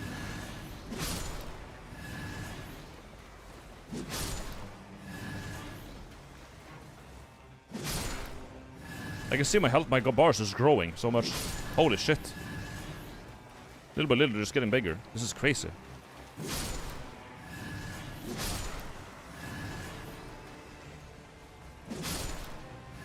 Wow.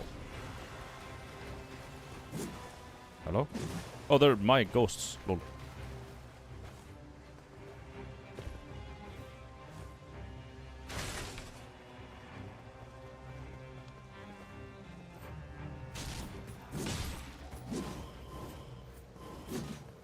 Oh, for fuck's sake, can you just... Thank you.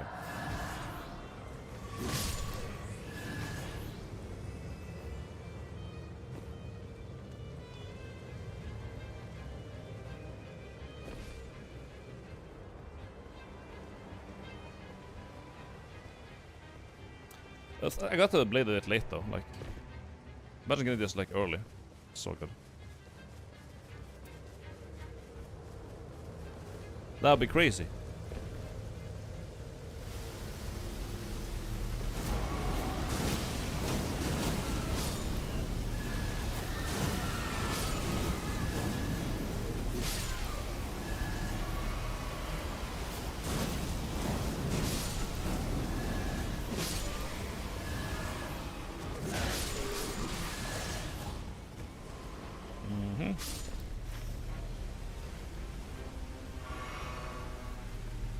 Am I biting off more than they can chew? I don't know. Maybe. Oh, really, dude?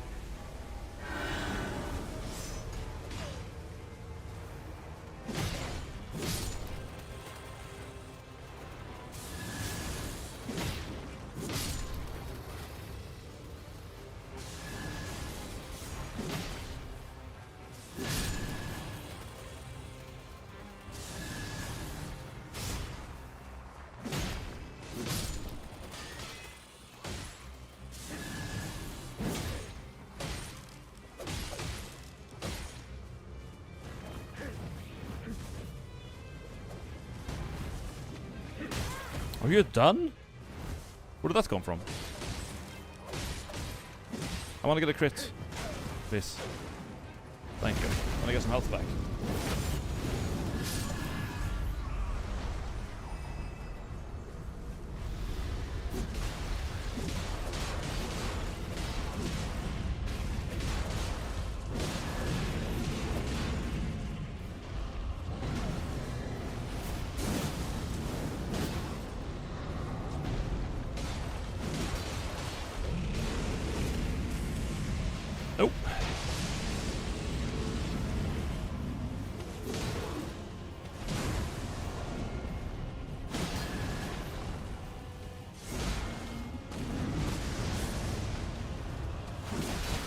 Oh, god damn, I forgot about that thing.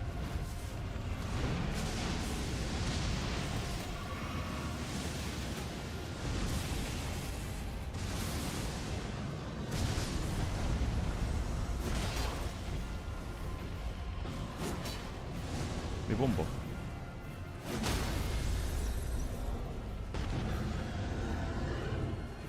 Surely. Yes, we got it. Beat that. Boom! Okay. That is probably the tankiest Revenant I've ever had, but... 11% incantations, or just like more lightning and fire? Yeah, let's do this. Let's do the straight damage, because we use this benefits both miracles and attacks. The other ones would just be miracles. Is there some like small dog shits I can go around and kill right now?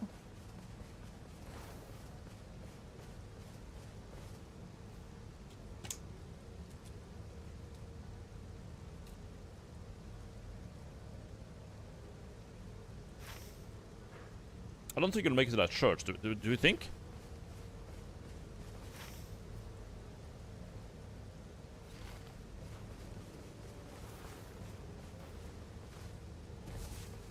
Be there for sure, yeah, I think so too.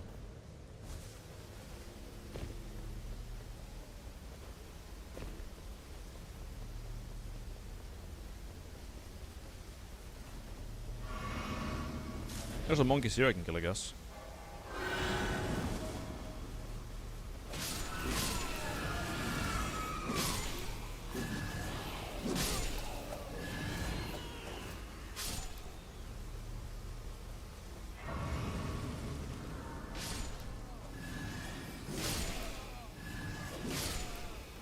I gotta get back before I take like insane damage.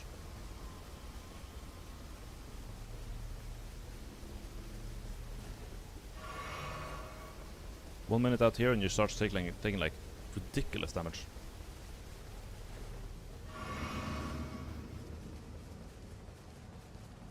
I think that's about it. There's like a couple more enemies right over there I could do for some more. I mean, I might as well do it right there.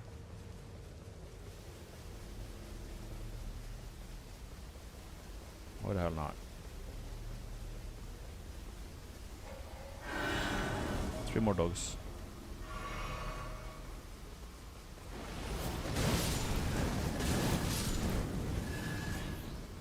There we go. Yeah, we're like a tank. We're like a revenant with the vigor of a fucking wilder. We got 1,000 health, so it's like a lot of FP, a lot of stamina. Why not? I'm not gonna kill the dragon. We're done here. Yeah, the bosses despawn, but some of the enemies stay there, I guess. So why not just kill them? Got a lot of runes though. Holy.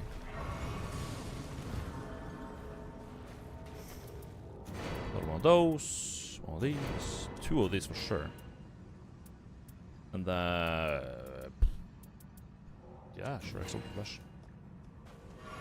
Gaming. Now the actual sword itself is not very good though. Improved guard counters now. We want to have the gravel seal here because we got a lightning spear we can toss when I need it. Yeah. Yeah, that's fine. We have our sword to use for regular, and then whenever the boss is doing something stupid, we just toss lightning at him. Okay.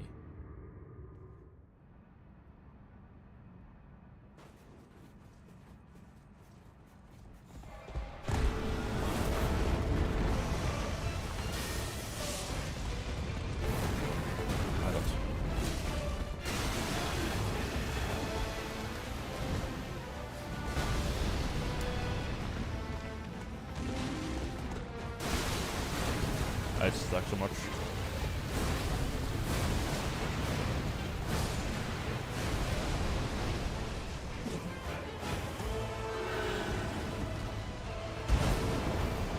They're just gonna go back.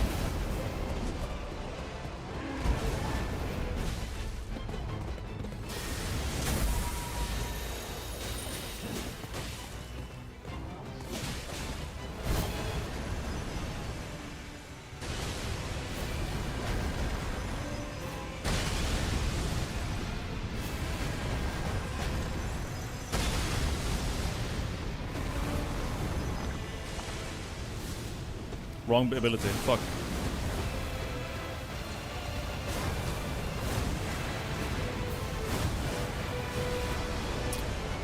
I just used the wrong ability. That's all it took.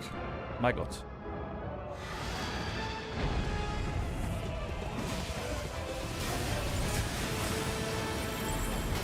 Peace.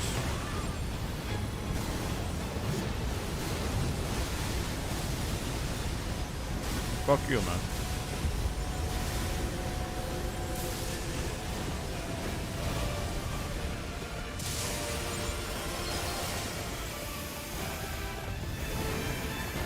That's just mean. I'm running away from you, fuck. Oh my god.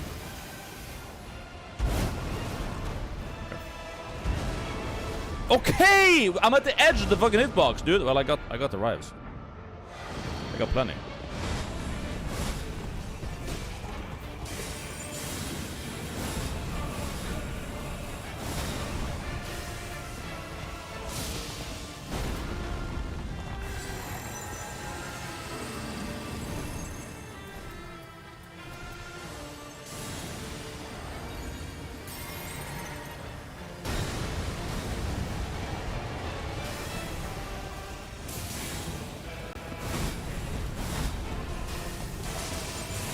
Oh, not this.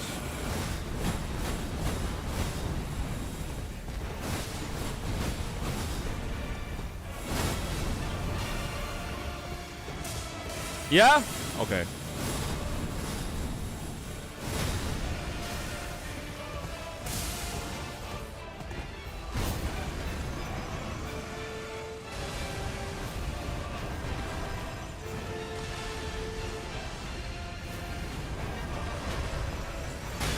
What the fuck?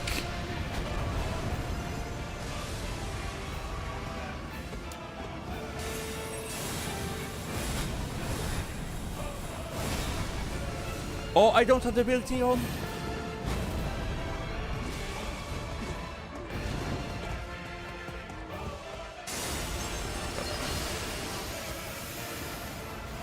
This is Rishi, right? Good.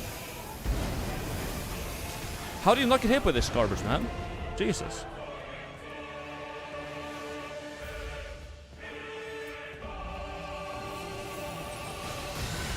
Wreck dog.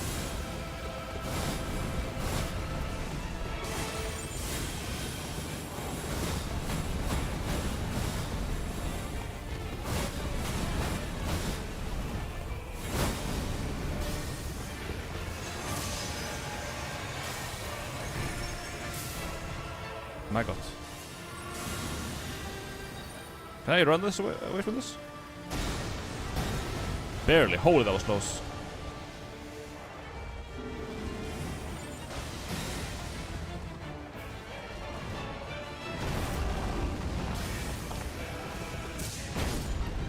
It can't hit.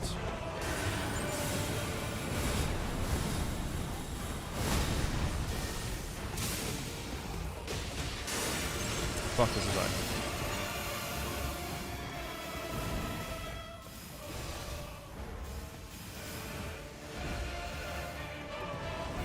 Come on, Sebastian.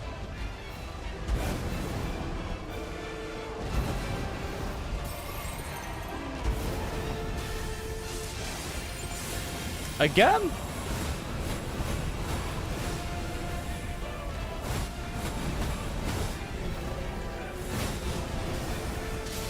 Fuck you. Die, dog. Get the fuck out of here. Easy game, by the way. By the way, easy game. That was not hard at all. Gaming. Yeah. Grafted death. Even with the grafted blade, I took so much damage. He deleted my health bar. It's cracked. Almost good.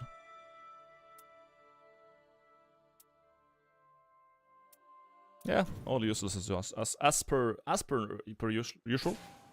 Everything I get is garbage. Your lightning spears are cracked. Yeah, they did a lot of damage. They were actually pretty good. It took me a while to realize that my lightning spears hits like a fucking truck.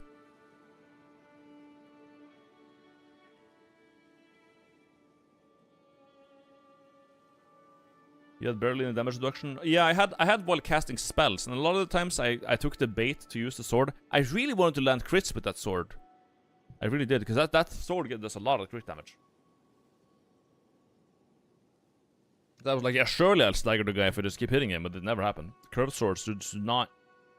They just don't stagger very well, it seems.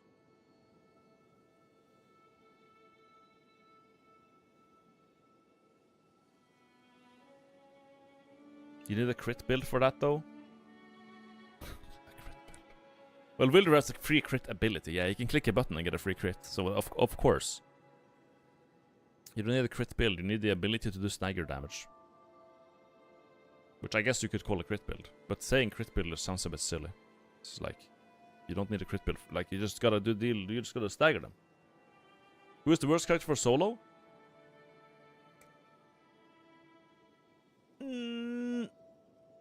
Probably Revenant. Probably Revenant. Honestly, she's pretty ass. Her ultimate sucks. Her summons are nice, but her ultimate sucks. And her passive is kind of ass. Recluse? No, I think Recluse is easier. I think Recluse generally is better. Typically. Revenant... nah, she's just so weak. Super weak.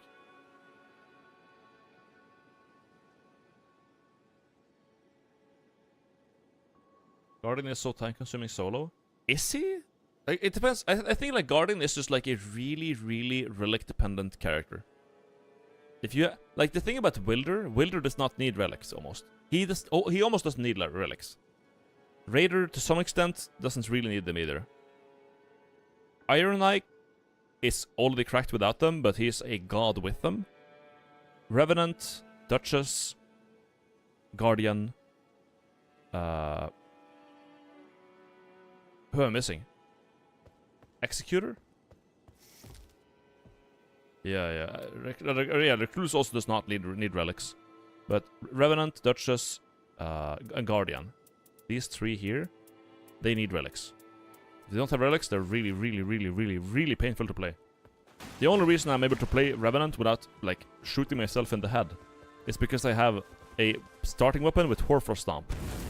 This is the only thing that makes the early game playable on this character. Other than, like, if you don't have this, it's oh my god, it's a hassle. Ugh.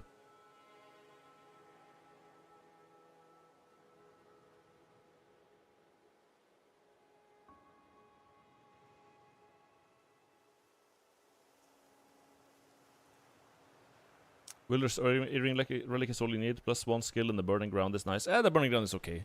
The burning ground is fine. But the skill follow-up I've found is not necessarily that useful.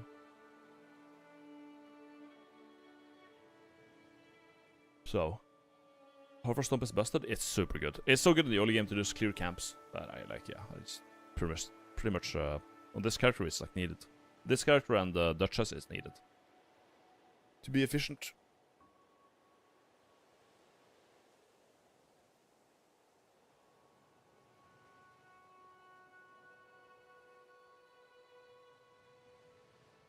Is the high roll permanent, even though I have to redeem? I have enough to redeem. Yeah, it's permanent. It's permanent. You keep it.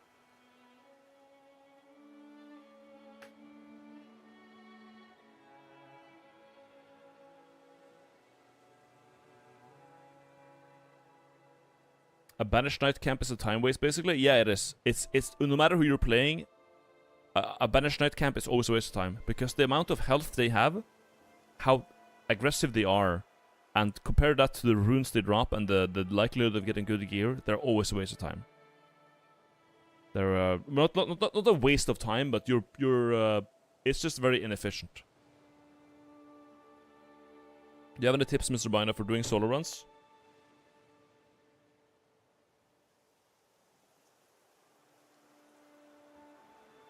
Not like in general, no. I have character-specific tips. But as far as routing is concerned, it's like, just get the Everjail relic and do Everjails, and you get good damage. Everjails, the thing too about Everjails is that, even though you get the relic that says you get more damage from doing Everjails, aside from that, Everjails are also really good. You get either 10k runes, or you get a passive. You're guaranteed to get either always. So it's either you get runes to level up, or you get a passive that's useful. Yeah, and then you get 5% more damage too. Like it's a win-win-win and a win. It's ridiculous. So nah, I really like doing Everjails, or like I think I don't necessarily like it that much, but I think they're very strong. Yeah, blue is 10k, purple is 20k, and I guess maybe you can get a 30k yellow if you're super lucky, maybe? I've never seen that, but I suppose it can happen. So I'm not gonna say it's not a thing, or whatever. I'm not gonna make that claim. I'm not gonna make a claim ever again, unless I double check it 5 times in cheat engine myself. Because I just made a mistake on YouTube, and I slept. I didn't sleep well after it. It didn't affect my mentality well. I didn't like that feeling. It sucked. 30k from Deathrite Bird, Gaunskin Duo, or Ancient Dragon Everjail. Right, right. Oh, did someone take High Roller? Oh shit, yeah. DK Baja TV. There you go. Congrats on the High Roller. Good job, man. Indie. Did you ever play Spire? I did do one game of Spire. Yeah, I died. I did die, but I made it to Act 3. Late Act 3 death. That does not happen often. Holy shit! A second one? El Bro Momentio. Thank you for the or grass on the High Roller. Holy shit. Yeah, the sound, the sound table that I use for channel points is some dog shit service that just doesn't work. Yeah. I don't know what to tell you guys, but what if you're level 4 with the Stone Sword key and summon a bell bearing? Do you run or do you commit? You can't. I don't think bell bearings are in Everjails.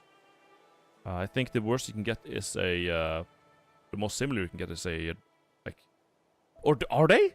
Are they in Everjails? I don't remember seeing that. No, I don't think they were. I don't think they're worth it. I don't think bell bearing hunters are worth it.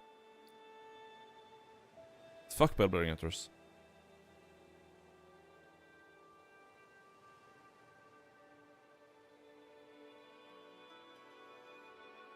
The Bellbearing Hunter is like... The reason why the Bellbearing Hunter is hard is that he doesn't mini-stagger.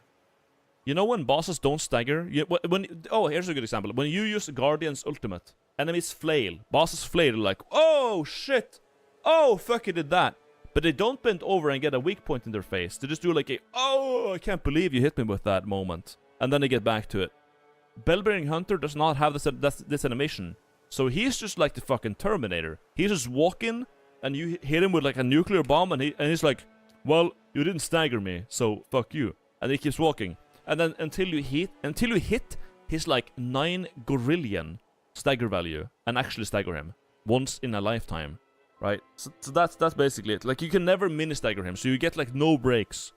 And then and on top of that, his health, posture, everything is just really high. It's really high for what he is. So it's a combination of no mini stagger and high stats. And he also hits like a fucking truck. He's just like a high risk. He's like a super giga mega high risk enemy. And he also takes a lot of time. Which is a problem. High risk, decent reward.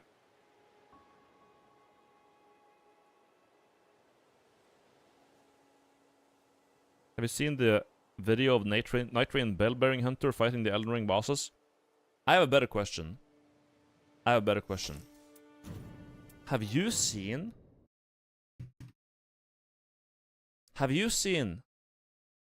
Wait.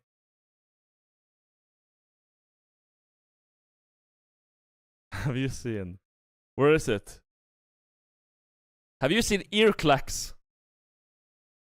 Chat. This is my favorite pastime, okay? This is a Brainrot gem. This is so good, okay? The premise here is that you have balls going around in circle, and then they have weapons, and they fight each other. And when they land and hit, then they get an upgrade. And this is like super.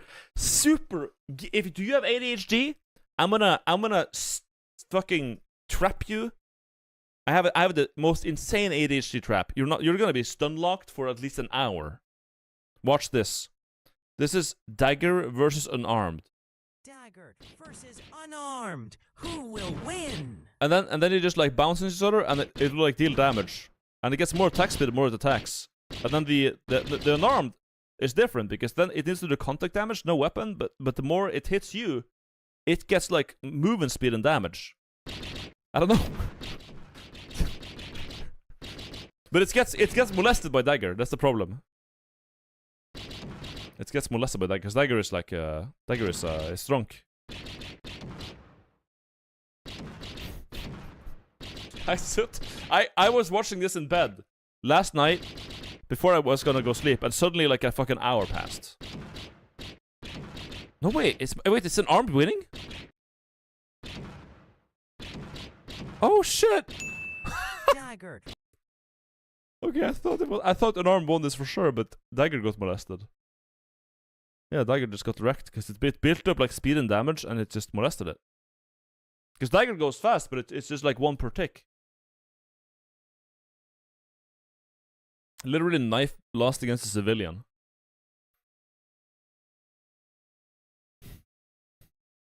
But I've been watching so many of these, man. It's ridiculous. I watched the Weapon Ball Raid Boss 6 Giga Spear. Swordplay popular? Yeah, sure. Weapon Raid Boss Giga Sword is the most popular video. Let's watch that. So here we go, Giga Sword. 10,000 health, 1 damage. Damage dealt 1. So, sword works in that it hits you, and then every hit it gets more damage. Scythe poisons you? I don't know how the poison works though. Attack speed dagger. They also have scepter that heals other people. Shield gets wider. I guess. Bad damage though. Bow is funny because bow, like, the bow, if it lands a hit, it shoots 1 more next time. And at the end, it just becomes like a fucking laser of bows, of like arrows.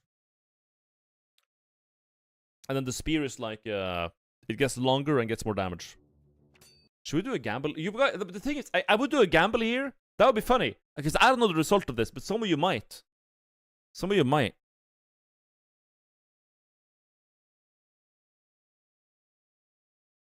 How about this? Is albino's prediction correct? Yes. No. So you gotta see if I'm right. You get 2 minutes. Because otherwise you guys can cheat. You don't know what I'm gonna bet on, but now you can't cheat.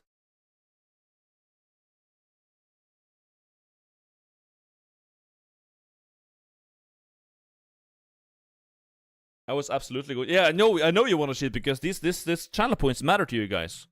It's like the amount of channel points is like you can like accurately measure your emotional investment in this channel. We have the tools for it. Wait, let me change that the thing. Hold up, because I think I'm in the Brainrot. Slop gambling. There we go. Just chatting. I like this. Let's put on some gambling music for it too. I want to set the tone here. Set the correct atmosphere. Hold up. Madams.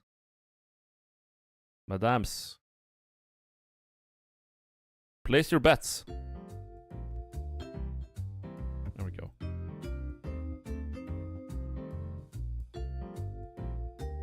Throw your money into the trash. Now we're gonna see the real crash outs and gambling addicts. Ha. Oh, fuck. Do I announce my prediction now, or do I like write it down and reveal it at the end? After. Yeah, I'll write a notepad off the screen.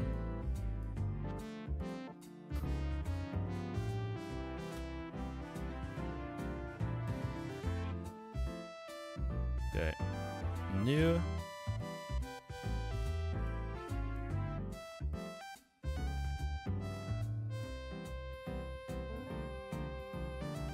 Okay, I wrote it down. My prediction is now in. You saw? No, you didn't. How did you see that? I'm not gonna reveal it. When this is over, it's fucking 8 minutes. Oh man. How would you see it on a different monitor? No, we're not gonna be playing it at 1.5 speed. We're gonna be playing it real time. But I'm gonna get some food. I'm really hungry. Hold up. I'm gonna eat while I watch this.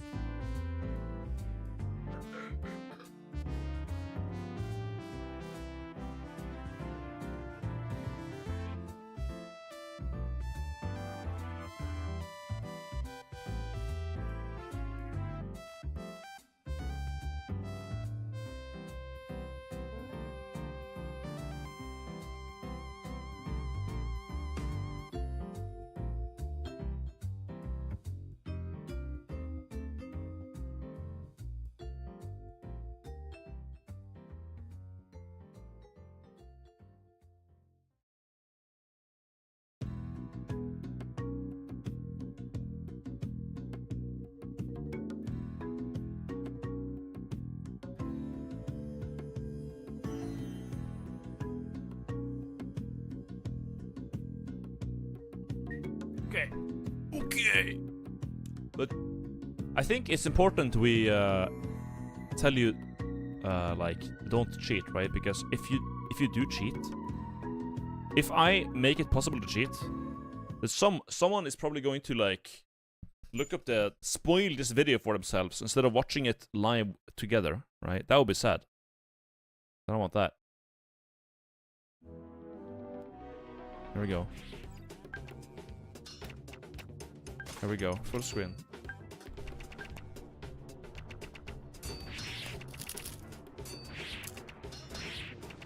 Oh, Bo's already shooting 6 times.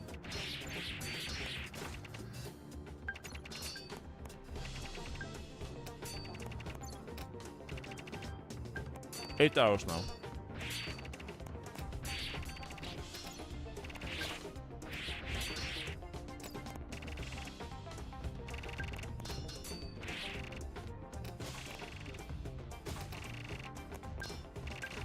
There's some more bow scaling here.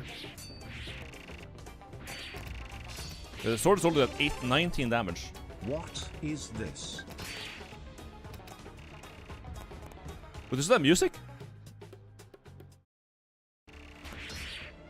Oh, it has music in the video. Okay, fuck it then. This is cinema.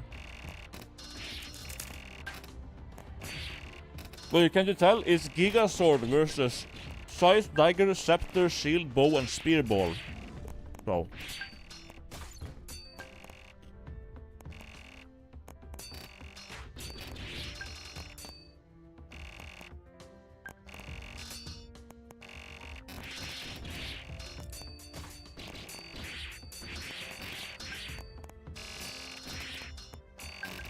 Oh, the bow is gonna scale like a motherfucker now. Or they kinda has, but.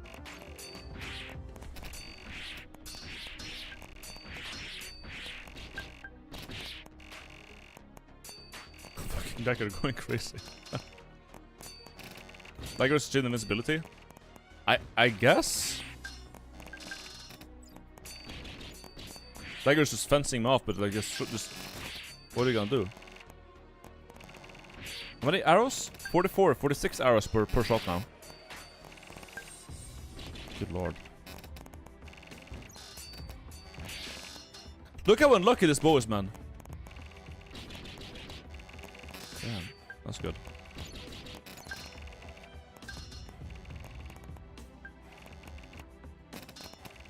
Which shield reflects damage?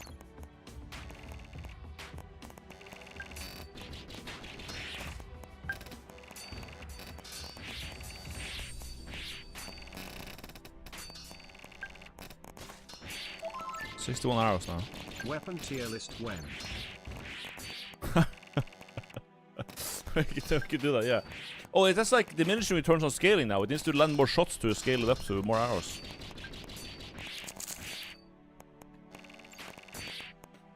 Dagger has only done 83 damage, man.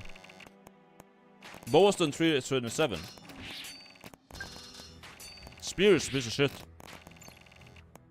But it scales slowly.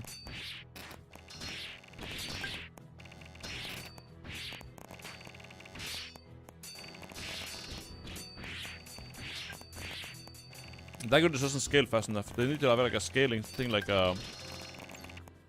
maybe spear is decent, I don't know. What's a good scaling ball?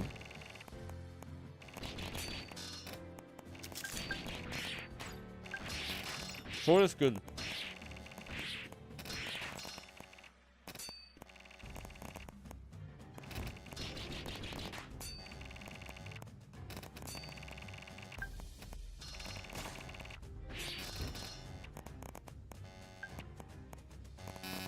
Oh! The arrows.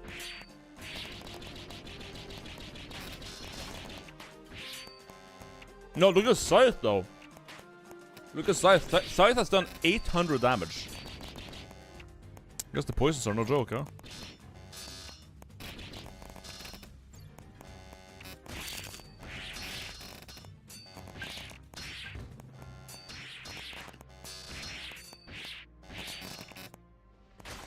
Now the Gigasaur is doing 88 damage per hit though, so it's looking bad for Scepter.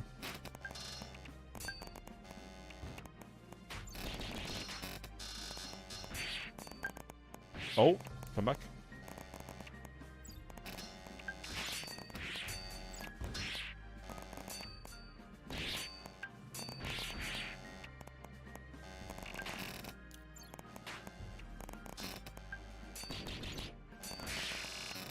Yeah.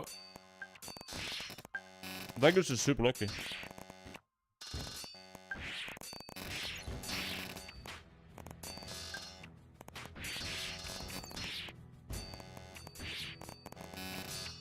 Oh my god, the sound. Your shield has reflected almost 2k damage. Someone died. Scepter died, so no more healing.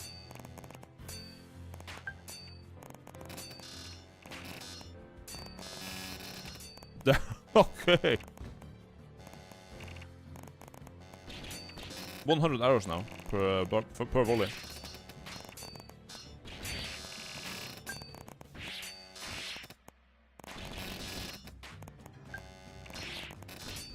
Jesus Christ.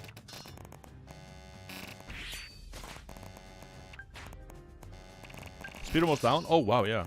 One more hit and Spear is over. Spear scales too slow. It's like it has done 500 damage. Meanwhile, Scythe is like 1000 and yeah. So bow and spear are the worst here actually. Even though spear or at least bow looks funny.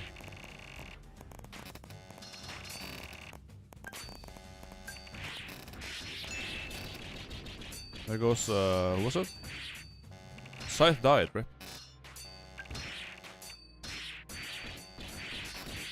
Shield has done 2003. Oh.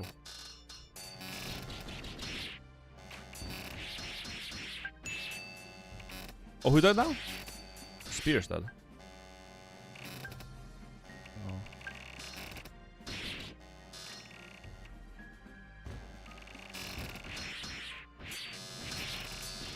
Oh. Oof! She does 3,000 damage. Almost 4 now.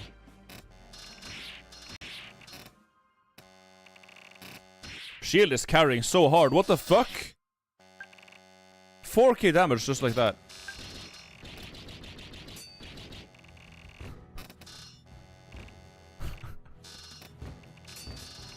God damn. The dagger is cucking shield. They're cucking shield. Oh. Oh, shield got help. Push.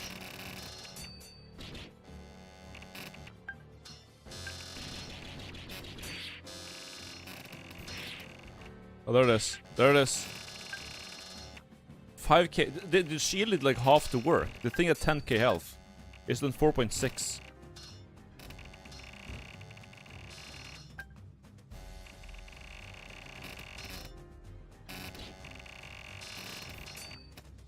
fucking bow, man. And dagger is sitting comfortably at 1,300 health. Damn. I didn't think shield scaled like that, man. Wow. Yeah, I think it's over for Gigasword. Dagger just can't get hit, yeah.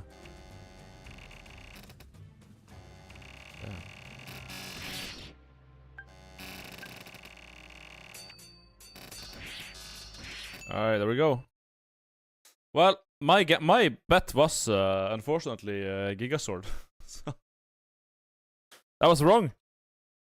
I was wrong. I thought that the sword would scale really high and molest them, but it never did.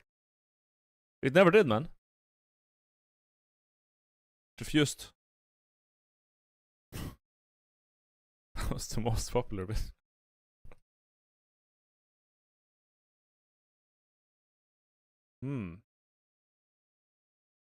Yeah, the regular videos don't get so much views, but the shorts get like so much, right?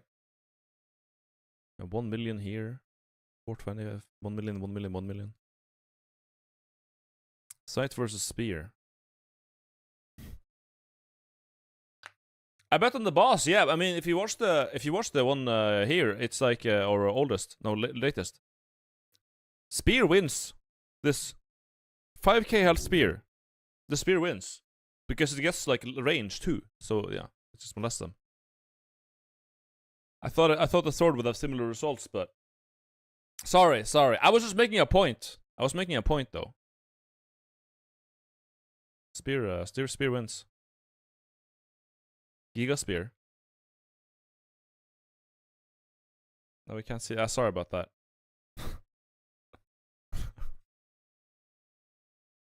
Dagger versus nerfed staff. Staff versus spear.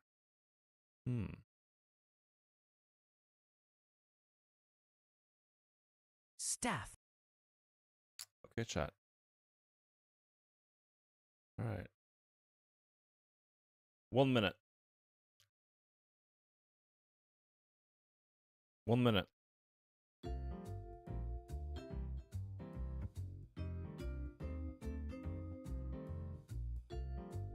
Well, this is a tough one though. Shit. The spear gets longer, which is nice. But the staff gets like an insane AoE and more damage. I think staff wins. No way, shit. Oh, fuck!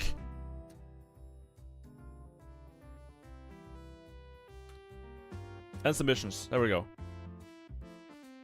Okay, let's watch it now. Versus spear. Who will win? I bet on staff. Surely staff. Surely staff. Yeah, look, it's already scaling up nicely. 3.5 damage and more radius. Dude, it's sniping it.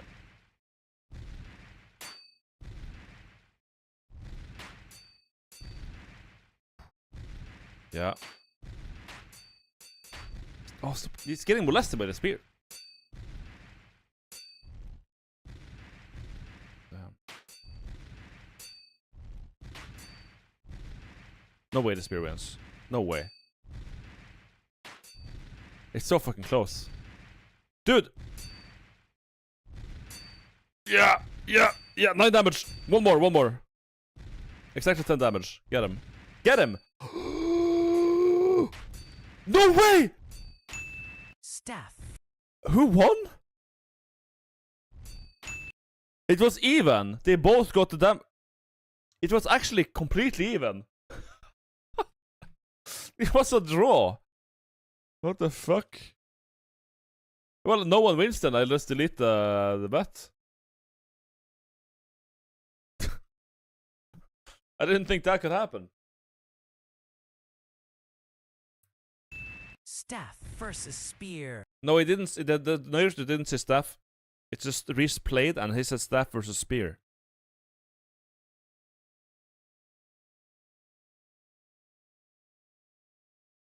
Your prediction was wrong, so no. I'm not gonna do that. We're not doing that. Forget about it. Let's do. Staff versus scythe. Here we go. It's prediction correct. So scythe poisons, where staff gets more damage and radius the more it hits. Not sure how the poison works exactly, but we'll see.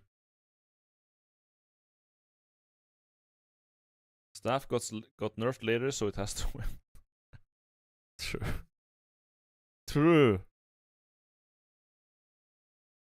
There's so many like so many like posts on Twitter about this like stupid game where people are talking about it as if it's a real game, which I don't know if it even is. This shit just came out of nowhere.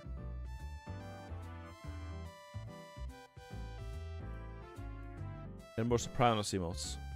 I'm working on it. Yeah, the horse races also is the same concept. Okay. Let me write my prediction in. It's written. Staff versus Scythe. Who will win? Let's see.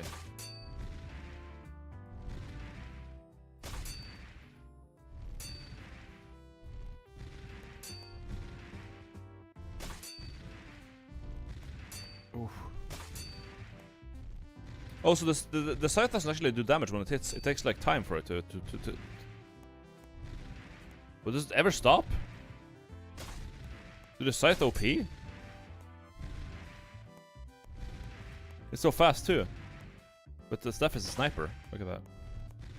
Yeah, it does 2 damage per hit, but this thing is like fucking ticking down like a maggot. Look all the damage it's doing. It's not even hitting. That scythe is broken. What the fuck?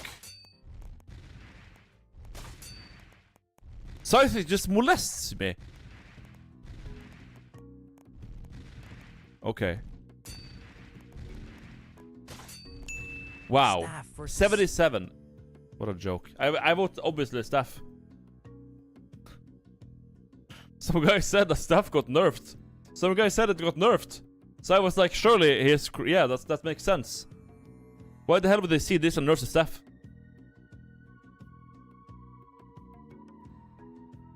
Thank me later.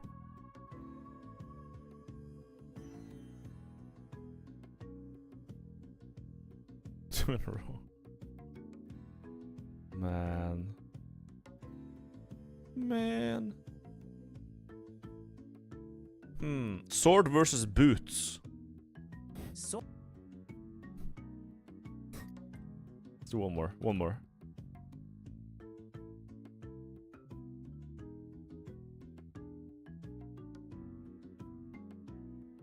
There we go.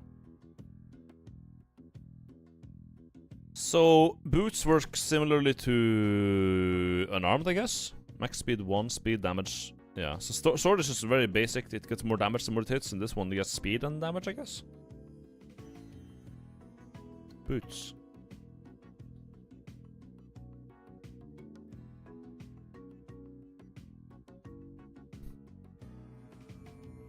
Shutting down bets. Place your bets now.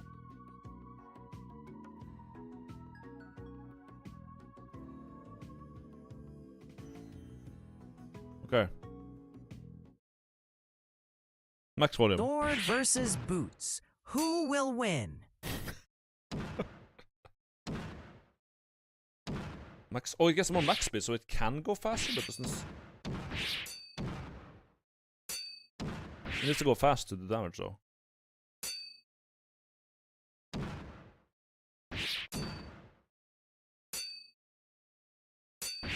Damn. Look at those fucking boots, though. Holy shit.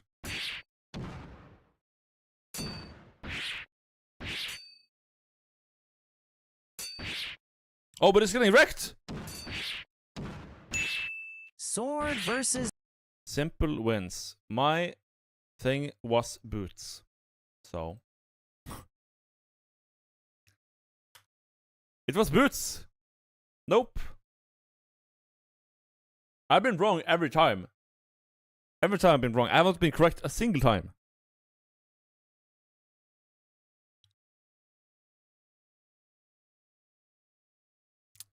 Okay. Let's do sword versus... No. Shuriken versus Scythe. This is the newest one. Okay. My bet has been written in.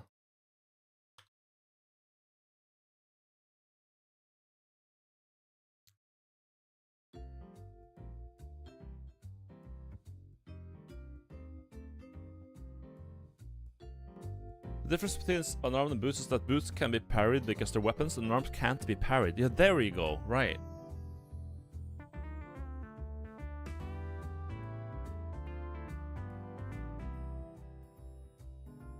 That's pretty good. And they just like bypass your shit and hit you anyways.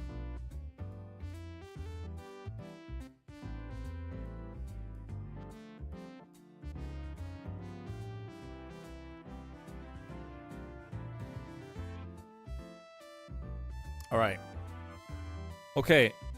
Your best bets have been placed. It's time for Scythe versus Shuriken. Scythe versus Shuriken. Who Holy will robot voice. win?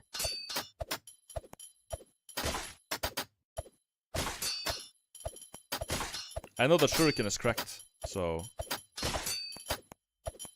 But then I also saw that the poison is cracked. Like we saw earlier, the poison is super giga cracked. So it's a close one.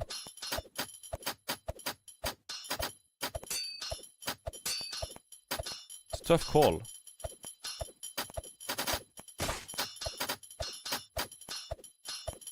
Come on. Come on.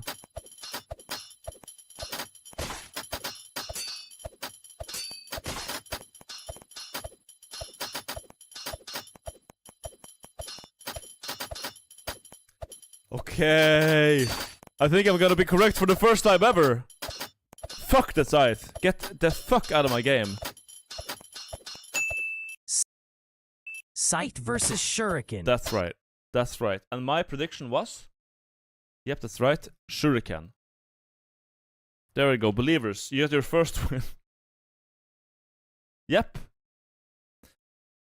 Shuriken is a Chad.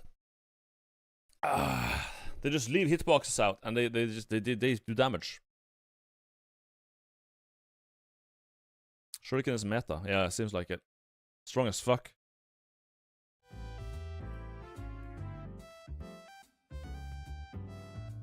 That's too broken. Yeah, they get more bounces and they just like stay out forever, and eventually you're gonna get hit by them, so.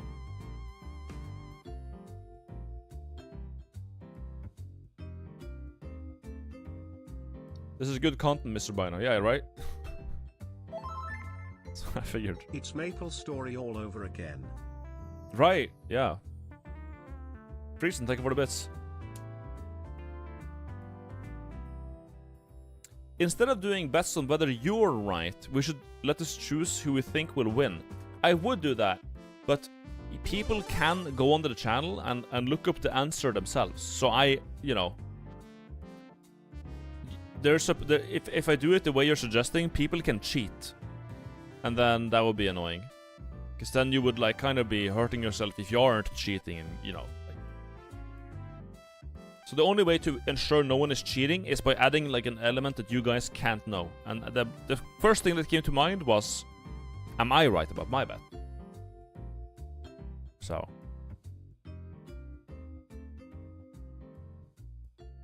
Yeah. I wish I could do it the way you're suggesting. That would be best. If I could run this game myself, we could do it, but... yeah.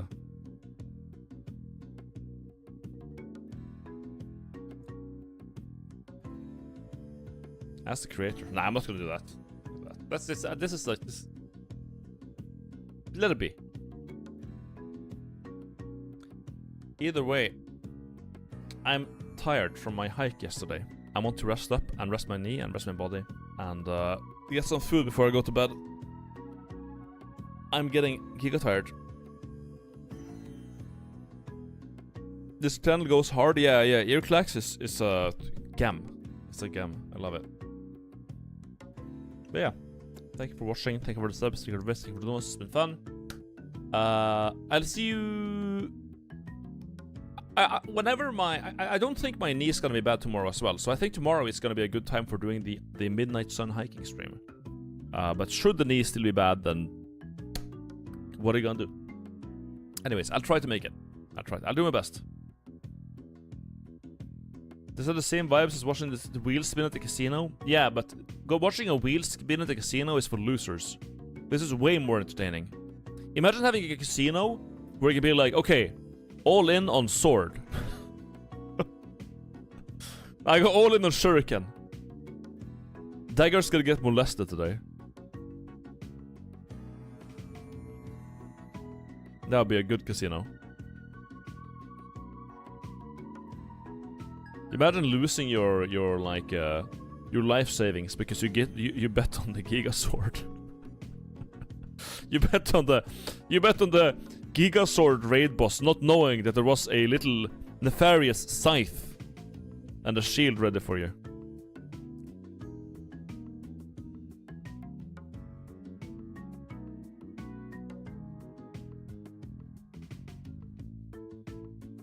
Anyways, good night.